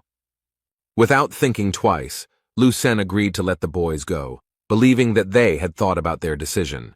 The boys were very happy that they would now be able to listen to lectures from such a talented teacher as Zhang. Before Lu Sen could finish speaking about what the boys looked like, the spirit disappeared as if they had never been kneeling. Now Lu Sen was very angry with Zhang because he had somehow taken away his 2 disciples. The anger burning inside Lu Sen made him act immediately and decisively, so he called Zhang Hong for help. The boy, who looked like the embodiment of evil and hatred, was already standing next to Lu Sen, waiting for instructions in a moment. Lu Sen ordered his disciple to go to Zhang and give him a letter declaring war. The elder was surprised by the decisive step of declaring war on the freshman competition. Lu Sen was extremely angry, and now if Zhang was so impudent, he would have to answer for his actions. Lu Sen was also going to conduct an evaluation of the teachers, and when Zhang lost, Lu would take the students to his place. Before these events, Lu Sen wanted to attract the Grandmaster's attention at the novice competition in order to become his assistant, but his plans changed. Meanwhile, in Zhang's class, the students were discussing their upcoming classes with Zhang and what unforgettable experiences awaited them. The conversation was interrupted by the sharp sound of the door flying into pieces. The red-haired boy stood at the door and broke the door of Zhang's class. He barely touched the ground with his fingertips, and all he cared about was Zhang's whereabouts. The students of Zhang's class were outraged by this development and were already ready to defend the honor of the class and their teacher. One of the students recognized the red-haired guy as Zhu Hong, who had placed 4th in the entrance exam. Holding the envelope addressed to Zhang, Zhu Hong was glad that he was so popular. He told a student in Zhang's class that the envelope contained a letter from Lu Sen calling for Zhang to be examined by his teachers. Zhu Hong threw the envelope at the feet of the disciples, adding that Lu Sen was angry after the recent events and therefore declared war on Zhang. Zhang's students were confused by this statement, as they believed that Zhang was the best teacher. Zhu Hong was about to leave when one of Zhang's disciples decided to stop him. Zhang's student accused Zhu Hong of disrespecting their teacher and smashed the classroom door. Zhu Hong laughed at the boy, especially at his apology for his actions. In an instant, Zhu Hong, like a butterfly, began to reproduce his graceful and decisive fighting technique. After that, he punched Zhang's disciple straight in the face, but he was not ready to block the blow. The boy flew several meters at lightning speed, his face touching the grass near the classroom.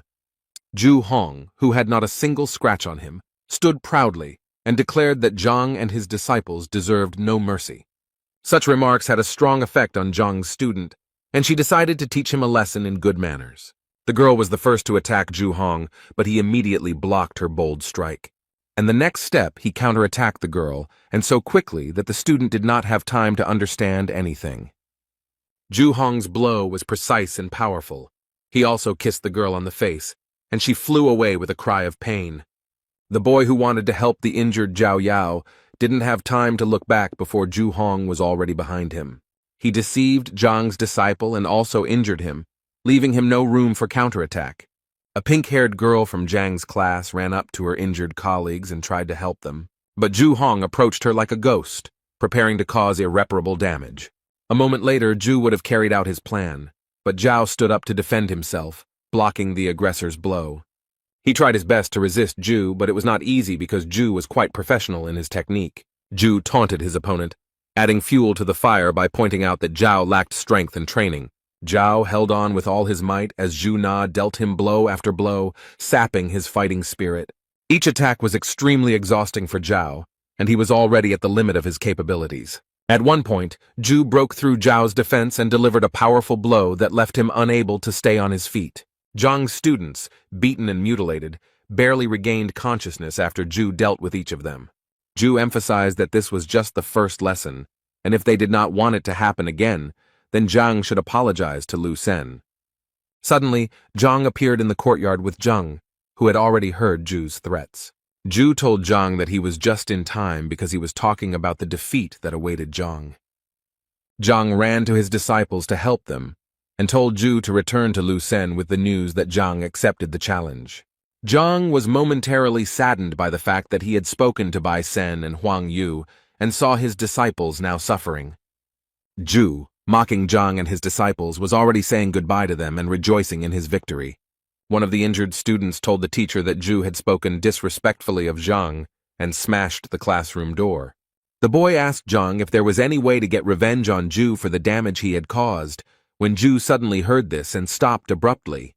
In Ju Zhang's opinion, he was the worst teacher, and such worthless students would hardly be able to stand up to him again. Zhang, on the other hand, listened carefully to his student, who wanted to take revenge for the harm caused to the class and all those who receive knowledge here. The student wondered if he had a chance to take revenge, and Zhang convinced him that it was possible. Yuan Tao was Zhang's weakest disciple, but very capable, so Zhang wanted to show him the technique of revenge.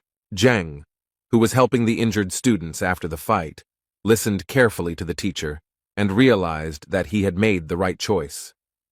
The girls were also stunned by Zhang's statement, because just recently they simply did not have the strength to get up, and now Zhang suggests fasting. Ju ridiculed Zhang's belief that he was trying to send such a clumsy student into battle to extort reparations from Ju for the pogrom. But Ju was curious, so he agreed and promised that if he lost, he would not only pay for the repairs, but also throw in 1,000 gold coins. Zhang rose to his feet and asked if he had heard, but Ju assured him that Zhang had heard correctly. In this case, Zhang told Yuan Tao that this was also a chance to make some money, so it was necessary to win. Zhang convinced the student that he would show him 3 simple steps that, if followed, would enable the student to win. Ju could hardly contain his laughter at the sight of Zhang's actions, who was about to give a lesson to his student right before the fight. Zhang called other students to whom he was going to tell about the tactics that would bring victory in the future. Yuan Tao was already beginning to doubt his own strength, and was he too hasty in his desire for revenge? Zhang encouraged his colleague and convinced him that the boy should trust Zhang. Yuan Tao was encouraged by the words of encouragement. He had been beaten before, so it would be okay if he was beaten again, especially since he was thick-skinned. Zhang, who had gathered his students around him, spoke about the winning technique, and all the students listened attentively to his every word. Zhang now decided to demonstrate the technique by standing in a stance and then suddenly throwing his left hand forward and spreading his fingers. The second step in Zhang's technique was to move the left leg to the right, thus creating a secure footing. And the last, third step is a right hand strike. The students were shocked by this move, because there was nothing special about it. Yuan Tao even asked Zhang if he had made a mistake since it was an extremely simple and low strike. Ju, who was watching this, also saw no point in teaching students such terrible blows, even in his presence. Zhang convinced his student that if he could repeat these simple steps correctly, he would easily win. Yuan Tao finally cast aside all doubts, stood up and walked towards Ju, preparing to teach him a lesson. Ju gave the boy one last chance to refuse the fight and run away as far as possible, because after the fight he would hardly be able to walk. Yuan refused, and Ju instantly rose like a hurricane to launch his lightning attack. Yuan was momentarily confused, but then he heard a voice speaking to him, and it was Zhang giving him hints through the qi connection. Zhang asked Tai to change the order of his hands and feet, and towards the end he struck with one finger 3 inches lower. Ju still didn't believe in Zhang's disciple's technique, so he easily dodged the first strike. Meanwhile, Yuan did everything according to Zhang's instructions, moving his right leg to the required position. Yuan was convinced that one must trust the teacher, and only in this case can one win. Ju, who was already celebrating his easy victory, instantly realized that Yuan had not yet landed a single blow. After all, the whole technique consisted of influencing a certain point, which Yuan skillfully used. Ju was racked with indescribable pain because Yuan had hit a vital point where the energy was coming from. Ju winced in pain and barely stayed on his feet, trying to say something to his opponent. Yuan approached Ju, looming over him, creating a threatening and uncomfortable atmosphere. Ju regained consciousness, covered in bruises and sores, and tried to understand how he had been dealt with so quickly. Zhang's other students also admired Yuan's abilities, who had suddenly become so strong. Zhang praised Yuan, but stressed that the blows should be softer, as they would not destroy Ju. Yuan, who was already in a heated mood, stopped at Zhang's request and stopped beating Ju. Ju lay on the ground with a swollen face and whined that he had been knocked down by such a simple blow. Yuan was outraged that Ju was devaluing simplicity, so he threatened to hit him again if he did not calm down. Zhang decided to stop the persistent student and said that Yuan should rest, and the rest should test their strength. Zhang invited Zhang Yang to try his hand while there was still a good opportunity to practice. Ju, who thought he would be released after this match, did not expect to become a punching bag. But Ju was convinced that since Zheng had failed to parry even one blow last time, victory would be easy. Ju was now ready to watch his opponent's strikes closely, but Zhang had only worked out the tactics for one fight. Zheng rushed into battle. Out of nowhere, he heard Zhang's voice giving him battle advice, so he realized it was Chi Ziquo. Ju did not believe that Zhang's disciple was serious, so the duel had to be easy. Therefore, when Zheng dared to strike, Ju forestalled him, as he was already familiar with such tactic.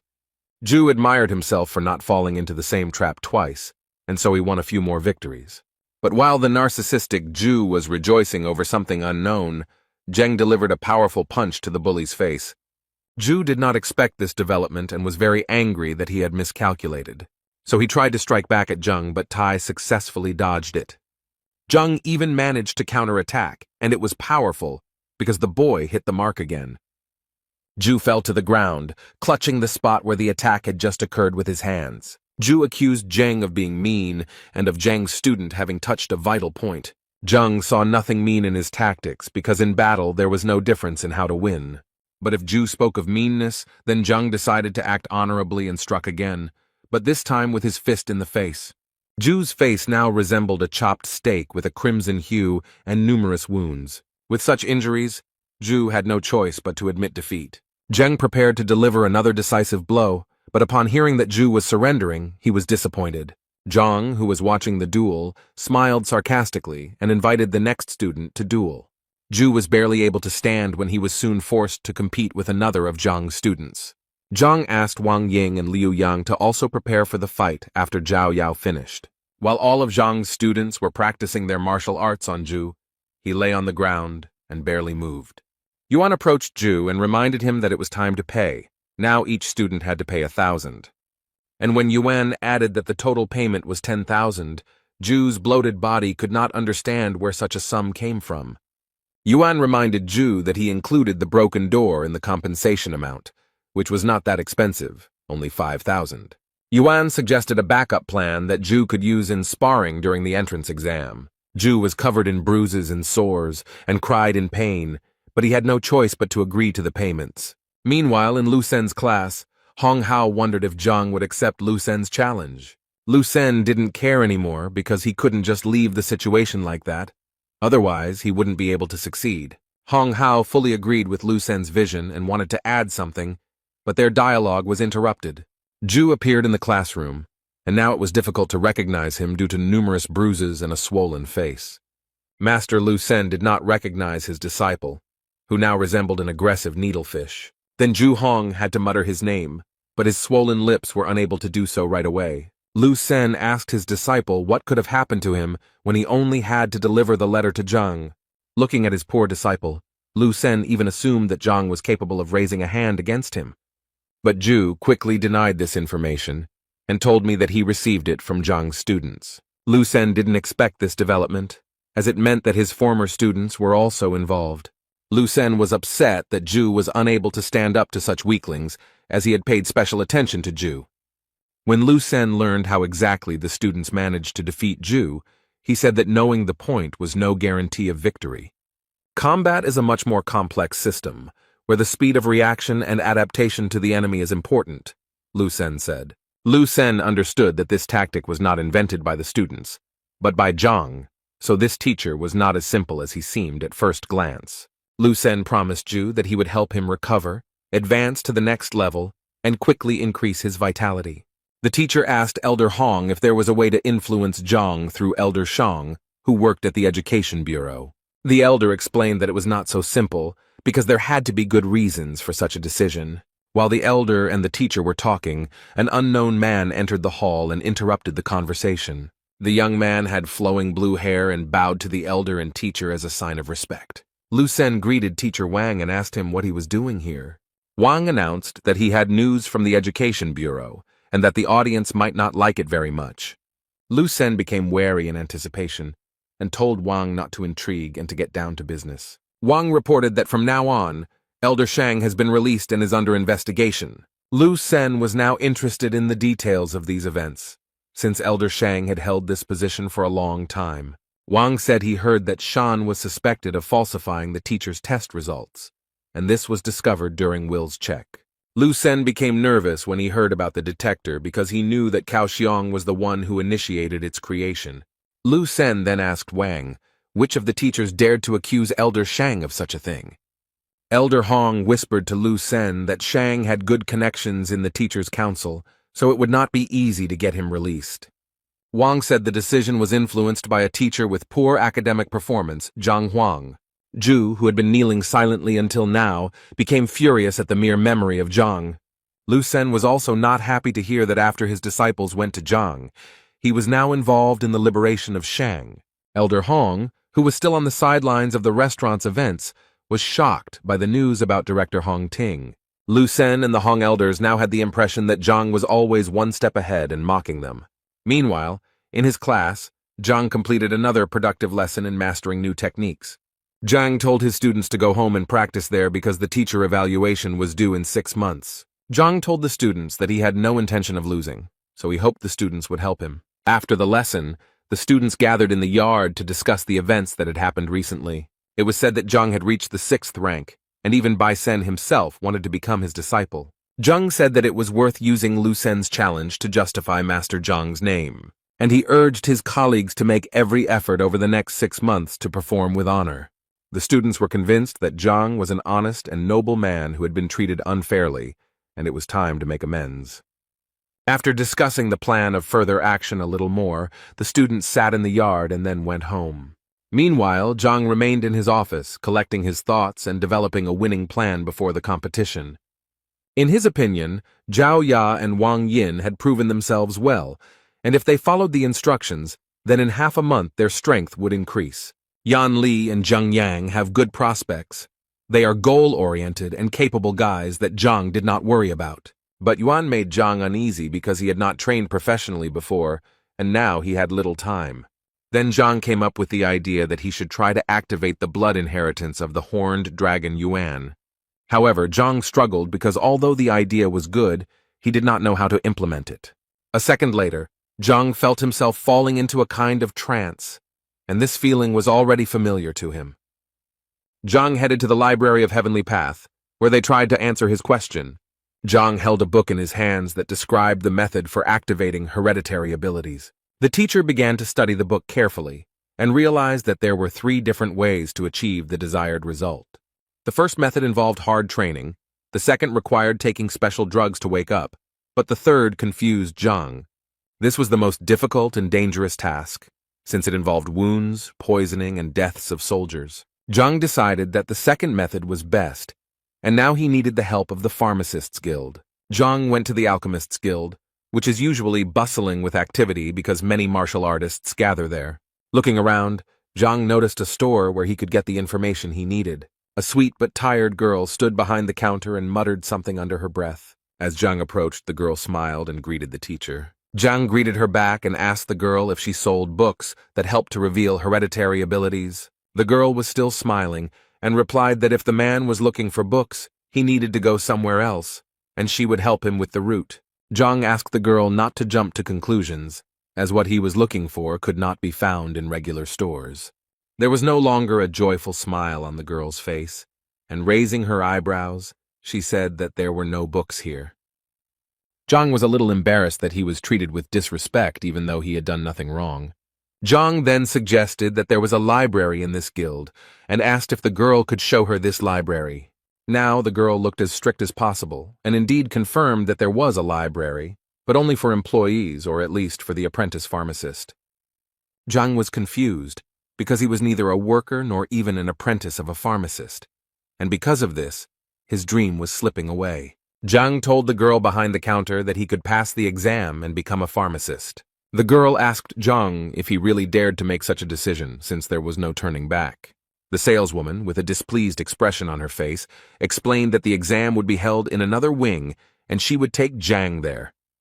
On the way, Zhang asked the girl about how the exam goes, what is tested on it, and how to prepare. The girl felt that Zhang was deliberately pretending to be a fool in order to make a good impression on the saleswoman. But she still explained to Zhang that the exam would test knowledge of the properties of more than 1,000 herbs, the history of alchemy, and the origins of the guild. The task seemed very simple to Zhang, so he was ready to start training right away. The girl was surprised that Zhang considered such a process to be very simple, because one must be able to monitor the results of the combination of herbs. So the girl felt like Zhang was just bragging to her, because even she, with her excellent memory, was confused. The girl led Zhang into the examination room, where a plump man named Li stood behind the counter. The girl introduced Li Zhang and spoke about her intentions to take the pharmacology exam. Li greeted Zhang Guo and told him that here he would find the necessary books to prepare for the exam. Li also said that registration costs 2,000 gold coins, which are returned if successful and remain in the guild if unsuccessful.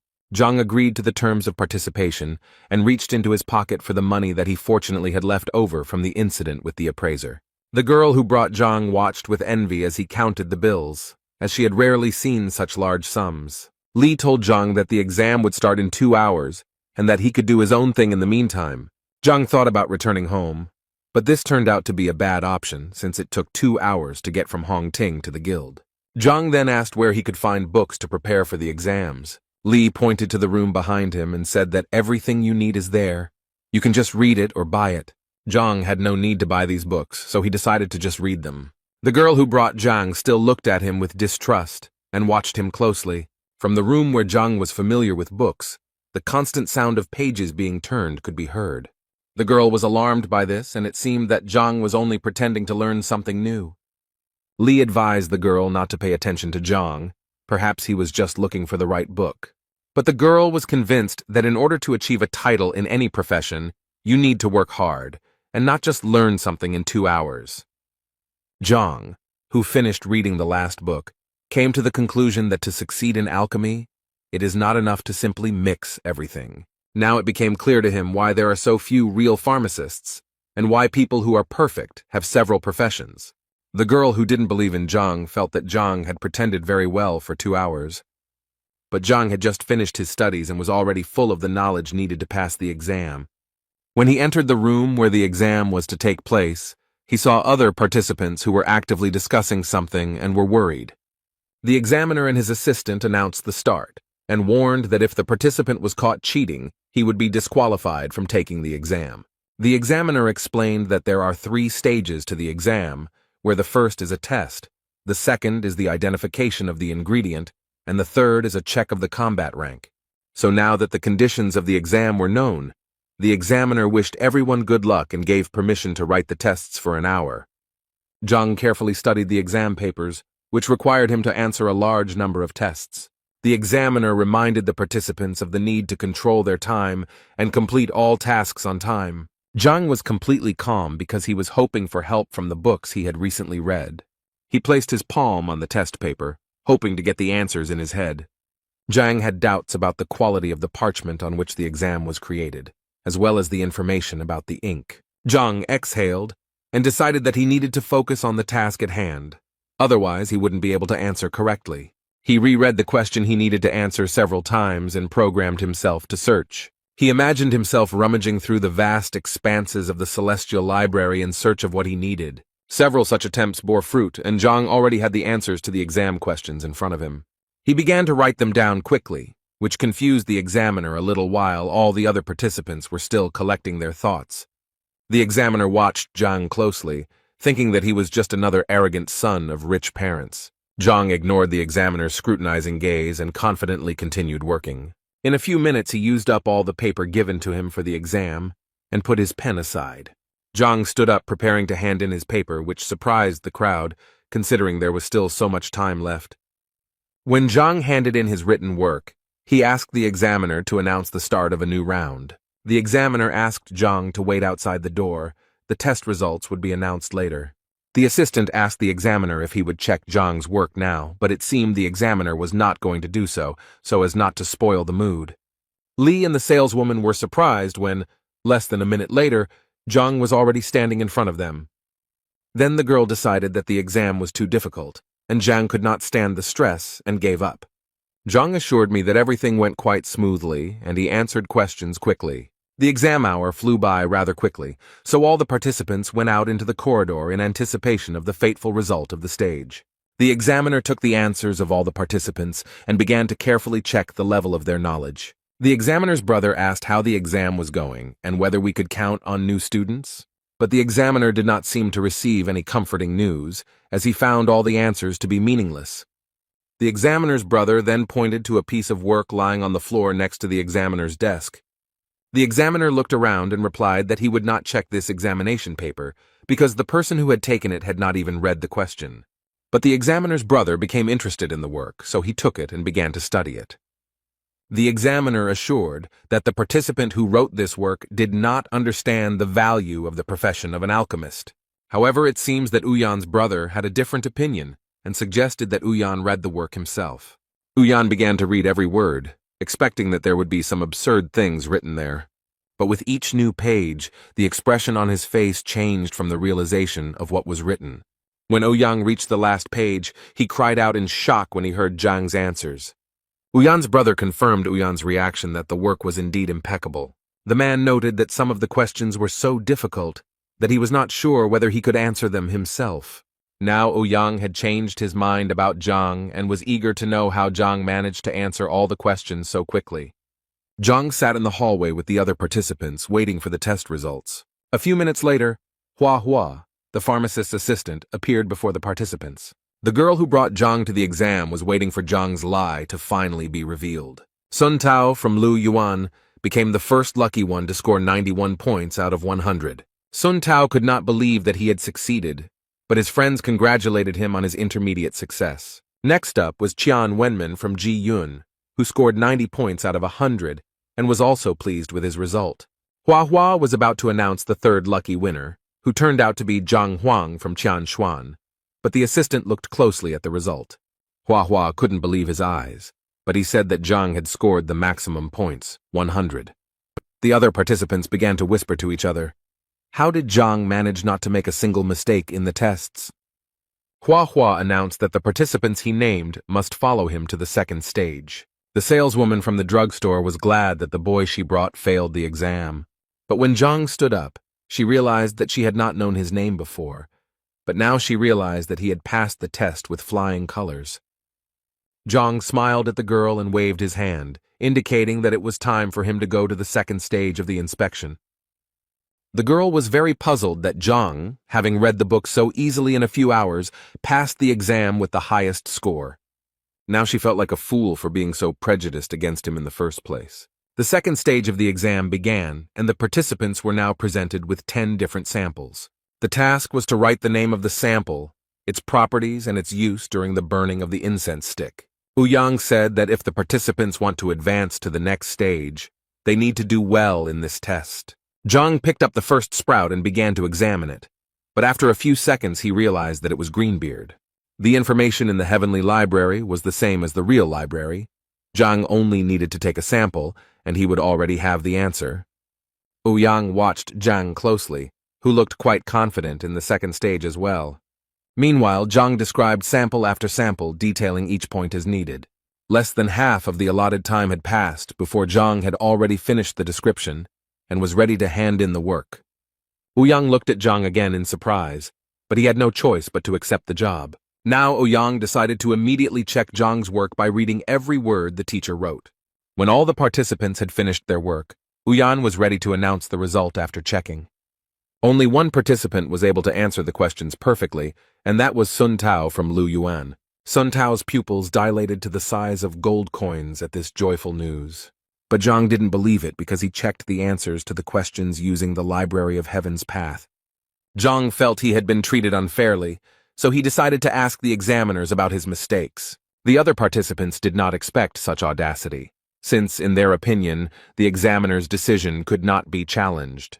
The examiners also did not expect such a development of events, and therefore looked at each other. Ouyang explained to Zhang that he had made a mistake by calling it dragon-scale grass instead of fish-scale grass, So they wanted Zhang to practice more so that he could pass the pharmacist exam next time. They believed that Zhang had potential, so he should not stop studying alchemy. Zhang walked over to the sample stand and took the one he needed to prove the examiners wrong. But Uyan insisted on his point of view and, as evidence, cited a description from a textbook in which these two plants were distinguished. Zhang demonstratively picked up a plant stem and assured the examiners that he could prove otherwise.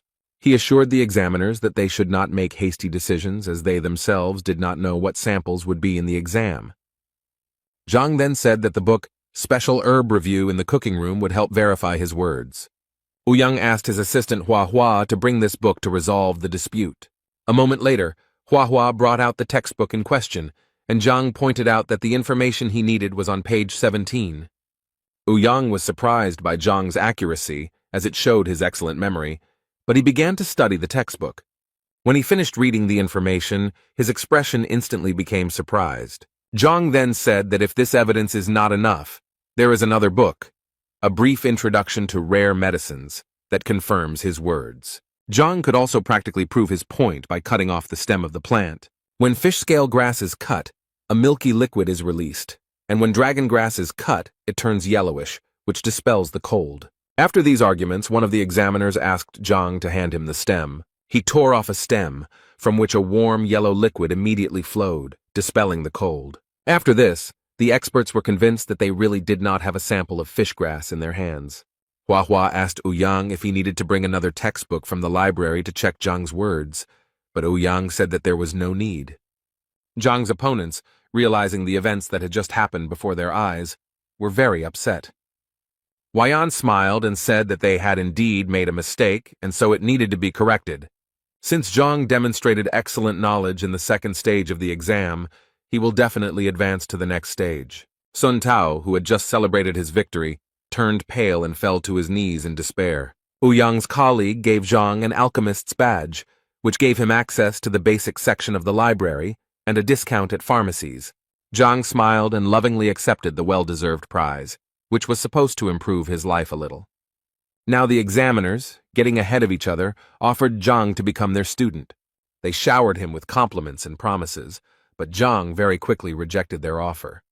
Ouyang explained that after such a difficult exam, Zhang really should have thought it over carefully. The colleague agreed, but stressed that Zhang should not put off such a proposal for long, so as not to harm the talent.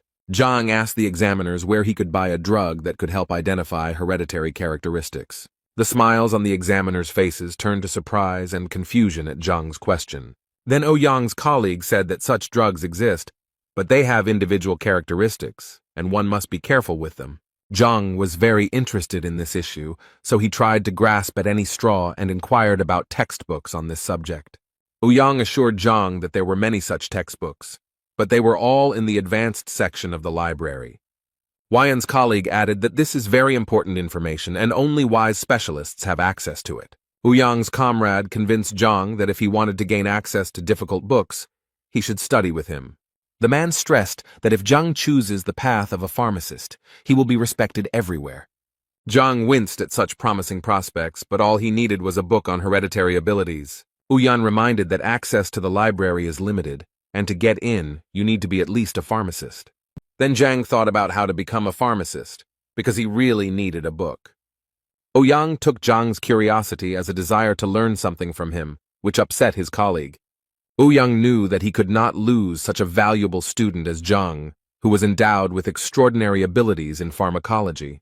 Ouyang began to explain that in order to become a great pharmacist, one must be able to distinguish and classify different plants. Colleague Ouyang added that only through hard work and time spent studying can one achieve great heights. Zhang thought out loud that in 6 months he would have to become a pharmacist and that other options did not suit him. With this statement, he stunned the examiners, who exchanged surprised glances. Ouyang laughed and said that Zhang should be spared since, despite his young age, he still managed to do well on the exam. Zhang sighed heavily and said that he was not ready to spend much time on studying, so he would look for another option. Ouyang tried to stop Zhang from making a rash move so that the wasted years of alchemy would not be erased. Zhang didn't know how to react to such statements, because it wasn't a matter of wasted years. His preparation took hours. So Zhang decided to say goodbye to the examiners as he had other urgent matters to attend to. Ouyang decided to stop Zhang by offering him another way to become a pharmacist. Ouyang began to talk about a method that suited Zhang, given his extraordinary memory, but his colleague stopped him. Ouyang gave his partner a look that meant he was confident in what he was saying. The partner was against it, as the method was too risky and had dire consequences in case of failure. But Ouyang insisted because it was the only way for Zhang to achieve what he wanted. A whole conflict was brewing between the examiners, but Ouyang was extremely persistent in his decision. Zhang was already a little seething from the verbal altercation between the two men, and he didn't like the intrigue they had created. Ouyang started by saying that there are two ways to become a pharmacist, the first being the traditional way, which takes a lot of time and effort. A colleague told me about the second method, and this method did not consist of preparing medicines, but of discussing them. Zhang scratched his temple, analyzing the information he had just heard, but he lacked the details to understand it. Ouyang then continued that the most respected profession was the grandmaster that everyone had heard of. The examiner said that the grandmaster is proficient in several crafts at the same time, but Ouyang stressed that becoming a grandmaster takes a lot of time and effort. Colleague Ouyang added that it is impossible to guide others to the true path without having significant status. That's why Ouyang decided to share a quick method called pill talk. Grandmasters don't have time to endlessly make pills, but they can demonstrate their knowledge during discussions. This skill is also not easy, because you need to be able to defend your knowledge from the attacks of 10 alchemy experts. Zhang thought about this proposal, since with the Library of Heaven's Path, this method was the best for him. They explained to Zhang that although the discussion method seemed simpler at first glance, they preferred long-term training. Zhang wondered why most people choose the long road when they have the option of shortening their studies. Ouyang explained that in no profession is there a path without practice, no matter how much time was spent on theory. Zhang considered his decision, but also thought that he would never know until he tried. Ouyang continued that since the invention of this technique, more than 1,000 brilliant people have tried their hand at it, and only 5 have succeeded. These statistics frightened and upset Zhang, because he was sure that everything was much simpler. Therefore, Ouyang once again emphasized the difference between theory and practice, and many generations have not used this method, and it is considered forgotten. Zhang thought positively. If people who tried failed, it didn't mean he couldn't do it too. So the teacher gathered his courage and declared his intention to take part in the pill discussion and become a pharmacist. He stunned the examiners with this answer because they didn't even have time to tell Zhang about the consequences. Zhang looked at the examiners with childish innocence, hoping that the consequences would not be too dire. Zhang was told that no one would judge his abilities lightly, especially experienced alchemists. According to the rules, a student who fails the discussion pays each alchemist about 100,000 gold. Zhang listened carefully to the fact that after paying, he would also be punished with divine strikes and a 10-year ban on taking exams. Therefore, the expert emphasized that it is precisely because of such cruel punishments that this method has remained unnoticed for many years. Therefore, Ouyang reminded Zhang that with his skills, it was better to choose the traditional path while minimizing the consequences. But Zhang was confident and decided for himself that he would take part in the discussion and was ready to prepare for it. With his desire and determination, Zhang stunned the examiners, from whom he had expected help in organizing. Zhang just smiled back and was completely calm, giving the impression that he was ready to move mountains. The examiner pointed out that Zhang had just become an assistant and had not even studied the program yet, but was already moving forward so confidently. Zhang simply wondered if he could get into the base section of the library to study the material. The examiners were even more surprised by Zhang's next move, since the library contains hundreds of thousands of books that cannot be read again. Zhang was still smiling and assured the teachers that he would be able to absorb such a volume of information. The examiners were even more shocked by this information, because they did not believe that such a thing was possible. Zhang stood his ground, arguing that he was capable of learning the material and that teachers just needed to organize everything. The examiners' arguments to convince Zhang were exhausted, and they simply accepted his decision. Then Ouyang promised that by tomorrow he would take over the organization and manage everything. Zhang thanked the examiners for their help, then said goodbye to them and prepared to leave. And then he suddenly came back and asked how he could get into the library, frightening the examiners. When Zhang finally left, The men began to discuss among themselves whether it was too risky to reveal the method during the discussion. But Ouyang emphasized Zhang's talent and special tenacity, which could help him. However, Ouyang's colleague did not believe that Zhang's persistence had any basis, and would he regret it?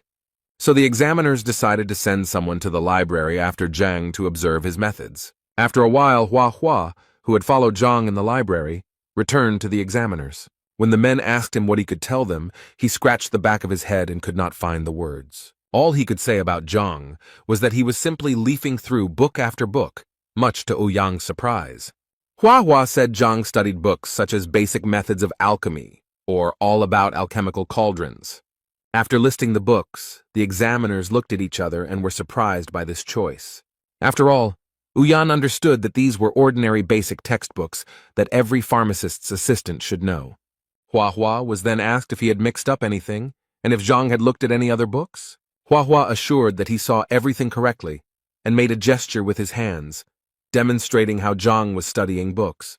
The examiners were unable to figure out exactly what Zhang's method was, as he simply skimmed through the textbooks. They then suggested that perhaps he was looking for a specific book in this way, studying it by its cover. Meanwhile, in the Hongting dormitory, Zhao Yao was sitting in her room, deep in thought. Her thoughts were interrupted by Uncle Yao, who came to say that he was leaving on business and that the girl would not be disturbed by unfriendly people. The girl became wary and wondered who her uncle was talking about, focusing on the unfriendly people. Then the girl realized that they were talking about teacher Zhang, whom the girl began to defend in front of her uncle. Yao was convinced that his niece had not yet experienced the world and did not see evil in the people around her. Then the girl took the wooden box and showed it to her uncle, who was very surprised by what he saw. Zhao Yao explained that Zhang gave her the sprout because he knew her health was not perfect and it could help the girl feel better. Uncle Yao couldn't understand where Zhang, given his status, got this sprout from.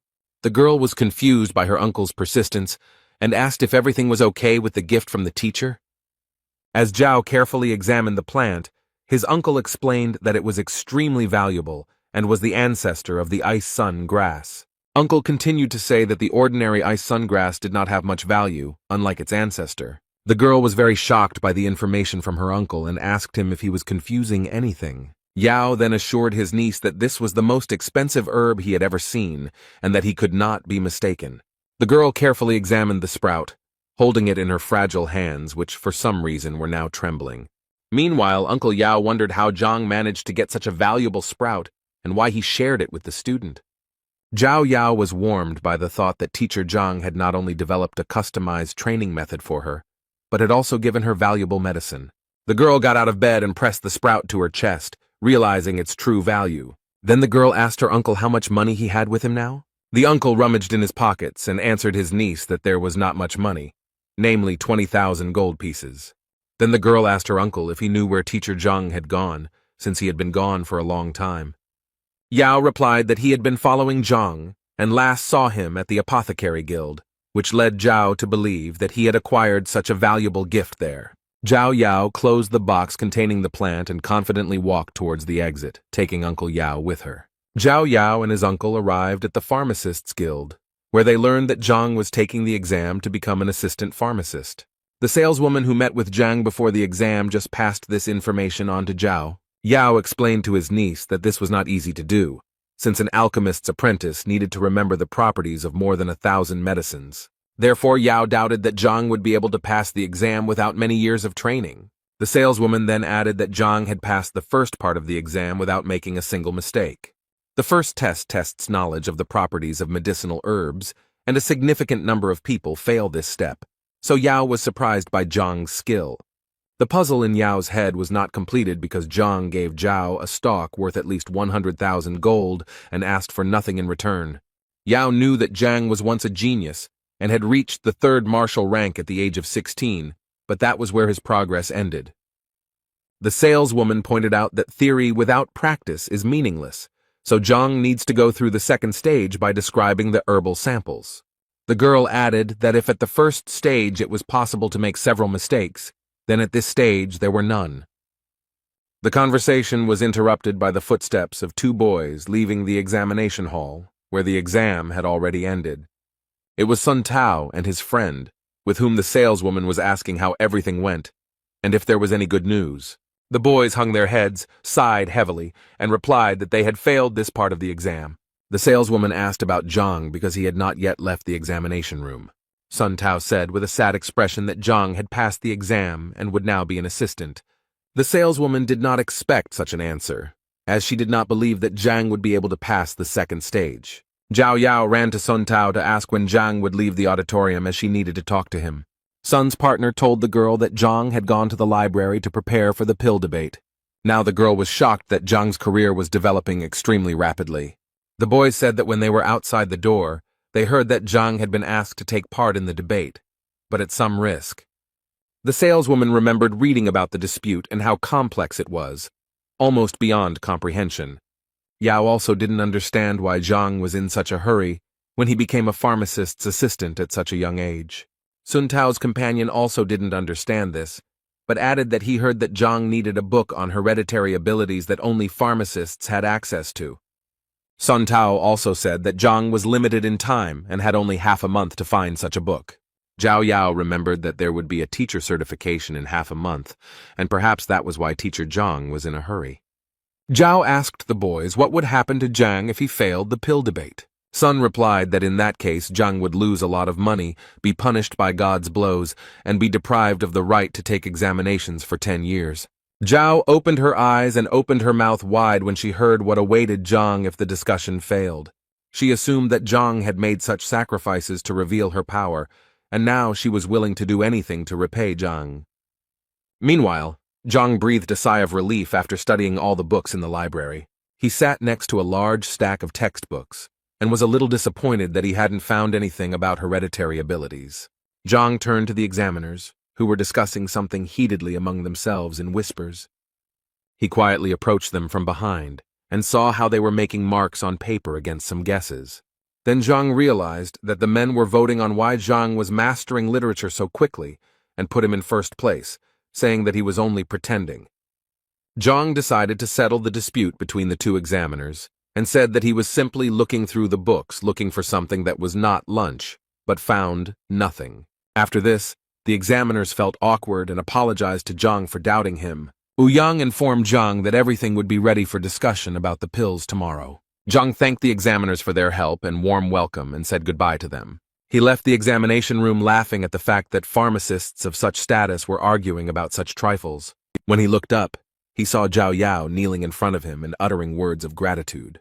Zhang approached the girl and asked her to stand up, not understanding why she was there and what he was thanking her for. He asked Zhao if she had drunk the tincture of the ice heart grass sprouts and if she felt better. Uncle Yao also knelt down and apologized to Zhang for doubting his skills. Zhang couldn't understand what was going on, because he had just passed the exam to become an assistant pharmacist. And why did he receive these honors?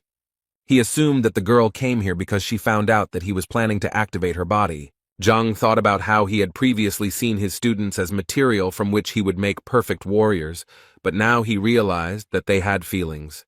He now felt a deep responsibility as a teacher for what he did for others, because it had an effect on him too. He approached Zhao, thanked her for her trust, and assured her that he was willing to do everything possible to develop his students. After these words, it was as if a new section of sacred knowledge in the library of the heavenly path had opened up for Zhang. Yao decided to thank Zhang and wanted to give the money for medicine for his niece, emphasizing that this was only a part because he had nothing else. Yao did not want Zhang to go bankrupt because of such generous gifts, but Zhang insisted on selflessness. However, Yao insisted that Zhang accept the money, as he had spent an insane amount of 100,000 gold. When Zhang heard how much the stock cost, he hesitated for a moment, because if he knew the true price, he would have resold the shoot. Yao seemed to sense Zhang's suspicions and wondered if the teacher knew about the preciousness of the gift before handing it to him. Zhang collected his thoughts and assured Yao that he respected his students very much, so the amount of expenses was not important to him. The saleswoman who brought Zhang to the guild watched the entire conversation and scolded herself for her biased attitude towards him. When Zhao Yao returned to the dormitory, his uncle decided to find out more about why Zhang had given this filming. The girl told her uncle that all this time the training was difficult for her. She could not release the yin energy, and sometimes it hurt. The uncle asked the girl why Zhang was such a capable teacher, but at the same time had a negative reputation. Zhao revealed that Zhang had passed Yang Li's will detector, where the truth about Zhang's reputation came out. Yao was shocked that Shang Bin dared to tarnish teacher Zhang's reputation. Yao clenched his fist in anger, convinced that Shang was a selfish man, and his grandfather was the same. Therefore, Zhao asked his uncle to show respect to teacher Zhang after the truth was revealed. The uncle laughed, and assured his niece that he would not step on the same rake twice.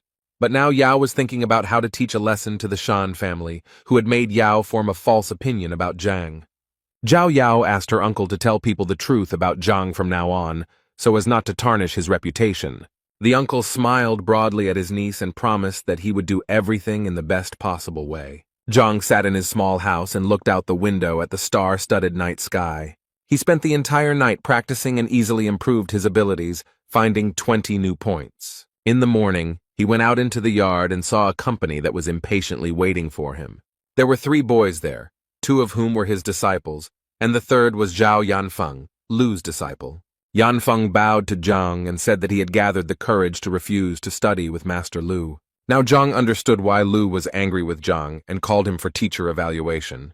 Zhang decided to leave Yanfeng to listen to the lecture that Zhang was going to give to his student. So when everyone had gathered, Zhang took the notebook with his work and began to tell the students the information. The students were delighted as Zhang explained completely new teaching methods and techniques. The lecture lasted quite a long time, almost until sunset, and when it finally ended, the tired but satisfied students went home. But Zhang had a test ahead of him, the debate that was about to begin. Zhang arrived at the guild where he heard a familiar female voice calling his name. It was the same saleswoman from the store who said that the masters had arrived for a conversation, but Zhang still had a chance to refuse. Zhang assured the girl that everything was fine and that he was determined, so he was ready to participate. The girl smiled back and made an inviting gesture to Zhang. As Zhang walked down the hallway, he reflected on the importance of this test, since the success of his students was at stake. When they finally arrived at the examination hall, Zhang saw Ouyang with a semicircular table and a large bronze cauldron standing behind him. Ouyang also decided that it was necessary to remind Zhang that it was not too late to withdraw from the discussion.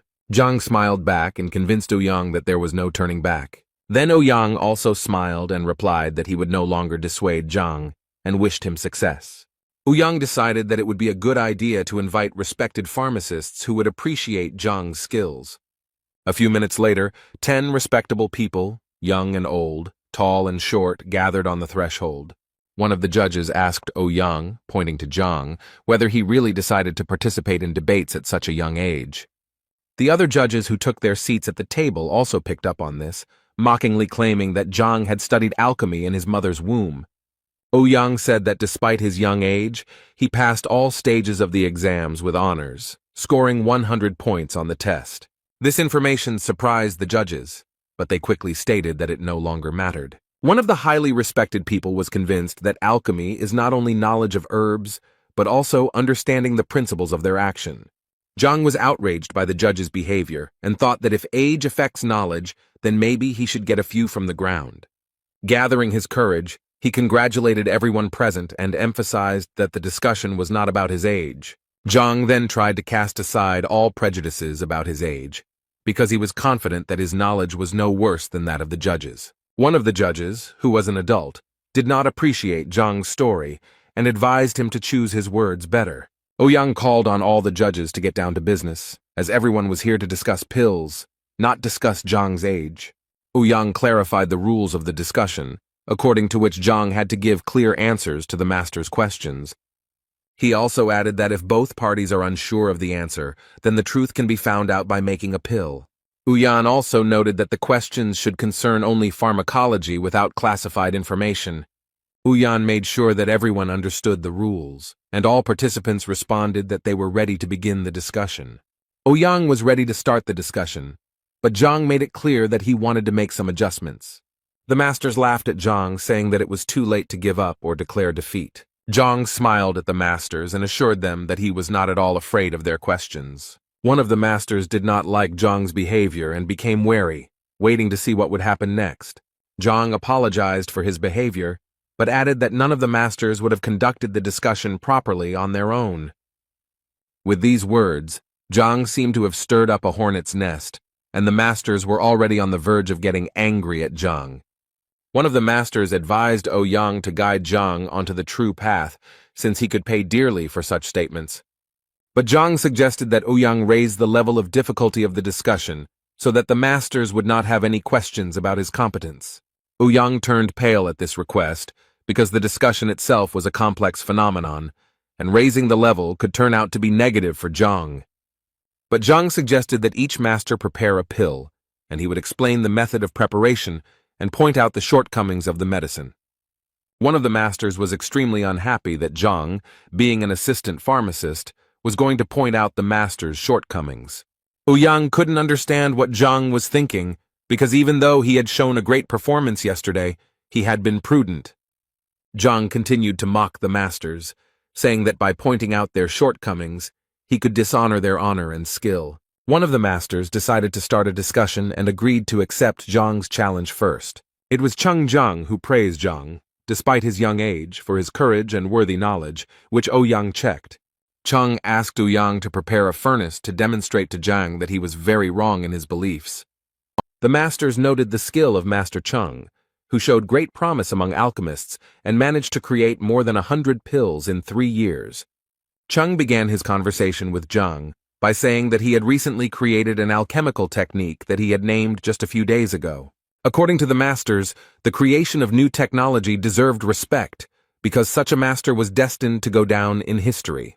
Now, Ouyang felt like Zhang had already failed the test, because the new method was completely different from the original, and it was impossible to point out the shortcomings. Zhang remained calm and confident as he waited for Master Zhang to demonstrate his technique. Master Zhang walked up to the stove, taking out everything he needed to demonstrate the authentic technique from his pocket. He put on the ring of storage, and with a few movements, 3 blue flower buds were summoned. Returning them to his hands, the master whispered some words, similar to a spell, after which he threw the flowers into the oven. Zhang felt a little confused as he could hardly make out anything due to the master's rapid movements. Zhang understood that he seemed strange to the masters, because even an experienced pharmacist sometimes did not notice the shortcomings. But Zhang knew that what was invisible to the naked eye was like an open book in his library. When Master Zhang finished cooking, several pills fell out of the cauldron through a special sieve. Zhang, pleased with himself, said that his work was complete and ready for Zhang's evaluation. Other masters watching the process admired Zhang, who managed to make a simple tablet in an unfamiliar but exquisite way. Zhang decided to convince Zhang that he needed to name 3 shortcomings, and then the master would admit defeat. Zhang smiled and assured Zhang that he was a full-fledged pharmacist with a high status and sense of honor. Zhang nodded in response and decided to begin his speech by naming the technique, which he dubbed 10,000 Flowing Rivers. The master began to get nervous, but he tried not to show Zhang his excitement and continued to listen to him. Zhang then continued, and noted that the master had created the calm breathing pill using 12 techniques. Zhang switched to the Qi connection, and now only Zhang heard Zhang reveal that the master had copied several techniques from Master Bai Ming and Ling Tamba. Zhang looked deeply into Zhang's eyes, realizing that he was right, which made it difficult for the master to control himself. Zhang put his hand on the master's shoulder and said in Qi's voice that he should specifically not say anything about the techniques in his voice, because it would embarrass Zhang. Zhang wondered if he should continue further, but the master knew that it was a defeat, so he allowed him not to continue. The other masters who watched this spectacle could not understand why such an experienced Zhang gave up so easily. The masters were amazed at how easily Zhang was able to guess the name of Zhang's new technique. Thus, the masters realized that Zhang was not as simple as he seemed at first glance. Zhang continued to smile and urged the masters not to waste their time, so he invited the next one. One of the masters loudly slammed his fist on the table and said that he would be next, and now Zhang would not have to do the transfusion. The master was unclear about what had happened to Zhang, but he could not allow the masters to continue to be humiliated. Meanwhile, Zhang sat clutching his head, lost in thought about how his reputation now rested on Zhang's silence.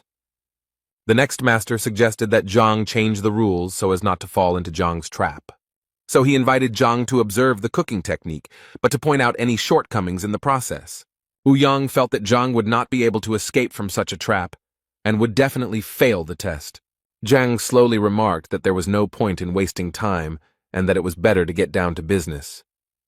The master began to get angry at Zhang's overconfidence, but he was still convinced that Zhang would fail. So the master concentrated all his internal energy, and then with a few movements created hundreds of tongues of flame around himself. Zhang, who had been closely observing Bai Ming, guessed that he was using the multiple mountain hands technique. The masters sitting at the table did not hide their admiration for the skill of Bai Ming, who created a pill for relieving pain at acupuncture points. Bai Ming took a deep breath and told Zhang that he could begin his part of the test. And now Bai Ming stood proudly and waited for Zhang to list all the shortcomings of this technique. Bai Ming believed that without Zhang's talent, he would not be able to obtain the approval he desired from him. Zhang showed complete calm and composure, and said that the master should mentally prepare himself for what Zhang would say. Zhang began by saying that this was actually the multiple mountain hands technique, in which the herbs were arranged in a certain order, like stones. But for Zhang, the shortcomings of this method were obvious, and therefore even if the pills were of good quality, it was impossible to achieve the ideal. When Zhang said that this technique was suitable for mass production by low-level pharmacists, the master's face twisted with rage. According to Zhang, this method is a dead end, and in this case the pharmacist will bury himself. Ouyang turned pale after hearing Zhang's words. After all, Bai Ming was not only a first-class pharmacist, but also one of the most influential people in the kingdom. Bai Ming was furious, but Zhang's words were meaningless to him until the technical shortcomings were mentioned. Zhang walked closer to the furnace and said that he would start the list of defects with the simplest one. Zhang asked the master if he knew anything about the equipment he used, since pharmacists must have the skills to use it. Zhang guessed that most likely all the kilns were roughly the same, so the master was not too worried about this issue. But Zhang, pointing to the cauldron, said that one technique is intended for one cauldron, and if this is not taken into account, the recipe will give different results. Zhang slapped his palm on the cauldron and indicated the exact parameters of the cauldron, even noting that there were scratches on it. Zhang continued that the cauldron was smelted under the supervision of a master in a quarry more than 7 years ago. After Zhang finished his speech, there was silence for a few seconds, and then the whispers of the masters could be heard. Ouyang was always amazed by the information Zhang gave, especially when he gave the exact parameters of the furnace. Now that Zhang had finished talking about the cauldron, he turned to the flames that the heavenly embers created. Zhang noted that ordinary coal, passing through the walls of the boiler, gives off only a third of its heat, while heavenly coal gives off almost half. Zhang smiled at the master and said that he had only reminded Bai Ming of the basics of alchemy. Bai Ming was seething with rage because if he had taken into account all the factors Zhang had listed, he would have had to prepare the pill for 3 days. Zhang moved away from the cauldron and approached Bai Ming to continue explaining the process. Zhang noted that 47 herbs are needed to make the pill, and some of them are incompatible with each other. And if you don't follow the process, the pill will lose its properties. And then Zhang gave the example of the heart herb, which is resistant to heat. In addition to the fact that it needs to be cooked over high heat, Zhang also noted that the master used the young stem, which contains all the properties. Therefore, Zhang said that it was necessary to change the order and add the split palm herbs slowly along the side of the pot. But according to Zhang, the properties of these 2 herbs compete, and to avoid this, the herbal collection scattered flowers should be added. Zhang continued listing herb after herb, causing the masters to be amazed as he spoke about each one in turn. The masters thought that Zhang knew absolutely everything that was needed to create the perfect pill. The little things Zhang pointed out caused some masters to admire them and understand why they were not improving. Bai Ming turned pale and froze, analyzing every word Zhang said about alchemy. He clutched his heart and thought that he had wasted all this time of precious herbs on useless pills. Bai Ming hated himself, fell to his knees, and started vomiting right in the middle of the hall. He sat and told himself that he saw no point in his career because he was a tumor on the body of alchemy. So, kneeling in front of Zhang, Bai Ming raised 3 fingers and vowed to never make pills again. With this statement, Bai Ming stunned all the masters present, who had never doubted his skill before. The masters could not understand how a pharmacist, who was simply told of the shortcomings, was ready to give up his life's work. Zhang continued to maintain his dignity, while the others were discussing him heatedly and casting sidelong glances at him. Now he was ready for a new challenge, but he decided to slow down and choose his words more carefully. One of the blue-haired masters cast a wary glance somewhere to the side. His attention was drawn to another master with blue eyes and thick gray eyebrows. It was Masters Meng Yan and Chen Dan who rose from their seats to challenge Zhang. Zheng was still recovering from the round, but the masters decided that Zhang would not be able to face two professionals at the same time.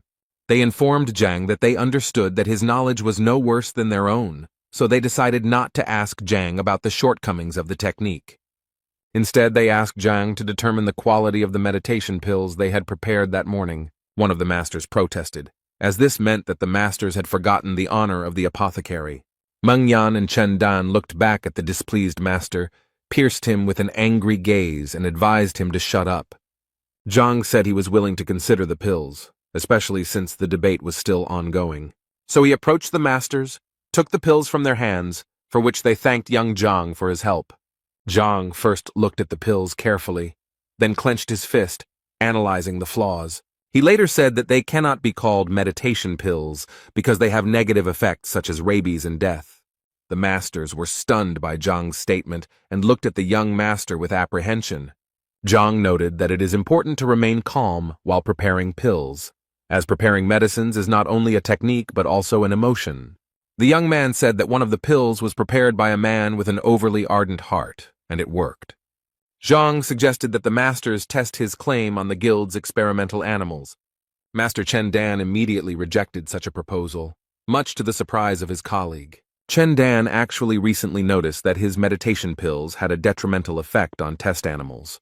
Chen Dan told Meng Yan that he had doubts deep down in his heart, so he didn't regret checking the pills. Meng Yan turned to Zhang and asked if he could tell him more about the pill. Zhang touched Yan's shoulder and pointed out that he had become very irritable recently due to some emotional distress. Zhang was glad that he had used his abilities well to collect data for the discussion, but he didn't even know that he would be able to extract skeletons from the examiner's closet. Zhang advised Meng Yan to face the problem head-on and draw appropriate conclusions, then everything would be fine. The masters were very polite to Zhang, thanked him for the information, and admitted defeat. Now it seemed to Yan that at some point the exam had ceased to be an exam. Now the masters admired Zhang and wanted to ask him the questions that had been troubling them for so long. This caused a verbal altercation between the masters, as they could not decide who would be first. It reminded Zhang of a kindergarten where such respected people had made a mess. But before, Zhang's job was to find flaws in the technique or ingredients, so there were no takers, unlike in those cases when Zhang could solve some problems. Some of the masters already regretted that they had called for a discussion earlier, because now they could ask questions to which they had no answers. But Yan hoped that he would still have the opportunity, as an examiner, to ask a few questions after the debate. A loud sound on the table made everyone present turn their gaze towards the one who did it. Master Lu stood up and reminded everyone present that the discussion was ongoing and that questions should be asked and not shy away. Master Liu looked at everyone coldly to make sure no one had any questions. Zhang knew that he was facing a serious opponent, because Master Liu was head and shoulders above all the masters. Everyone knew that Master Liu was famous for his ruthlessness, so they expected that Zhang would be unable to resist. The master approached Zhang and stopped in front of him, creating an atmosphere of pressure with just his tall stature. The question that bothered Master Liu was also related to the meditation pill. He agreed with Zhang about the need to have stable emotional energy to create a pill. The master created a certain intrigue with his silence before asking his question, and then there was no stopping him. He showered her with question after question, and all of them were connected with his daughter's unsuccessful love. When the questions were finally over, the master finished by asking Zhang if he needed to make a meditation pill. There was silence among the other masters at the table, because for a moment they did not know how to react to them. And then they seemed to explode one after another, reminding Lu that questions about his daughter were irrelevant to the discussion.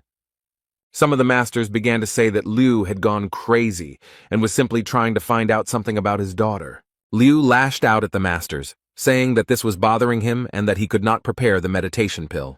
Zhang, who hoped that the conversation would be about alchemy, was very much mistaken, because the masters began to quarrel among themselves. When everyone finally calmed down, Yang, wiping the sweat from his face with a handkerchief, announced that a new one-star specialist had appeared in the guild. He took out a wooden box in the middle of which a golden alchemist's badge shone. Zhang took the badge in his hands and examined it carefully, listening to Ouyang's story about the benefits of this title. When Ouyang finished, Zhang asked if he could show her where the extended section of the library was. On the way to the library, Ouyang told Zhang that there were about 10 pharmacists in Tianshuan, and they only came to the library when absolutely necessary. Upon entering the library, Ouyang noticed that it was usually empty, so Zhang should not hesitate to take any book. The library was impressive in size, so Ouyang advised Zhang to seek help if the need arose. Ouyang wished Zhang a good time, congratulated him again on his new achievement, and said he would ask some questions later. Zhang was pleased with himself and happy that he finally had access to the library he needed. Although it took him several hours to find the right book, he still found the material he needed. Zhang managed to find information that long ago, King Shenling's daughter, Princess Shenchu, had a yin body, which she successfully activated with the purity-revealing pill. Zhang took this information into account, but decided to look for something else about the horned dragon blood. Zhang found what he was looking for, and learned that a single person could not release such energy for a long time until he used the blood of the giant rhinoceros. With the help of the Library of Heavenly Path, Zhang decided to test all the shortcomings of such methods. In the library, he was told that only 10% of the power could be activated with the purity pill and the blood of the giant rhinoceros. But for Zhang, it was better than nothing. And besides, he decided to combine these techniques, and now he just needs to find everything he needs. Zhang returned to Ouyang as he was sitting in his office, sorting through various documents.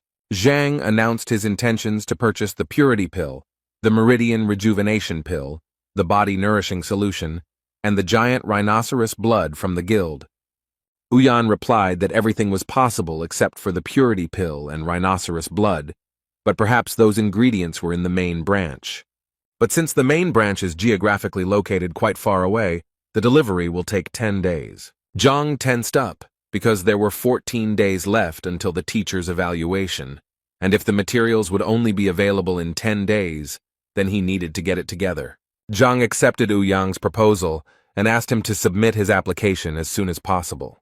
Zhang also asked how much he should expect to pay, and whether he should pay for the product now.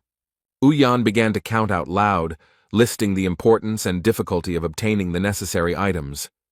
So, taking into account Zhang's new status, after completing the calculations, Ouyang announced the amount of 23 million. This price turned out to be beyond Zhang's means, because before this he considered himself rich after the incident with the appraiser.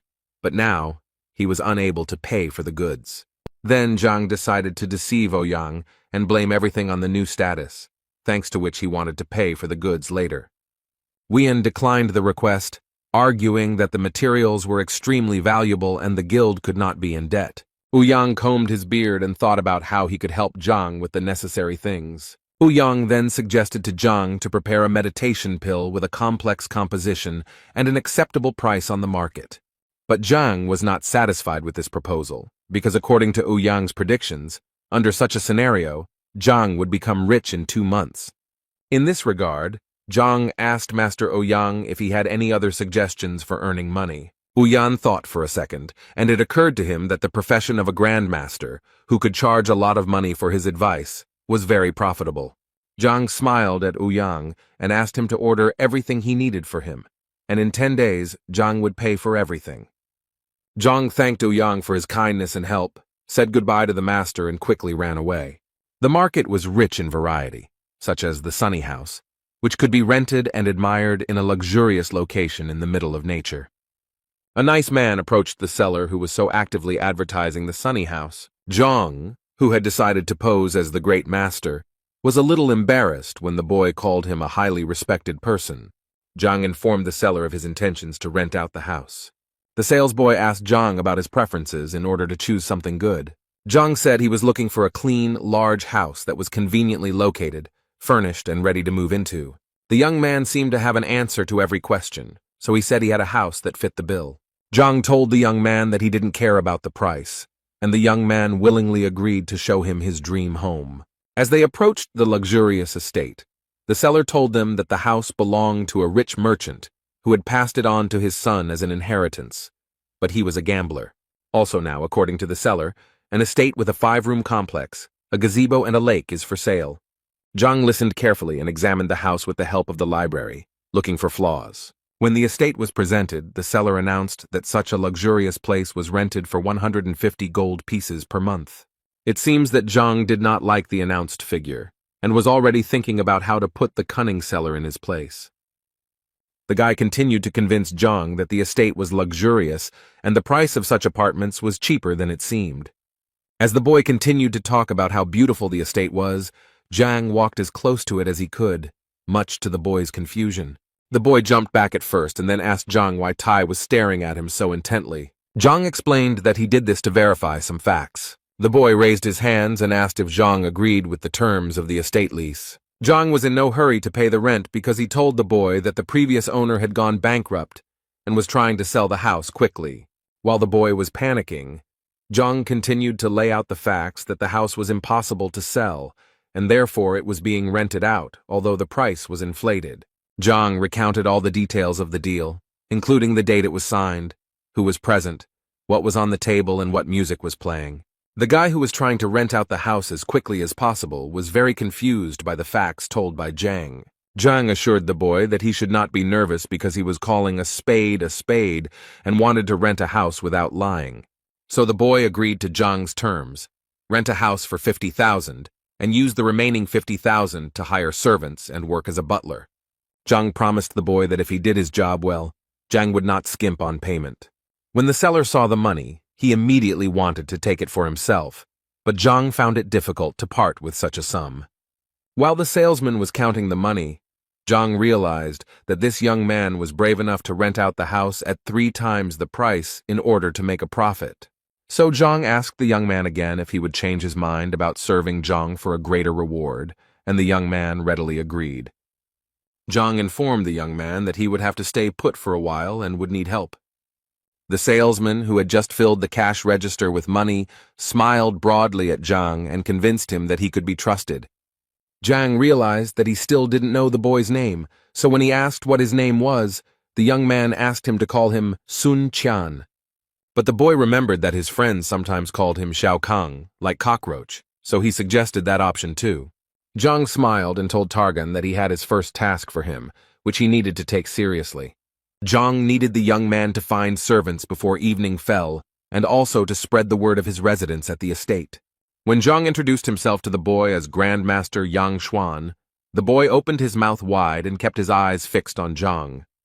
Zhang added that he was looking for a specific item in the area, so information about its location should be widely disseminated. Zhang also promised the boy to help him advance to level 4 for doing a good job. To the cockroach, Zhang seemed like a deity endowed with generosity and wealth. After bowing to Zhang several times, the boy stood up and assured his patron that everything would be done to the best of his ability. When the boy left, Zhang sighed, realizing how difficult it was for him to pretend to be a very decent person. Back at school, Zhang planned to take a rest, but a group of students were already waiting for him in front of the classroom. Zhang, who was holding a piece of paper in his hand, noticed Zhang and decided to approach him first. In Zhang's hands was a list of participants from Lucen for teacher evaluation, which the boy handed to Zhang. Zhang looked at the list carefully and realized that, to his surprise, Lucen had not sent his best disciples. According to Zhang, theoretically Lucen could send his strong disciples, and it would not be considered a violation. Zhang, when Zhang finished studying the list, reported that in the ranking the opponents were in approximately the same place, but in the battle the forces were unequal. This statement puzzled Zhang, and he expected a detailed explanation from his student. Zhang explained that Bai Chao, for example, had made more progress in technique, and his rank was higher. Then Zhang talked about Dulei, who has the advantage in precision and sharpness of strikes, although he is almost in the same position as Wang Yin.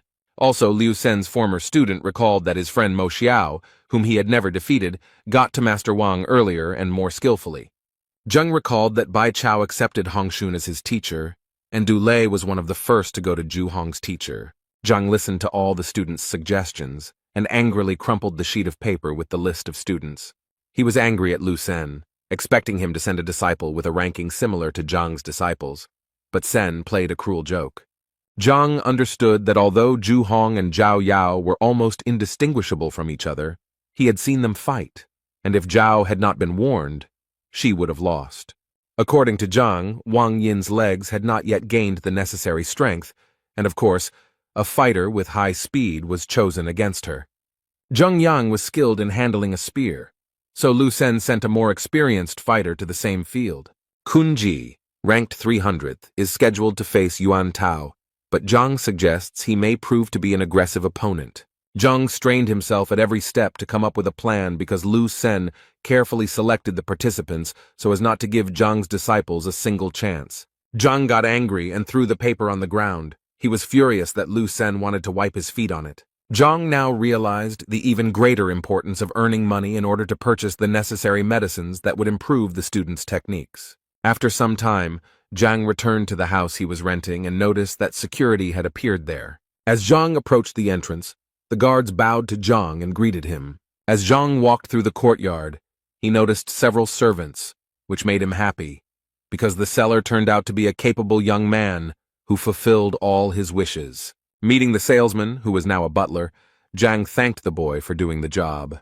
Cockroach informed Zhang that he had spread information about his location and was confident that word of mouth would work as expected. Zhang asked his butler to tell him how this information spread. The boy said that he had sold his shop and told everyone in the shopping district that he was now serving the great master. Zhang asked the boy if he still had the money he had given him, and the boy assured him that the people had agreed to serve voluntarily after hearing about the great master. Zhang liked it, but he was a little amused by the idea that people didn't check the information.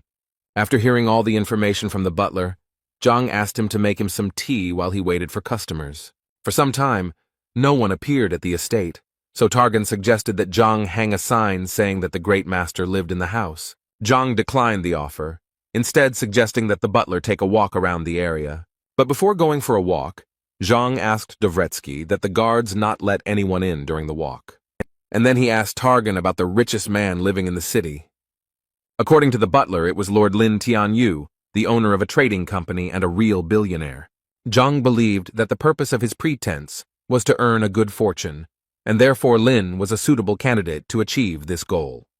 When Zhang asked the butler where the rich man lived, the boy said he would take him there. Walking through the noisy streets of the city, where everyone was bustling about looking for solutions to their problems, Zhang and the butler came to the Tianyu trading firm. The house was striking in its high cost, had several floors, and was finished with precious materials. Zhang and his butlers walked closer to the lord's estate, looking at the lions made of green southern jade at the entrance. Zhang thought that with $1 million gold in his hands he was incredibly rich, but compared to the wealth he saw, he felt like a beggar. The butler suggested that Zhang inform Lord Lin of his arrival, but Zhang refused. Zhang walked up to the lion and touched it with his hand, so to speak, to study the area. When Zhang finished his assessment, he invited the butler to sit somewhere while he asked Zhang why they didn't go to the lord. The cockroach immediately stated that he did not object to Zhang's orders, but Zhang told the butler to express his opinion freely. The butler was surprised because Zhang was a famous great master to him, and therefore the lord could not refuse the meeting. Zhang agreed that he would not be refused a meeting, but he wanted to force the lord to come on his own. According to the butler, this sounded like something impossible because the lord is a very respectful and caring person. The butler told Zhang that the lord had built a large trading network on his own, and some princes and ministers were unable to meet with him. Zhang calmly sipped his tea and said that he would prove that the lord himself would come to him. But in order to carry out such a plan, the butler must do everything Zhang says without objection. The boy agreed, and Zhang asked him to cut off the head of the precious stone lion. The butler was shocked to hear Zhang's wish and almost fainted. He knelt down in front of Zhang and began to say that each lion was worth millions, and for such a prank, the boy would have his head torn off. Zhang looked at the boy with a stern and cold gaze, reflecting the boy's distrust. The boy didn't know what to do, but Zhang convinced him that if he broke the lion's head, he would protect the boy. The boy sat on his knees for a few more seconds, then gathered his strength and fulfilled Zhang's request. The cockroach took a sledgehammer lying near the construction site and approached the lion, daring to take a bold step. Swinging with all his might, the boy delivered a powerful blow that knocked off the stone lion's head. Passers-by noticed something was wrong and began to discuss what happened to the boy. A group of 5 guys with red armbands decided to stop the riots. They ran up to the butler, who looked extremely frightened and confused. They threw the butler Zhanov to the ground and began to beat him severely with their feet. Zhang did not expect such a quick reaction, as he assumed that they would first go and complain to the Lord. So while the boy was being kicked, Zhang decided to stay away so as not to get hurt himself. Hearing the noise, Lord Lin went out into the courtyard to see what was going on. One of the boys told the Lord that he was patrolling the street with his friends and noticed a boy who had injured a precious lion. The Lord leaned towards the beaten boy, recognizing him as Sun Qian, and began to wonder why the boy did such a thing. Covered in bruises and with a black eye, the boy could barely speak, but still said that such were the orders of his patron. Zhang sat with his back to the Lord and the others, but he felt the Lord's piercing gaze on him. The Lord ordered the boy to stand up and walked over to Zhang, who was still sitting motionless. When the Lord approached Zhang, the first thing he was interested in was why he gave the order to crush the lion. The Lord knew nothing about Zhang, so in order to get to know him better, Zhang offered to sit next to him. The Lord listened to Zhang's proposal, but was still puzzled as to why he had crushed the lion. Zhang was in no hurry to explain his predicament and calmly sipped his aromatic herbal tea. The Lord insisted that Zhang give a rational explanation for his impulsive actions. The butler approached Zhang and informed him that in front of him was Lord Lin himself, who was a businessman. Zhang sat silently for a while, then smiled at the Lord and asked about his family. The Lord became angry at this question, and even broke the corner of the wooden table with force. The butler, who was ordered to crush the stone lion, did not understand why Zhang calmly asked about the Lord's family. The Lord became angry and did not want to answer Zhang's question, holding the table fragment in his hands. But Zhang insisted on his own, so after praying to the Lord, he repeated his question about the family. The Lord angrily replied that Zhang should not worry about his family's condition, because it was none of his business. After taking a sip of tea, Zhang said that he had an obligation to help God save his relative's life. The Lord still looked confused, while Zhang calmly put the cup of tea on the table and began to talk about southern jade. He talked about how this jade has a noble effect on a person, but the southern red jade, which absorbs life energy, is a different matter. After adding a few more negative facts about red jade, Zhang stood up and asked the butler to leave the stage. As Zhang stood up and was about to leave, the Lord stopped him to explain in more detail what he meant. The Lord was especially interested in information about the southern red jade, which could have caused Yu Ju's illness. Zhang stopped, and with his back to the Lord, said that his wife was just an ordinary second-rank person. Now the Lord was even more puzzled by the fact that Zhang knew about his wife's rank and occupation. Zhang reported that red jade was able to absorb qi energy, and the second-rank power was unable to resist it, causing his wife's condition to worsen. So Zhang, passing by, saw the stone and decided to prevent the disaster by breaking the stone. Zhang said he was in a hurry, so given the connections the Lord had, it wouldn't be difficult to find Zhang when needed. The street guard asked Lord if Zhang should be stopped, but he said no. Instead, he asked the young guard to immediately call appraiser Chen Yuan to the estate. The assessor arrived at the scene as soon as possible and asked what the urgency was. The Lord pointed to the fallen head of the lion and asked the appraiser what material the statue was made of. The appraiser sighed heavily and replied that he had appraised the monument a long time ago, but he clearly remembered what he had said. But when he looked closely at Leo's head, he was frightened by the realization of new information. The Lord commanded the appraiser not to intrigue and to tell the whole truth about the material from which the lion was made.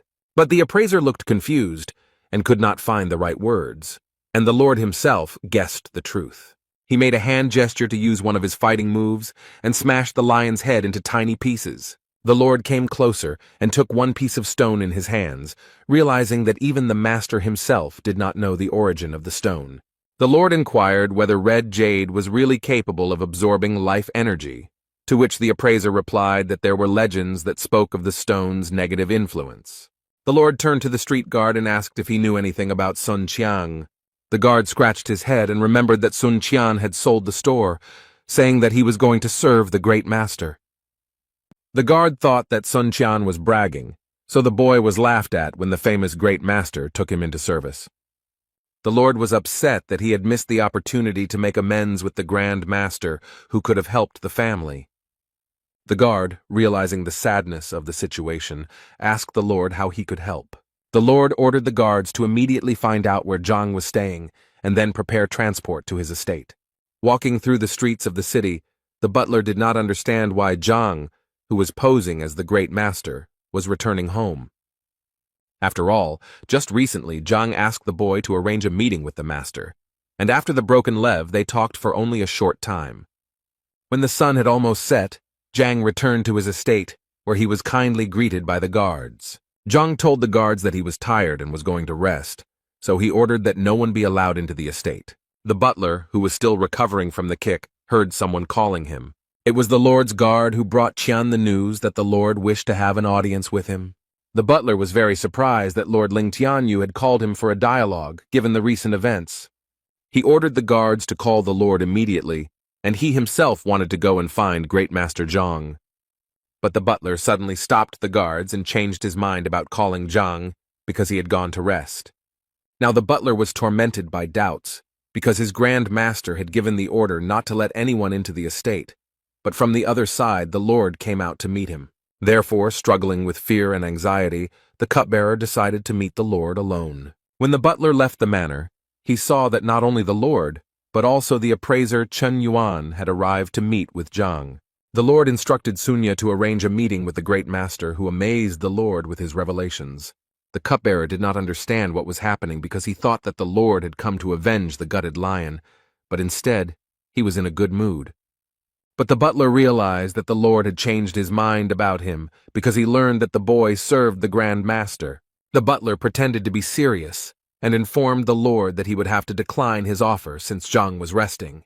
The Lord was surprised by this statement because he started looking for Zhang as soon as he left and was there within 5 minutes. Now the Lord felt that he had angered Zhang, but he did not want to miss the chance to talk to someone who could heal his wife. The Lord took out a bottle of medicine from his pocket, which was supposed to help the butler quickly regain his strength. And then the respectable man took out a wad of money and asked to convey the news of his arrival to Zhang. The butler saw in front of him a full bottle of panacea worth tens of thousands and a stack of money worth 5,000.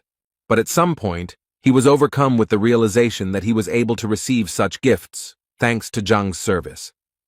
So the butler again assumed a serious expression, and clearing his throat, informed the Lord that he could not influence the situation in any way, and advised him to come tomorrow. The Lord, who seemed to have never been turned down before because of his status, was surprised by the butler's statement.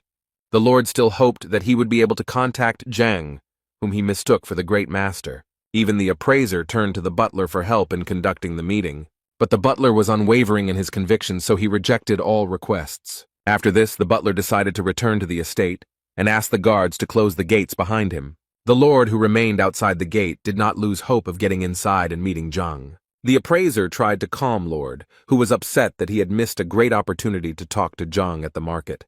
Together with the appraiser, they did not have a proper plan of action to resolve this unpleasant situation. The Lord dared to take a decisive step, and therefore informed the appraiser that he would wait as long as necessary, even all night. Meanwhile, the butler, who was on the other side of the gate, leaned against it, feeling his heart pounding and his legs shaking. He couldn't believe that he had managed to refuse the request of the richest man in Tianshuan City. He hurried to inform Zhang of the master's arrival, and was glad that he had left his post, and decided to become a butler. When the butler came to Zhang with the news, he calmly sipped the fragrant tea. The butler revealed that the Lord wanted an audience with Zhang, but Sun followed Zhang's orders and did not let the Lord in. Zhang, continuing to sip his tea, praised his butler for a job well done. Zhang was so calm because he understood that red jade was not capable of causing serious damage in a short period of time. After finishing his tea, Zhang asked the butler to tell the Lord that if he refused to wait, he might not return, and Zhang himself went to train and rest. In the morning, Zhang slowly walked out into the courtyard, enjoying the wonderful sunny weather, where his butler was already waiting for him. The butler immediately informed Zhang that the Lord had been waiting all night for a meeting at the estate gate. This news did not surprise Zhang at all. On the contrary, he felt an inner uplift from the realization that he would soon become rich. So Zhang asked the butler to prepare him a delicious breakfast, after which he would meet the Lord. The butler found Zhang's behavior extremely strange, because the owner of almost the entire market in the city had waited all night, and Zhang decided to have breakfast first. While the Lord was talking about various important things with the appraiser, a man passed by and noticed the Lord. A man with his hair tied in a bun and wearing a yellow kimono asked his servants, "Who is the Lord waiting for?" The man was also interested in the name of the owner of the luxurious estate, which had been empty until recently. One of the servants told the man that Lord Lin had been waiting at the gate all night, and it seemed that it was not enough. The man was surprised. What kind of madman made the venerable Lord wait all night and still makes him wait? According to the man, although the Lord was just a merchant, he had influential connections and made annual donations to the treasury, and this deserves respect. One of the unknown man's servants noticed that the gates of the estate were opening and someone was coming out. The man and the servants recognized Sun Qian, but now it was a mystery what Sun was doing in the manor. Sun Qian came out to the Lord with good news and said that his master was ready to speak with the Lord. Even though the Lord had waited all night, he looked quite cheerful and smiled back at Sun Qian. The gentleman took out a wad of money from his pocket and handed it to Sun Qian as a token of heartfelt gratitude. A man passing by opened his mouth when he saw what was happening, because he couldn't understand what the Lord was paying Sun Qian for. Finally meeting Zhang, the Lord sincerely apologized for his behavior and for not appreciating his good intentions. Zhang, sitting on a luxurious wooden chair, assured the Lord that there was no need to apologize because Zhang did not hold a grudge. But Zhang still asked the Lord if he understood why he had to wait all night outside the gate. The Lord thought that this was due to a misunderstanding that occurred in the market. But upon hearing that Zhang did not harbor any grudges, the Lord became confused. Zhang took a cup of tea, the aroma of which spread throughout the estate, and said that the Lord's night outside the gate was for good intentions. The butler standing nearby did not understand how a night spent in the cold and without sleep could be a blessing. Zhang realized that the Lord had come to him because the Lord's wife was seriously ill, and in Lord Zhang's opinion, Zhang could help. In order to help the Lord's wife, Zhang needed her to come to the manor, but the Lord was in contact with Red Jade, and he could cause harm. Therefore, Zhang explained that during the night, while he was waiting for the meeting, Red Jade's aura dissipated. The Lord realized how stupid and blind he had been to have so misinterpreted the intentions of the good Lord that Zhang pretended to be. The butler now also realized how reasonable Zhang's actions were, because he really did not hold a grudge against the Lord, but acted only in his interests. The Lord knelt before Zhang, bowed deeply, and thanked him for his extraordinary kindness. Zhang said that the Lord needed to bring his wife to the estate so that Zhang, as the great master, could heal her. Zhang advised the Lord to hurry so as not to waste precious time, which was so far away from the Lord's wife. And while the Lord was walking after his wife, Zhang offered the butler to help him raise his combat rank. Butler was confused and claimed that since he was injured after the events at the market, he was not in the best shape. Zhang calmed the butler down and said that the boy could not advance to the next level because there was no impure qi circulating in his body. The boy listened carefully to Zhang, who said that such power could only strengthen the body, but the spiritual energy remained the same. Therefore, in order to move to the next level, it was necessary to fill each organ with pure qi, and after yesterday's battle, the qi passages were loosened and the established energy began its journey again. The butler was shocked to realize that the fight at the market yesterday was a calculated move by Zhang. Zhang was glad that the boy had figured it out quickly and asked him if Lord Lin had given him the medicine yesterday. The boy felt ashamed that Zhang cared so much about him, and he accepted gifts from others. Zhang seemed to sense the boy's sadness and said that he should not be ashamed because he was doing his job well. So Zhang asked the boy to drink the medicine and demonstrate the punch, but the boy was worried that the training would take too long and Lord Lin would have to wait a long time. Zhang assured the boy that the training would not take much time and would last a maximum of 5 minutes. Therefore, Zhang hurried the boy before he changed his mind. Otherwise, he would miss a great opportunity to improve his rank. The boy was a little fussy but still agreed to the generous offer of the highly respected Grandmaster. Zhang said that the boy needed to sit on the floor, take the medicine from the Lord, and release the maximum amount of qi energy, and Zhang promised to take care of the rest. As the boy followed the instructions, Zhang reasoned that with the help of the library, he would be able to clear the boy's points, and then he would make significant progress. Zhang took out a silver needle from his pocket and pointed its sharp end at the top of the butler's head, who was in full concentration. The boy felt a huge warmth that filled every organ, and all this happened extremely quickly, as if one moment had passed. Blue streams of chi energy were visible to the naked eye around the boy, and he himself felt that he was moving to another stage. The boy could not believe that he had finally overcome the obstacle, which seemed like an immeasurable barrier that he had managed to jump over. The butler immediately ran to Zhang, bowing to him countless times for helping him gain new strength.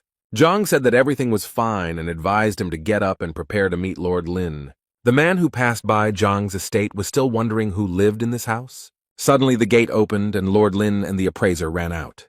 For the man in the street, the mystery was now even greater, because he did not understand why Lord Lin was fussing so much. He gave his servants a cage covered with a white cloth and intended to find out who lived in the estate. As soon as the lord went to his wife, a butler emerged from the courtyard of the estate, who could not be pleased with his new title. He noticed a man walking near the Zhang estate and recognized him as Du Yuan, so he decided to ask him what he was looking for. Du Yuan said that he was just passing by and wondered why Song Qian was not at the market. With a smile on his face, Sun Qian announced that he was now a butler in the service of the glorious master. Du Yuan was very surprised by this statement, so he immediately asked Song Qian who exactly he served. Sun Qian proudly declared that he was in the service of the generous and prudent Grand Master Yang Xuan. Yuan was shocked by this statement, but now everything fell into place for him, and now he was looking forward to meeting the great master himself. Yuan was surprised that he didn't know anything about Yang Xuan, so he asked Sun Qian as much as he could, including how long the great master planned to stay here. Sun Qian pretended that his master did not like too much attention, so he briefly answered all of Yuan's questions but advised him to keep his mouth shut. While the boys were talking, the sound of horses' hooves announced that the lord had returned with his sick wife. The cupbearer approached the lord and informed him that everything was ready to examine his wife and help her to be healed. While the lord's servants carried the feeble woman on a stretcher, Yuan carefully watched the events unfold. But he couldn't understand why Lord Lin felt so delighted and so sad about his wife when all the other doctors had given up on her. When the lord entered the estate, his wife was laid before Zhang, who listened to the lord's pleas for help. As Zhang approached the unfortunate woman, he noticed that the situation was much worse than he had imagined, as the woman already had one foot in the other world. Zhang thought deeply, as he expected that once he crushed the lion, a book that could cure such an ailment would immediately appear in the library. But this did not happen. But the lord did not allow Zhang to collect his thoughts, because every second he asked Zhang if he would help. Zhang, who had boasted of his abilities before, could not afford to lose face, so he said that he needed to conduct a thorough check. As he walked from one end to the other, Zhang thought about how to avoid tarnishing his reputation and losing everything he had achieved. And then it suddenly dawned on him, and he even exclaimed out loud, which surprised Lord Lin. He leaned over to the woman and asked the lord to help him touch her, a woman who was poor and exhausted by illness.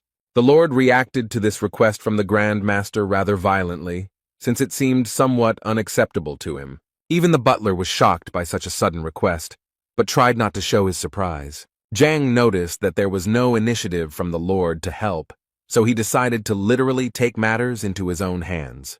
The lord was already clearly angry that the Grand Master wanted to commit such atrocities against his unconscious wife without his consent.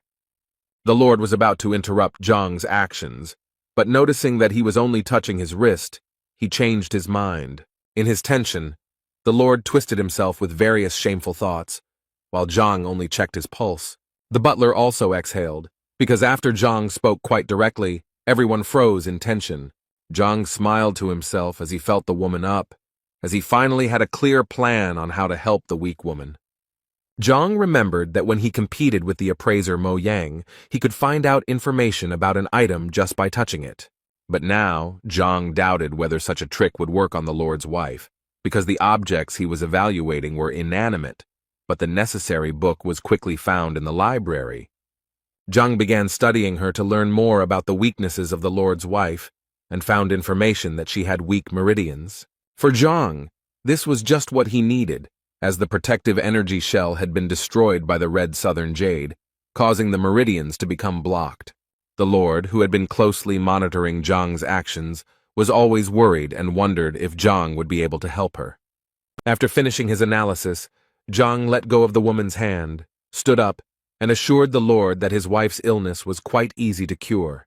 The Lord began to make low prostrations, uttering various prayers and petitions aimed at saving his wife. Zhang, combing his false beard, informed the Lord that he was here to help. The Lord was ready to give Zhang everything he had, was ready to become a beggar, but the health and life of his wife were a priority. Zhang advised the Lord to calm down and explained that his wife had been suffering from the effects of jade for too long, so she could not be cured in a short period of time. She needed to take the medicine for 10 days. The Lord was ready to get everything necessary for the preparation of medicines, so that they would only help his beloved. But the Lord immediately realized that in such a matter it was better to trust the Grandmaster, and therefore decided to trust him completely and entirely. Zhang nodded in agreement, took a silver needle out of his pocket, and announced that he was going to perform the first procedure. Zhang stuck a needle into the top of the sick woman's head, and blue streams of light appeared around the needle. A second later, the woman came to her senses, taking a loud and deep breath, which slightly frightened Lord and Zhang. The woman was disoriented, but Lord hugged her, calming her and assuring her that she was in good hands. Meanwhile, Zhang was already beginning to regret that he had healed the woman so quickly, because he had planned to carry out the treatment for much longer in order to receive more money from the Lord. However, the Lord was very happy about the woman's healing and could not help but admire her, rejoicing that now everything would be fine. The Lord pointed to Zhang and told his wife that Zhang was the great master and it was he who healed the sick man. The Lord thanked Zhang again for his help, and Zhang added that in order for the effect to be seen, he would have to take the medicine for a certain period of time. Zhang called his butler Sun Kun to give the distinguished guests a proper send-off. The woman could barely move, but was glad of this effect, since during her illness her body had gone numb, but her desire to walk had not disappeared. When the guests left, Zhang was very sorry that he had solved the problem so quickly, but he had planned to do it within 10 days to get rich. After seeing the guests off, the butler turned to Zhang, who was now sitting sadly on a chair that resembled a throne. The butler praised Zhang for healing the Lord's wife, and now the whole city will rejoice at this news. Zhang, lost in sorrow over his reckless act, asked if the butler had anything else to tell him, and if not, he could go free. The butler added that before leaving, Lord Lin left money, namely 100,000 notes. Zhang was often pleased by such gratitude, but he was still depressed by the fact that he had overdone it with the women he treated. Meanwhile, in the Du clan's residence, old Du Miao Xuan went out into the courtyard and took a sunbath. He settled down in a rocking chair, thinking about his life, which was sometimes shameful and sometimes beautiful. The old man's rest was interrupted by his son, who suddenly appeared in the yard, which the old man was not happy about. The son was embarrassed that he had disturbed his father, apologized, and decided that he would come next time. The father continued drinking his freshly brewed tea and stopped the boy, as he was in a hurry with some news. The boy said that there was a grand master in the city who had healed the Lord's wife in 10 minutes, so the young man suggested that perhaps he could help his father too. The old man, hearing the news about the great master, put down his cup and asked his son to slowly repeat what he had said. The boy repeated everything, and when he was distracted for a moment, he saw that his father's trail went straight. He saw his father standing at the gate and already pinching somewhere, urging the boy to follow him. As news of the Lord's wife's quick recovery spread throughout the city, Zhang pondered how to improve his technique. So Zhang came up with a theory that he wanted to test on his butler and ordered him to lie down on the floor. The butler was frightened by Zhang's unexpected proposal, but on the other hand, it was difficult for him to contradict someone who had more power. Zhang persuaded the boy to stop mumbling, and then assured him that the procedure he wanted to perform was completely safe. The boy obeyed his master and lay down on the floor, trembling all over, while Zhang touched him, but did not get any result. The butler was scared when he noticed that Zhang was unhappy about something, so he hoped that this would be the end of it. Zhang said he needed the boy to be unconscious to carry out his plan, so he warned the young man he was going to stab him. Now the butler was even more frightened when he heard from Zhang that he did not like it when the young man was conscious. Zhang asked the boy to shut up and hit him several times, causing the boy to lose consciousness. Zhang touched the boy's wrist again and now gained access to the library, concluding that when people were unconscious, the library perceived them as inanimate objects. While Zhang was performing some ritual, A guard approached him and informed him that Du Miao Xuan had arrived at the estate. Zhang gave the order to let the distinguished guest in and began to bring his butler to his senses. While the old man was waiting for an audience with Zhang, he thought that because of his illness, his abilities had weakened and no one could help. But now the great master had hope. Standing in front of the entrance to the estate, the old man asked his son if he had brought him here, if he had not made a mistake.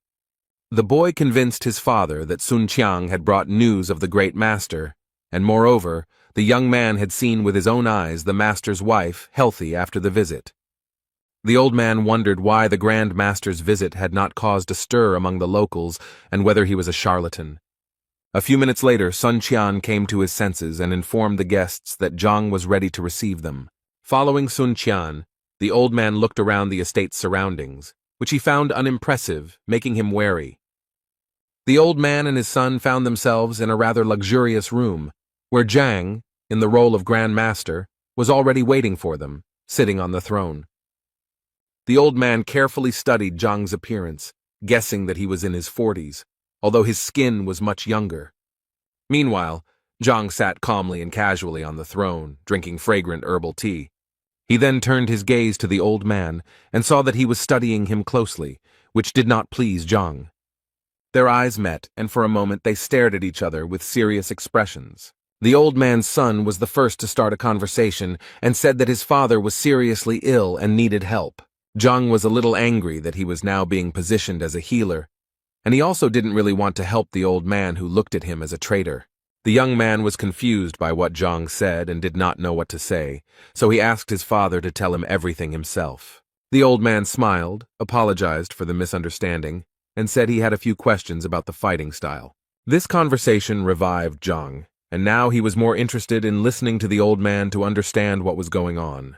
The old man spoke to Zhang in riddles, as he did not trust him completely, as it seemed to him that his son had been deceived. But Zhang was convinced that with the help of the Library of Heaven's Path, he would be able to unlock any technique without even wasting time thinking. The old man said that he had recently mastered a new style, but had not yet mastered it well enough, so he asked for help. After this, the old man decided to demonstrate his level of skill to Zhang, who was posing as a grandmaster. Zhang watched the old man's movements carefully, trying to notice any flaws in the technique and how they could be avoided. And as soon as the old man made a few movements, Zhang stopped him, because looking at the old man's posture, one could tell that the old man had been familiar with the fast fist technique for quite a long time. But Zhang noticed something else. The old man was having trouble controlling the power he was endowed with. And Zhang assumed that the old man was not who he claimed to be. Zhang even thought that the old man was not a human being. Zhang's butler and the old man's son were stunned that Zhang called the old man inhuman. The old man's son told Zhang that perhaps his father had been disrespectful, but to insult him by calling him inhuman was too much. Zhang simply smiled and advised the boy to ask his father if he was offended by what he said. The boy looked at his father in surprise, expecting some logical explanation from him. But the old man simply remained silent for a while and seemed to have no intention of explaining anything, and then fell to his knees. He began to bow to Zhang, begging him for help and saying that Zhang was his last hope. The butler was surprised by Du's behavior, who had just been impudent and cruel, but if Zhang called him not a human, he would fall to the ground. Zhang sighed heavily and asked the butler to escort the distinguished guests out the door. The butler immediately began to carry out Zhang's order, accompanied by the cries of the old man, who tirelessly begged for forgiveness. Zhang was outraged by the guests' behavior, because his words should not have been empty words for them. The butler called for help from the guards to help take the respected Du out of the estate. 2 guards grabbed the old man by the arms and dragged him out of the gate, and he shouted that he was ready to wait as long as it took, if only they would help him.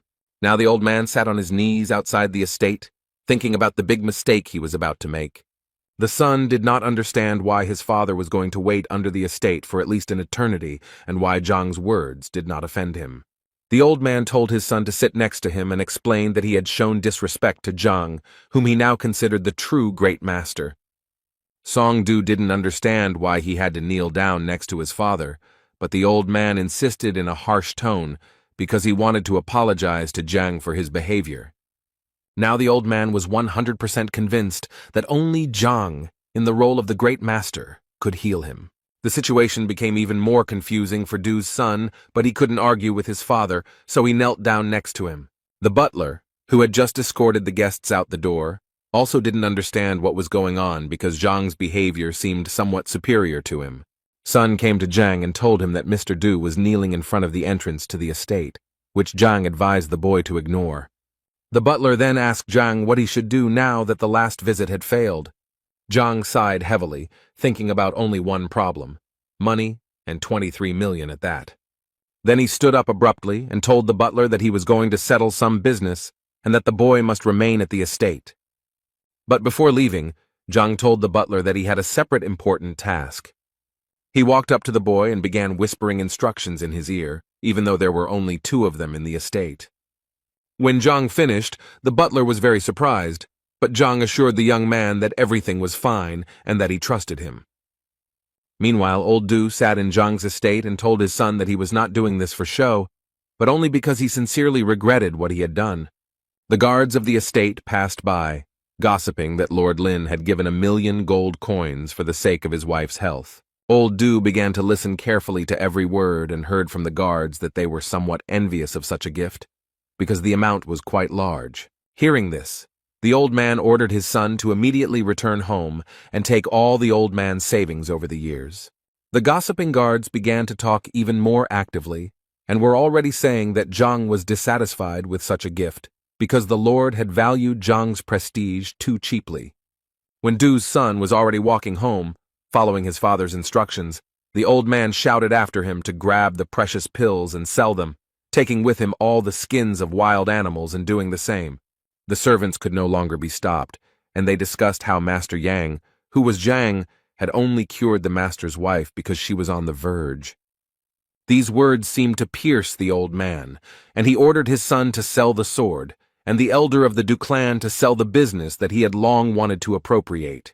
The gossips also started talking about old man Du, who, according to their version, was completely healthy and simply wanted to make fun of the owner, without even thinking about taking a few coins with him for the sake of decency. These words simply destroyed the old man, and he ordered his son to take all of his mother's savings and come to this estate with the money as soon as possible. Zhang removed all the makeup he had worked so hard on, and that had helped him make his dreams come true. The large amount of clothes and other trinkets that Zhang had been wearing for more than a day had left him somewhat exhausted.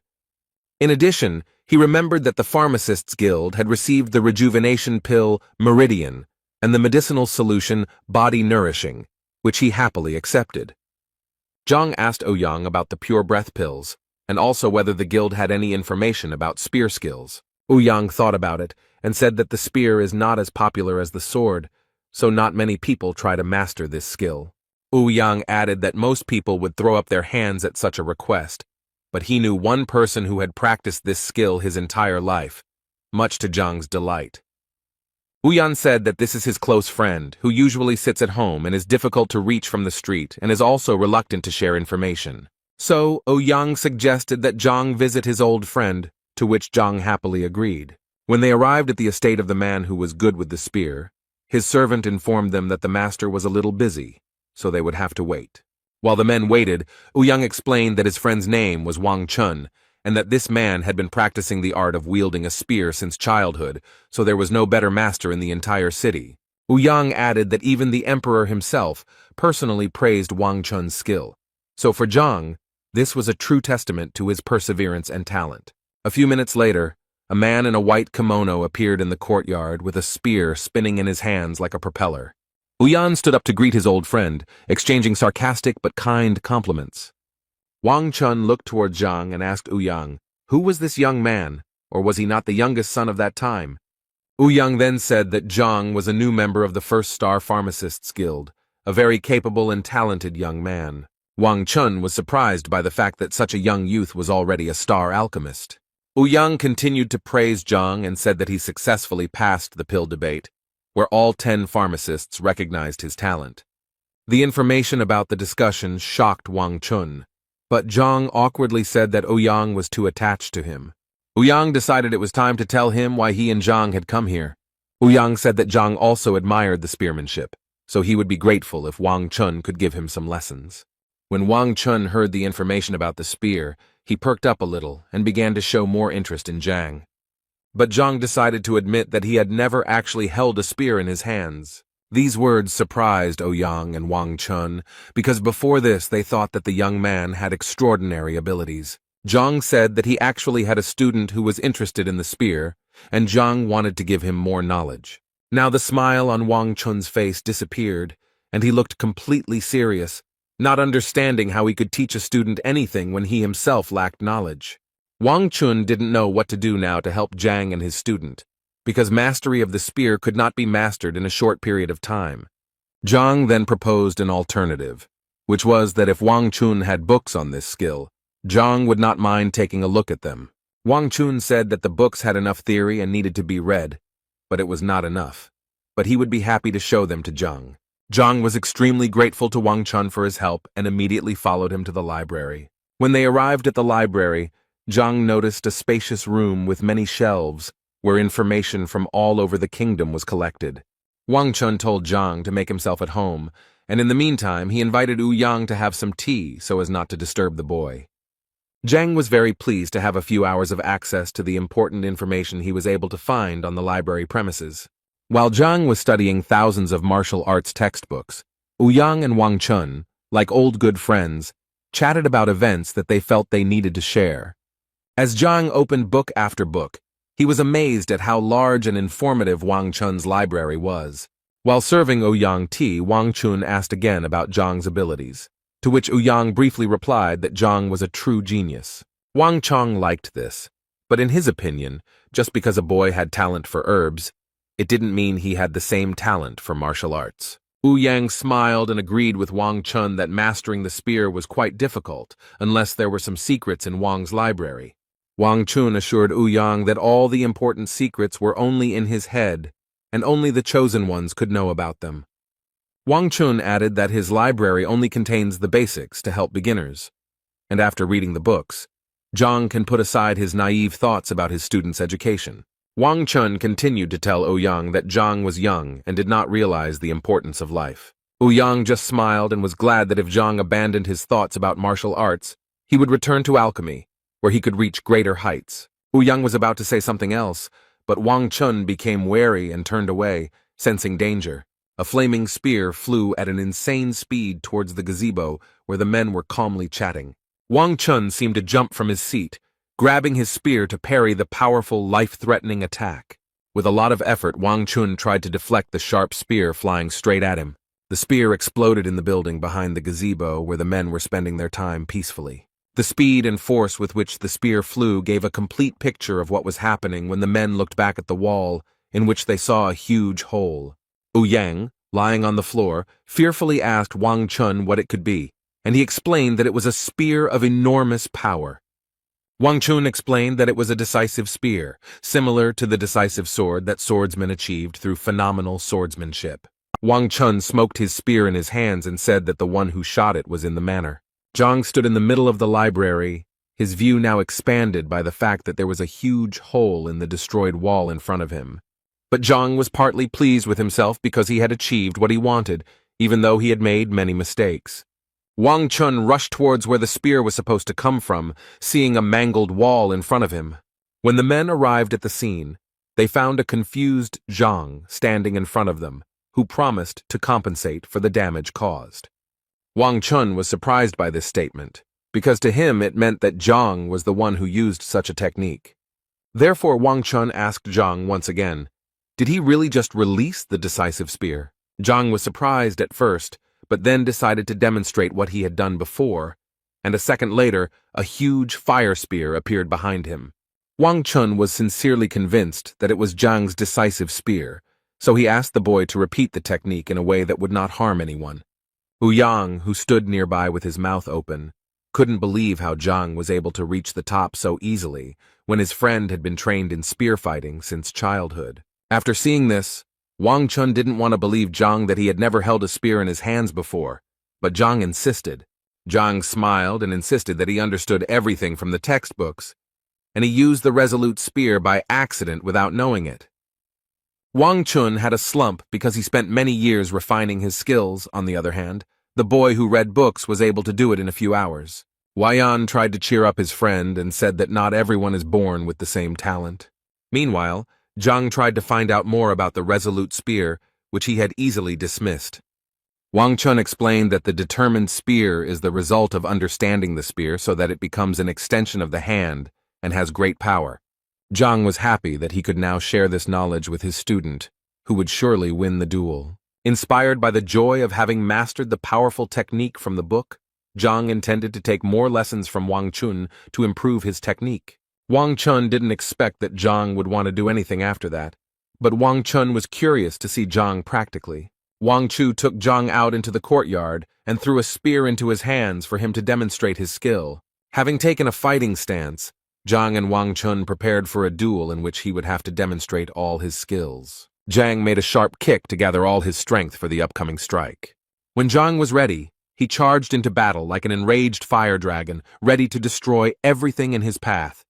Wang Chun flinched from such a blow and froze in fear, waiting for the inevitable. It seemed as if Wang Chun's soul had left his body to protect himself from the powerful blow that Zhang was about to deliver. Zhang's spear stopped millimeters away from Wang Chun's face, causing him to lose his breath in a split second.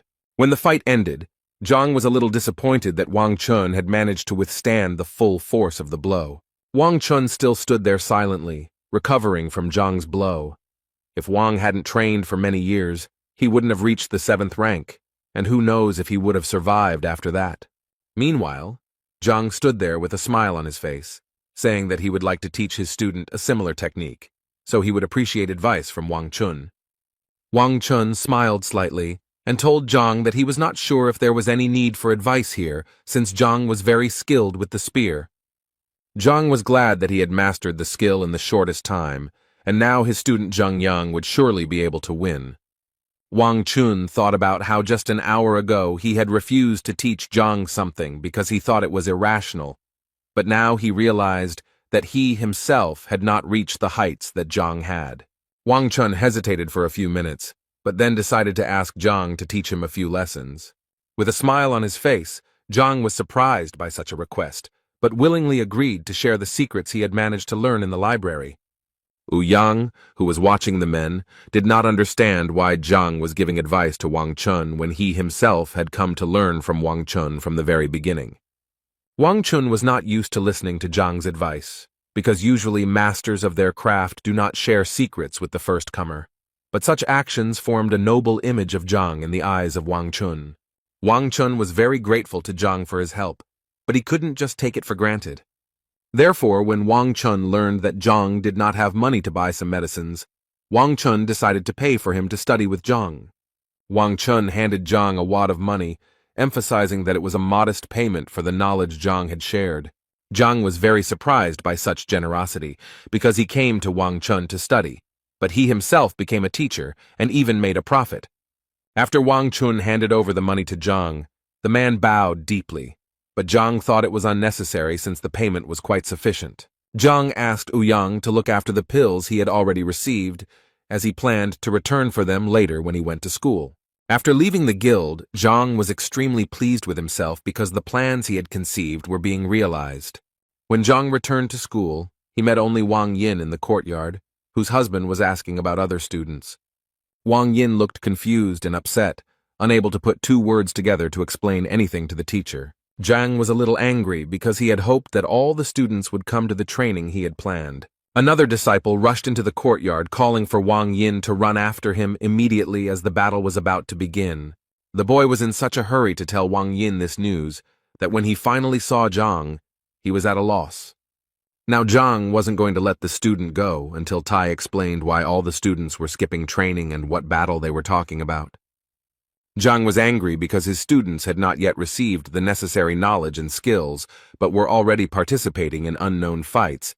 The boy muttered something for a long time, trying to find the words so as not to anger the teacher any further. However, he still dared to say that the Education Bureau distributes funds to help teachers, and in the Bureau's opinion, Zhang does not deserve these funds. Now Zhang was furious because the Bureau had threatened the existence of Zhang's class with its unjustified act. In the neighboring courtyard, there was a real mess with the participation of a large number of students and other unknown persons. Zhang's students defended the honor and dignity of their teacher, who had been unfairly slandered. The person in charge of distributing the financial aid was convinced that he was doing the right thing because he had no documents to exonerate Zhang.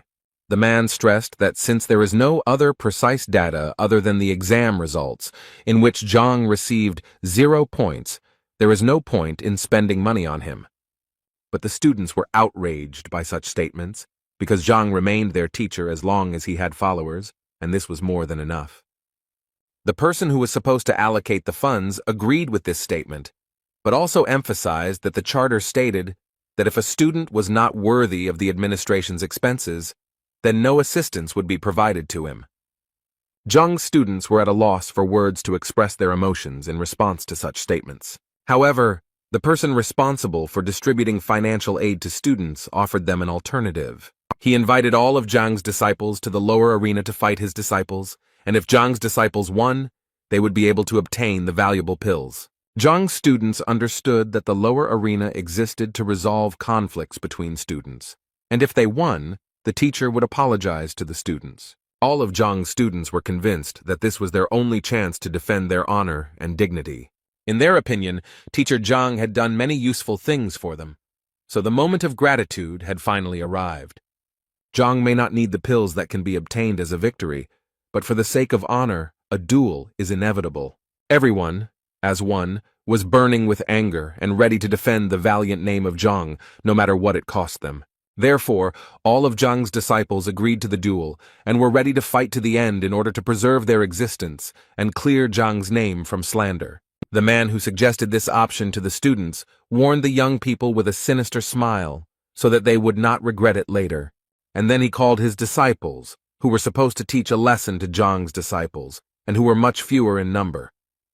When all 47 of this man's students came out into the yard, he happily introduced them to a bunch of rivals. The trio of Zhang's disciples were extremely scared, as they did not expect that they would have to compete with so many people. But they quickly pulled themselves together, because there was no turning back, because now the honor of their class was at stake. On the way to the courtyard, another group of students told Zhang that Zhou Tian, whom Zhang did not consider an enemy, had caused a commotion. Zhang was told that Zhou Tian was formerly a disciple of Elder Chen, who later made him his disciple. Zhang was worried that his reputation might be tarnished by Zhou Tian's whims. Meanwhile, the duel between Zhang and Zhou Tian's disciples was in full swing, and everyone was defending themselves as best they could. Due to the lack of experience in certain techniques, Zhang's students had difficulty defending themselves and were holding on with all their might. Zhou Tian's disciples sensed this weakness, so in addition to their normal combat skills, they used mocking psychological pressure. Zhou's disciples' maneuvers were more graceful and powerful, where you never knew which blow might be the last one. Zhang's student held on with all his might, but he understood that he would not be able to remain in a defensive position for long. Just when it seemed the world stood still and the blow could be decisive, Zhang appeared on the field and intercepted the blow with just 2 fingers. Zhou Tian was angry to see such a mess, because Zhang's disciples had voluntarily agreed to the duel.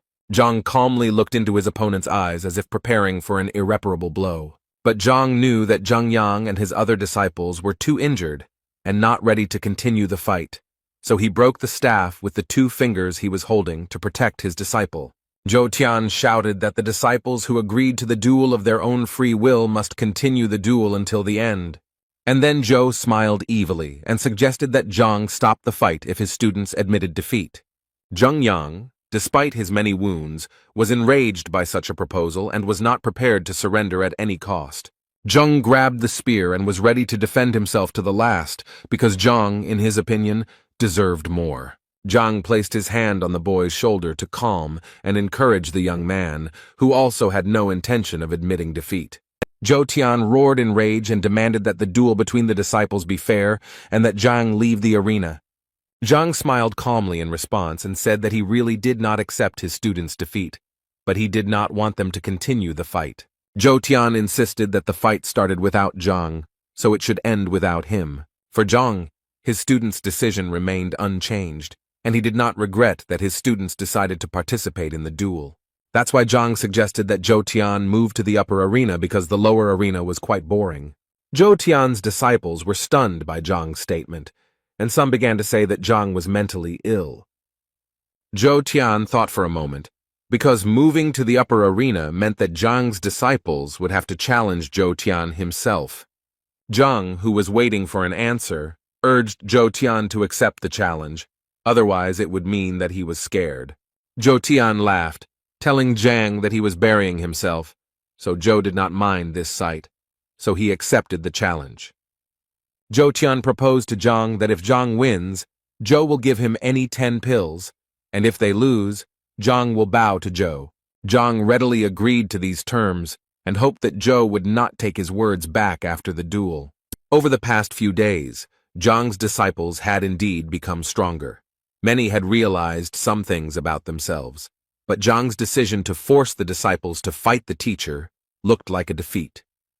Zhou Tian gave his students the go-ahead to be released and asked Zhang about the details of the match himself. Zhang scratched the top of his head and pretended to do some complicated calculations, then replied that the match would be one-on-one. Zhang patted Chen on the shoulder and said that no one else had entered the duel, so it would be fair for Zhang to continue it. Zhou Tian was incredibly furious, not understanding what Zhang was planning by sending a young, inexperienced student to fight. Meanwhile, Chen was shocked by Zhang's decision, but Zhang quickly persuaded the boy to hold back his smile. Before the match began, Zhang announced that he wanted to teach Zhang a trick that would help him win. Zhou Tian tried to thwart Zhang's plans, but Zhang insisted that Zhang learn a technique that would allow him to win. Zhang approached the student and asked him to give him his spear so that the teacher could demonstrate his skill. Zhang tightly grasped the spear with his hand and asked Zhang to watch carefully what he was about to do. While the boy was concentrating hard to absorb some information, Zhang waved his spear in front of him like children in a kindergarten on a playground. Zhou Tian was surprised that Zhang's childish spear swings were considered a kind of winning move. A second later, Zhang had already handed the spear to his student, wondering if he had managed to remember everything.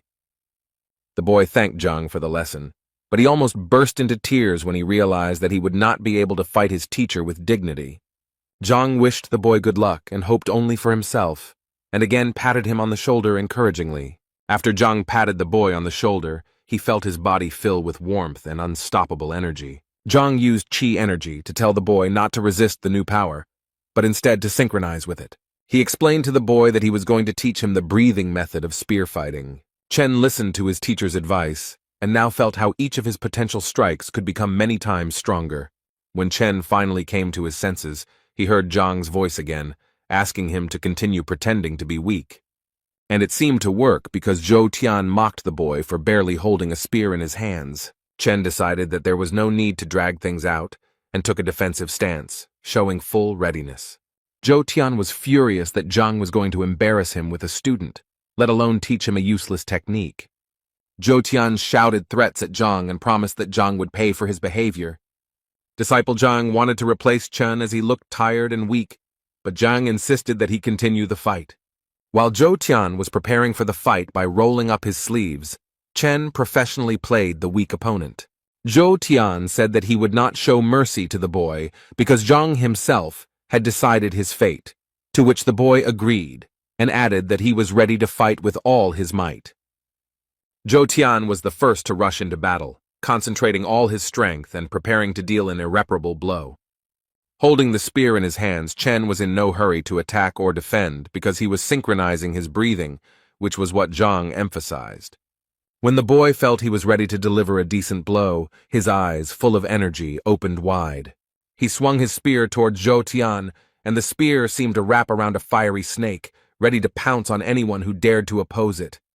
Zhou Tian didn't expect this turn of events, so he was very scared when he came face to face with the merciless snake. Choking with fear, Zhou Tian did not immediately understand what was happening, but in an instant, dozens of spears attacked his body.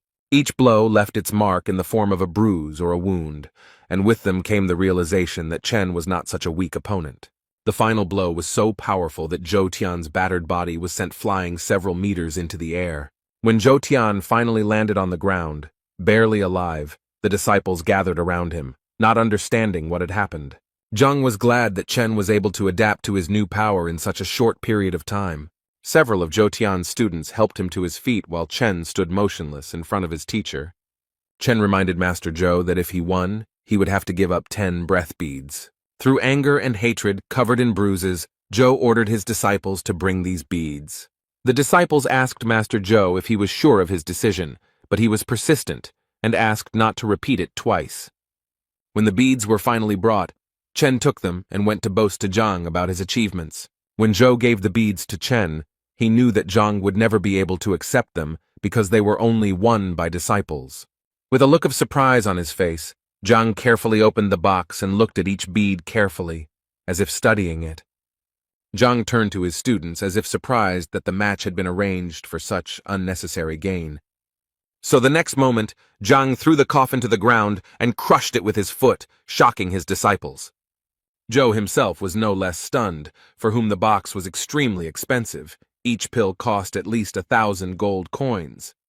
Zhang took a small bottle out of his pocket and asked the students not to rush, because although the beads help to collect energy, they also do harm. That's why Zhang handed the students a bottle with clear breath pills inside. The students could not believe such generosity of the teacher, for which they were infinitely grateful to Zhang for the valuable gift. Zhang smiled back and asked his students not to get involved in such petty quarrels in the future. After the words of gratitude, Zhang began to hand out a pill to each student so that they could recover more quickly from the recent events. As Zhou sat there devastated after the fight, his disciples began to discuss Zhang's generous gift. Such conversations killed Zhou even more from the inside, tearing his fighting spirit and self-confidence to shreds. Zhang decided there was no time to waste, so he called his students back to school. When they finally returned to school, the students couldn't help but feel that Zhang had given them such expensive gifts. Zhang reassured them again and assured them that if they helped them win the teacher's evaluation, he would take it as a worthy reward.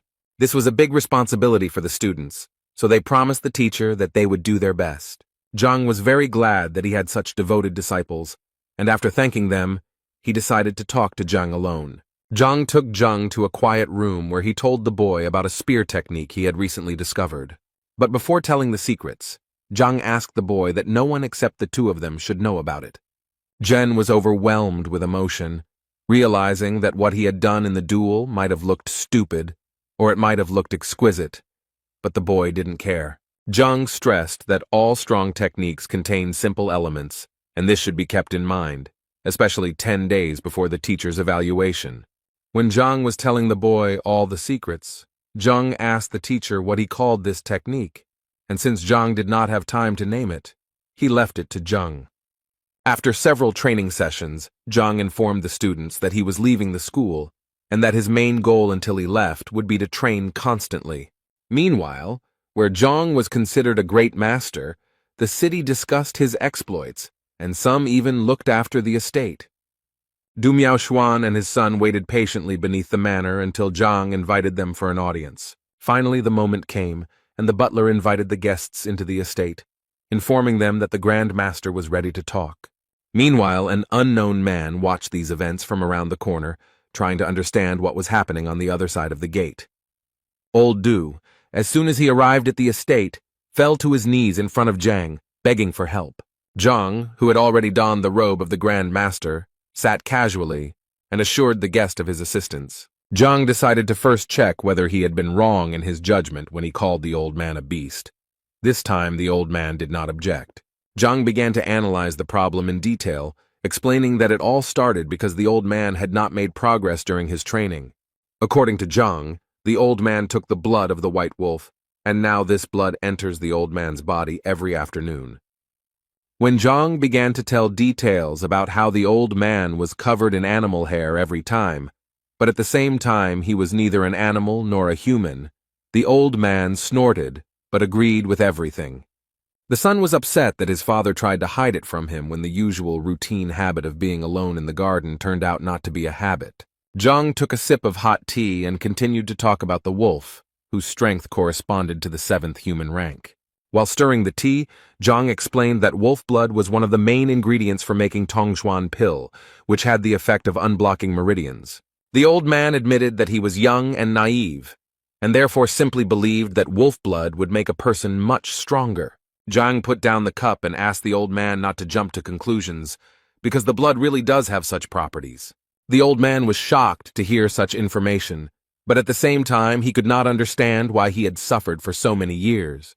Zhang rose from his throne and, pacing, continued to explain to the old man that the information he had read in the manuscript was incomplete, and the old man had simply not completed the reincarnation process. So Zhang suggested completing the process right now with acupuncture. Zhang realized that the old man's meridians were blocked, preventing the wolf's blood from circulating normally in his body. Then the man took out several silver needles, whispered something over them, and pointed them straight at the old man. One after another, the needles, shrouded in a blue noble glow, reached their target in the old man's body, freeing him from his ancient suffering. When the release process was completed, the old man thanked Zhang and hurried to leave the estate when he was suddenly stopped on the street by an unknown man. The old man looked at the young man and recognized him as Master Luo, who was well known in the area.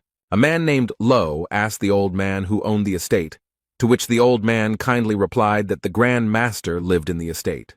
The old man was full of praise for Zhang, calling him an intelligent and extremely capable man, but he emphasized that the Great Master did not like frequent guests. The old man told Luo that the Grand Master valued his time very much, so he should pay him well, at least 3 million. Luo thanked the old man for the detailed information. A few minutes later, Luo Chun was already at the estate and met with Zhang, who immediately realized that this man was a blacksmith. Zhang, in his luxurious and casual manner, asked the man what brought him here. The man complained that lately he could not make such powerful weapons as before. Zhang immediately asked the blacksmith to show him a weapon that Tai would consider durable enough. Zhang took the sword out of its sheath, examined it carefully, and realized that it was an ordinary sword, which did not even require the use of spiritual techniques to create. Zhang immediately understood what the problem was, as if it was red in his eyes, which made the blacksmith very nervous. Zhang seemed to have deliberately inflated the price by means of artificial intrigue, which he stretched out and savored. But he still told the stocky man that he ate too much, causing the blacksmith to drop his sword on the ground. The man even tensed up from such statements, because for him they sounded humiliating. Even the butler was shocked by Zhang's brazen remarks towards the venerable man who told him about his problems. Zhang hastened to calm the blacksmith down, as he had no intention of insulting him with his words. Koval admitted that lately he really likes tasty food, especially imperial shrimp. Zhang picked up the teapot to pour himself some tea and told the blacksmith that it was all because of the shrimp. But the blacksmith still didn't understand what shrimp had to do with making weapons. Zhang, who calmly continued brewing tea, emphasized that shrimp are directly related to weapons. He explained to the blacksmith that emperor shrimps are grown in cold water. They are a product of yin energy, so a person who eats shrimps reduces yang. However, Zhang stressed that pre-spawning and post-spawning shrimp are completely different products. Zhang continued drinking tea and said that the shrimp was getting weaker as it transferred all its energy to the new generation. Zhang glanced at the blacksmith and noticed that in addition to the shrimp, the blacksmith was constantly irritated, and therefore the energy could not be properly concentrated. Koval knew that he had been really struggling to concentrate and clear his mind lately, but he didn't know that it was all about the shrimp. Zhang explained that the shrimp becomes weaker after giving birth and thus tries to protect itself, although the taste does not change. The blacksmith fell to his knees before Zhang to ask him to help him solve his problem, which he had no idea about before. Zhang, who knew what this man's problem was, actually didn't know how to solve it. The case of the blacksmith is different from the previous ones, and the library only points out the shortcomings. Therefore, Zhang could think of nothing better to do than advise the blacksmith to stop eating the shrimp and release the ones he caught. It would seem that this extremely simple piece of advice brought incredible relief to the blacksmith. The blacksmith was extremely pleased with Zhang's work, who simply looked at the weapon and understood its essence. The blacksmith then asked Zhang if he could help him open a blacksmith business. Zhang looked at the blacksmith with a searching gaze, which indicated that the blacksmith was crossing the line. The blacksmith quickly understood Zhang's emotions and immediately apologized for his impudent behavior. Zhang decided it was time to end the audience, so he asked Sun Qian to escort the guest out. Sun Qian explained to the blacksmith that Grandmaster Zhang wished to rest, so it was time to end the conversation. After everyone left, Zhang sat on the soft bed, thinking about how difficult it was to pretend to be a great master. Zhang realized that he was now at the level of a great master only because he received help from the library, and without it, he was nothing. But for Zhang, this was not a big surprise. He understood that any craft requires a significant expenditure of energy. In order to maintain a decent level, Zhang needs to constantly replenish the library and absorb its knowledge, otherwise he will not be able to use it effectively. While Zhang was pondering this, the library seemed to hear his needs and offered a new book unknown to Zhang. The book flew towards Zhang as if it had invisible wings, radiating a warm light around itself. Zhang picked up the book and, after examining the gold binding, opened the book to examine its contents. When Zhang began to turn the pages of the book, he saw that there was not a single word or letter in it. So Zhang closed the book and decided that he would not study it for now because there was nothing to study. But the book seemed to want to be read, so it opened in Zhang's hands, shining with a bright, warm light of its own accord. The book rose and illuminated the room with bright rays that scattered in different directions. Zhang, frozen in place, raised his head and watched this spectacle with his mouth open. At some point, the book suddenly closed and hung above Zhang's head, as if waiting for something. By the time Zhang realized what was going to happen next, it was already too late to run. The book shot a bright and powerful beam of light at Zhang, like lightning on a clear day. Meanwhile, rumors were circulating in the estate of a rather famous gentleman that the old man had recently begun to feel ill, and that the latest discussion of pills had completely exhausted him. The old man put down his pen, the tip of which was still dipped in black cuttlefish ink. The old man held the letter above him and announced a new rule that everyone had to follow or face exile. The people who had gathered to listen to the old man's new order tried to calm him down and dissuade him from making rash decisions. Suddenly, a thin boy with long hair appeared behind the old man, who was the man's son. He told his father that the last hope for improving the situation was the Grand Master who had appeared in the city. When the old man heard the Grand Master's recollection, he turned sharply to his son and asked him to repeat what he had said once more. Song admitted that he had sent a mentee who informed him that not only had a great master named Yan Huang solved the problem of Ling Tianyu's wife's illness, but Du himself was waiting at his door. The old man listened attentively to every word of his son, expecting new details with every second. Song continued that Du Miaoshuan left the Grandmasters 10 minutes later and rose his rank from 5th to 7th during that time. While the son was telling his father that the blacksmith Lo Chun had come again, the old man grabbed his son by the skins and began to beg him to take him there. The son was surprised by his father's behavior because a few minutes ago the old man wanted to sell all his property. The father scolded his son for inaction and advised him to sell his head, because now the most important thing was a visit to the great master. Meanwhile, on the outskirts of the capital, Elder Tsang tried to comprehend the recent events of the 2 weeks he had spent on a business trip. The servant gave the elder a report on the past 2 weeks, and told about the important and least important events using the gradation of the stars. When the elder was looking through all the events, he noticed one that did not have a star rating, so he asked the servant how this happened. The servant explained that the event had happened recently, and they could not evaluate it because the servant wanted to discuss some details. The old man tensed up, waiting for the information that the frightened servant would tell him. The slavery began 3 days ago when a man named Yang Xuan arrived in the capital, calling himself the Great Master and healing Lord Lin's wife. At this point, the elder stopped the servant, saying that he knew about this incident, so he rummaged through the records of the kingdom and did not find such a Grand Master. When the elder ended the conversation with 1 star, the servant wanted the elder not to jump to conclusions, because there were still details about old Du and his promotion. The elder's opinion changed when he heard the details. Now he gave the event 2 stars. The servant also reminded the elder of the incident with the blacksmith, which also ended in success for the latter. The elder scratched his long beard and decided that the event deserved 3 stars. The servant decided to put the cherry on the cake and told about Ouyang Chen, the head of the apothecary guild, and the apothecary Chun Xiao to this great master, but he did not let them in yet. The elder came to his senses and said that such a development of events deserved his 4 respected stars. The servant either pretended to be deaf or was really deaf and thought that the elder had rated the event 5 stars, but accidentally blurted it out loud, which greatly angered the elder. While Zhang slept, the events surrounding the Grandmaster's mastery were gaining a frantic pace, as some were outraged by the insane amount of money that had to be paid for entry, while others considered it a necessary measure. Moving from a lying position to a horizontal one, Zhang grabbed the back of his head, which was in severe pain, trying to remember what happened. His head began to split every second, as if someone was squeezing a ripe watermelon with all their might.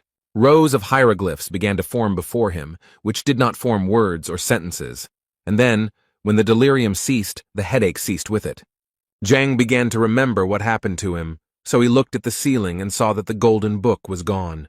Meanwhile, the morning sun illuminated every corner of Zhang's luxurious estate, which he rented to carry out his grandiose plans.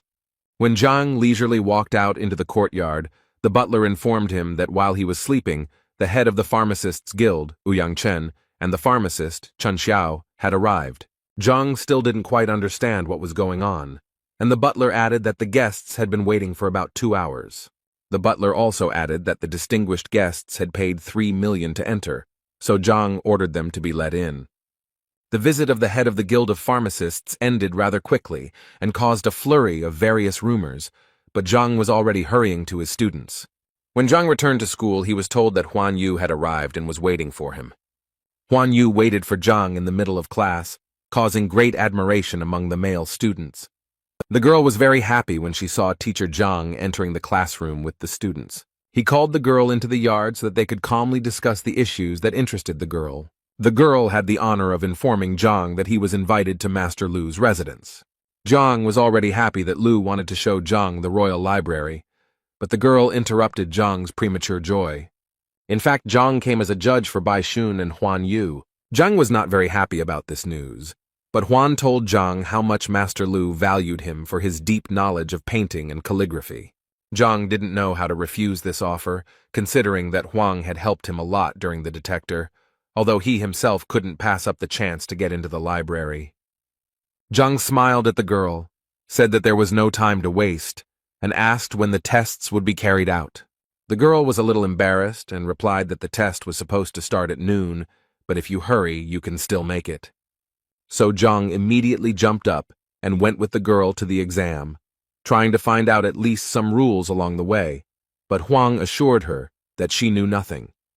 The only thing the girl knew was that the exam was entirely designed by Master Lu and Master Yuan Yu, the latter being a doctor, and Zhang didn't understand what this had to do with painting. Huan said that Yuan Yu was not only a master of medicine, but also of painting and calligraphy. Zhang was stunned by the fact that Yuan Yu had recently painted a picture of the Crow River, and the birds mistook it for a real landscape. Therefore, this time, Master Lu decided that the exam would be taken by 3 dignitaries, which Zhang did not consider himself to be. When the couple arrived at Lu's courtyard, the butler they met at the entrance became nervous that the guests were wandering around for so long. Zhang immediately apologized for his ignorance, because he understood that decent people have decent affairs. When Zhang entered the building, he saw Master Lu waving kindly at Yuan Yue. Noticing Zhang, Lu stopped the conversation and immediately introduced Zhang to his close and talented friend Yuan Yu. In turn, Lu praised Zhang in front of Yuan Uemu for his high achievements despite his young age. Zhang felt out of place and assured Yuan Yu that Master Lu often exaggerated when talking about talent. Yuan Yu replied to Zhang that skill has no age, so if Lu was describing human talents, then he was right. Lu decided that since everyone was gathered, it was time to begin the long-awaited exam for young talents.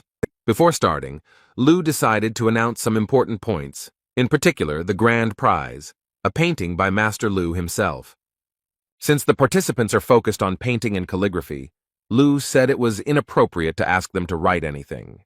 3 masters will paint their pictures, which the participants must evaluate. The winner will be the one who does it most accurately. Zhang was shocked when he heard that he would have to write something, since he didn't even know how to hold the bone properly. Therefore, he decided to propose to the rest of the jury his refusal of this exam format. Lu reassured Zhang that the hidden purpose of the exam was to instill a love of art in young followers. Such statements did not reassure Zhang, and he tried in every way to avoid such an event. When it was time to get to work, Zhang became increasingly panicked, and no amount of reassurance worked on him. Lu ordered Huang Yu and Bai Shun to closely watch the movements of the masters and perceive what they saw. If Zhang had known all the details of the exam, he would never have gone, because he couldn't even draw with a pencil. The honor of being the first to paint this picture fell to Yuan Yu, who promised that he would work at half strength. The master unrolled a long scroll of papyrus and dipped the bone in cuttlefish ink. He closed his eyes and scratched his long beard, thus preparing for work. When the man finally caught the wave of inspiration, his eyes opened wide, and he began to create a masterpiece. Strokes of paint flew in all directions, falling onto the papyrus in strange spots as Master Yuan Yu completed his masterpiece. Lu and the young participants watched the master's actions closely, and it seemed to them that the third-level intention painting would soon appear before them. Zhang was even more disappointed, because he thought that if the painting was realistic, then it was beautiful, but it turned out to be the lowest level of painting art. Finally, after several minutes of painstaking work, the master put his brush aside and announced that he was ready to demonstrate his work. The master apologized for taking so long to complete the painting, as he had not painted anything for a long time. Although in the opinion of the master, the painting was not entirely successful, Huan understood that this was at least a third-level work. Master Lu advised Huan not to rush to conclusions, because the painting had barely crossed the threshold of the third level, and why this was so, the students should explain later. Now that Master Yuan Yu had completed his masterpiece, it was Zhang's turn to show off his skills. The threat was literally hanging over Zhang, because his inability to draw could destroy him in an instant, because he couldn't just draw a chicken with a halo and call it the Divine Phoenix. Before he started painting, Zhang asked if he could read a little. Master Lu was surprised by this request, and for a split second, he didn't know what to answer. He asked Zhang what had caused his strange desire, because it seemed like the man lacked knowledge. Zhang laughed nervously and said that he still finds it difficult to achieve the proper state for painting, so he reads every time to improve the quality of the result. Yuan Yu noted that a truly good mood and performance are closely related, and given Zhang's age, it is indeed difficult to immediately grasp the harmony. Yuan Yu asked Lu to allow the young man to read books on painting, which were probably in the master's study. Lu had memories of reading something like this in the past, and remembered that it had caused some difficulty. But he still allowed Zhang to read a few books, pointing with his hand to the office, the way to which Zhang already knew. On the way to the office, Zhang was thinking about how he could get out of this situation unscathed, because the golden book he found made all the knowledge of the books he had looked at into Zhang's knowledge. But this did not work with art. As Zhang walked towards the library, Huan thought about Zhang's wish with surprise. Lu explained to the girl that this was a rather individual matter that was difficult to study, so Zhang's wish was somewhat strange. Yuan Yu didn't see anything strange in this, because he perceived it as a kind of ritual. In his memory, there was one expert who, before becoming famous, was engaged in selling firewood. Bai Sen immediately knew who Yuan Yu was talking about because it was Elder Lu Chai. Yuan Yu confirmed the boy's guess, and said that the elder had a rather difficult time, because before each fight, he chopped wood to defeat his enemies. Yuan Yu could have given many similar examples that Zhang really did fit, but the master had some doubts. Lu asked his friend not to hold back his opinions and to speak them out boldly. Yuan Yu said that after he finished painting, he looked at Zhang, who looked confused, as if he didn't understand what level it was or what strokes were used. Lu noted his friend's attentiveness, but added that Zhang immediately figured out the secrets of Lu's paintings when no one else could. Yuan Yu smiled and said that he might be wrong in his judgment, so it was better to wait for the result. Lu decided to ask his friend where Tai was going in such a hurry, since Yuan Yu had previously said that he intended to pay another visit. Yuan Yu said that he heard about the new Grand Master Yang Xuan in the city, who had solved many problems. Lu couldn't believe his ears when he heard that it was Grand Master, so Yuan Yu offered to accompany him. Huan Yu and Bai Sen also heard the news about the Great Master, and they were very eager to know the true purpose of his visit, or better yet, to get to know him better. Yuan Yu and Lu chatted for a few more minutes and agreed that after the exam they would visit the Grand Master together. Zhang's students learned several new techniques and practiced with each other while he was in the exam.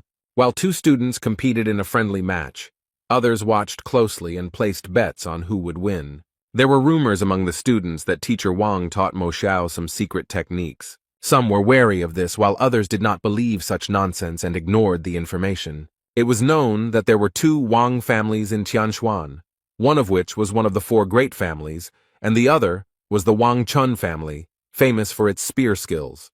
Wang Chun is known as a skilled spearman, even the emperor recognized his talent, and his secret techniques are unique and unrepeatable. Zheng and Wang's former student Mo Xiao were scheduled to participate in a friendly match, so most people were betting on the latter to win. But some thought that the fight would hardly be so clear-cut, since after Zhang's help, Zheng became much stronger.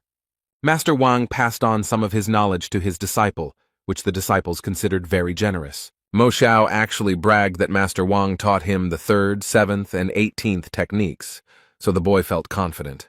Mo Xiao decided that it was not worth pulling the cat's tail, so he dared to start the duel. The boy sped up and swung his spear at full speed, demonstrating his 3rd move, Cold Flash. The blow could have seriously injured Zheng if he had not dodged it in time. Zheng was pleased with his agility, energy, and strength raging through his body as he prepared to strike back. Zheng's students were confused as to why Mo Xiao, who had achieved great success, showed it now and not during the teacher's evaluation.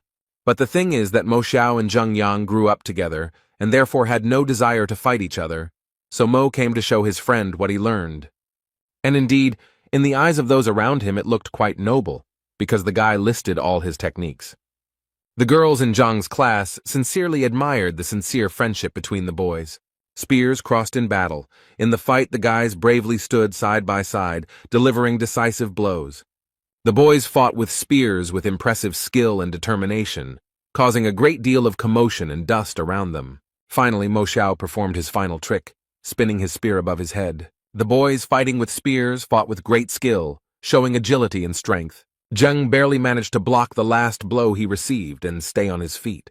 The boy was thrown back, but he stood firmly on his feet, not giving in to the blows. It seemed as if the match was coming to an end, and Zheng praised his teammate for his significant progress. Now Zheng was preparing to demonstrate to his friend the skills that Zheng had taught him. The boy was determined and prepared for an impressive reception that he wanted to show off. The boy touched the ground with his spear, and a second later the atmosphere changed, and it seemed as if the young men were standing in the middle of the sea. Mo Xiao was momentarily frightened by what he saw, as he had never encountered anything like this before. Zheng concentrated all his efforts, although at times it was difficult for him because his technique was not yet perfected. And then Zheng moved his spear and a giant water dragon burst out rushing towards Mo Xiao. Mo Xiao was extremely scared because the giant dragon could swallow him up in a split second. The boy defended himself with all his might, but he felt that he did not have enough, because the blow was extremely strong. At some point, the boy felt that he could not control the force of the blow, which caused him to be thrown back. Zheng was very afraid for his friend, so he dropped the spear from his hands and ran to help him. Zheng's other disciples were also surprised that Zheng was able to use such a powerful strike that was not up to the level of the Wang clan. Zheng tried to help Mo Xiao up and apologized for causing serious harm. As Mo Xiao dodged the blow, Zheng boasted to him that it was Master Zhang who taught the boy this technique. The technique was at least twice as strong as the Wang family's, considering that Zhang was not a master of the craft. Zheng assured his friend that Master Zhang spared nothing for his students, once again emphasizing his generosity and compassion. Mo Xiao was so impressed by Zheng's reception that he couldn't wait to know his name. Zheng scratched his head and admitted that this technique had no name because it was created by Zhang recently, and he did not have time to come up with a name. Mo Xiao was stunned by this fact, because the technique was much better than the secrets of the Wang clan, but it still did not have a name. Zheng suggested that Mo Xiao choose the name of the technique himself, but Mo Xiao was against it because it would be disrespectful to the teacher. Zheng laughed, and then explained to Mo Xiao that the teacher had allowed the boy to come up with the name of the technique himself. Mo Xiao's jaw dropped, especially when Zheng admitted that this was a common practice for Zhang. Meanwhile, Zhang rummaged through Lu's office, looking for books that could save him from his disgraceful situation. Zhang looked around the spacious office, where there were many books of different categories that developed various skills. He closed his eyes for maximum concentration, asking the library to choose the best option. Lu, who was already tired of waiting for Zhang for 3 hours, decided it was time to hurry him up. Zhang sat with his eyes closed and concentrated on painting and calligraphy, which are very helpful in overcoming impatience. Lu crept up to Zhang and couldn't understand what he was doing. It seemed to him that the boy was moving up to a new rank again. As he leaned very close to Zhang, their gazes met for a second. Zhang and Lu came to their senses and were frightened by the surprise, so they immediately took a defensive position. Standing at the counter, Zhang asked Master Lu why he was there and why their eyes met so closely. Lu, in turn, asked worriedly whether Zhang had been promoted in rank, as had happened last time. Zhang immediately calmed the old man down, causing him to breathe a sigh of relief, and explained to Zhang that he had been in the office for quite some time, so Lu decided to make sure everything was okay. Zhang laughed and said that no one gets a new title as quickly and easily as Lu imagines. Lu was surprised by Zhang's laughter, because last time the new rank was quite simple for Zhang, although it had consequences. Old Lu decided it was time to get down to business, so before returning to the exam, Lu asked Zhang if he was ready, to which the man nodded approvingly. Zhang thanked the distinguished guests for waiting and was already ready to write his masterpiece. Now, nothing was stopping Zhang from getting down to business. His anxiety had significantly diminished after reading the books. Zhang walked up to the table with 4 brushes and tried to pick one at random, the best one, so to speak. Everyone was filled with emotion from anticipation. Everyone was eager to see Zhang's artistic skills. Zhang picked up 4 brushes at once, looking at something on them and feeling each one. He took one of the 4 brushes and dipped it in the ink, as if observing his behavior. Then he decided that this was not enough, so his next step was to lick the tip of the knuckle. Observers were frankly shocked by Zhang's actions, because from the outside it looked like a child was simply playing with brushes.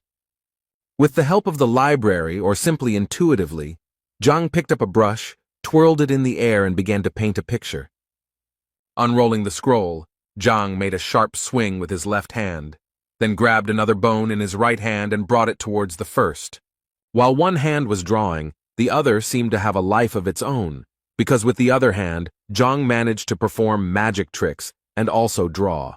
One by one, the strokes merged into one and already resembled some images, while the delighted Zhang enjoyed himself. Old Man Lu, who had been closely watching Zhang's movements, guessed that the boy was using the flying dragon technique. Bai Sen asked Yuan Yu what this technique was, and he explained that it was one of the best methods for improving the quality of painting. Lu added that during this technique the brain is divided into 2 parts, and with the help of 2 brushes, the artist paints images directly from his imagination, and when the puzzles intersect, the painting is complete.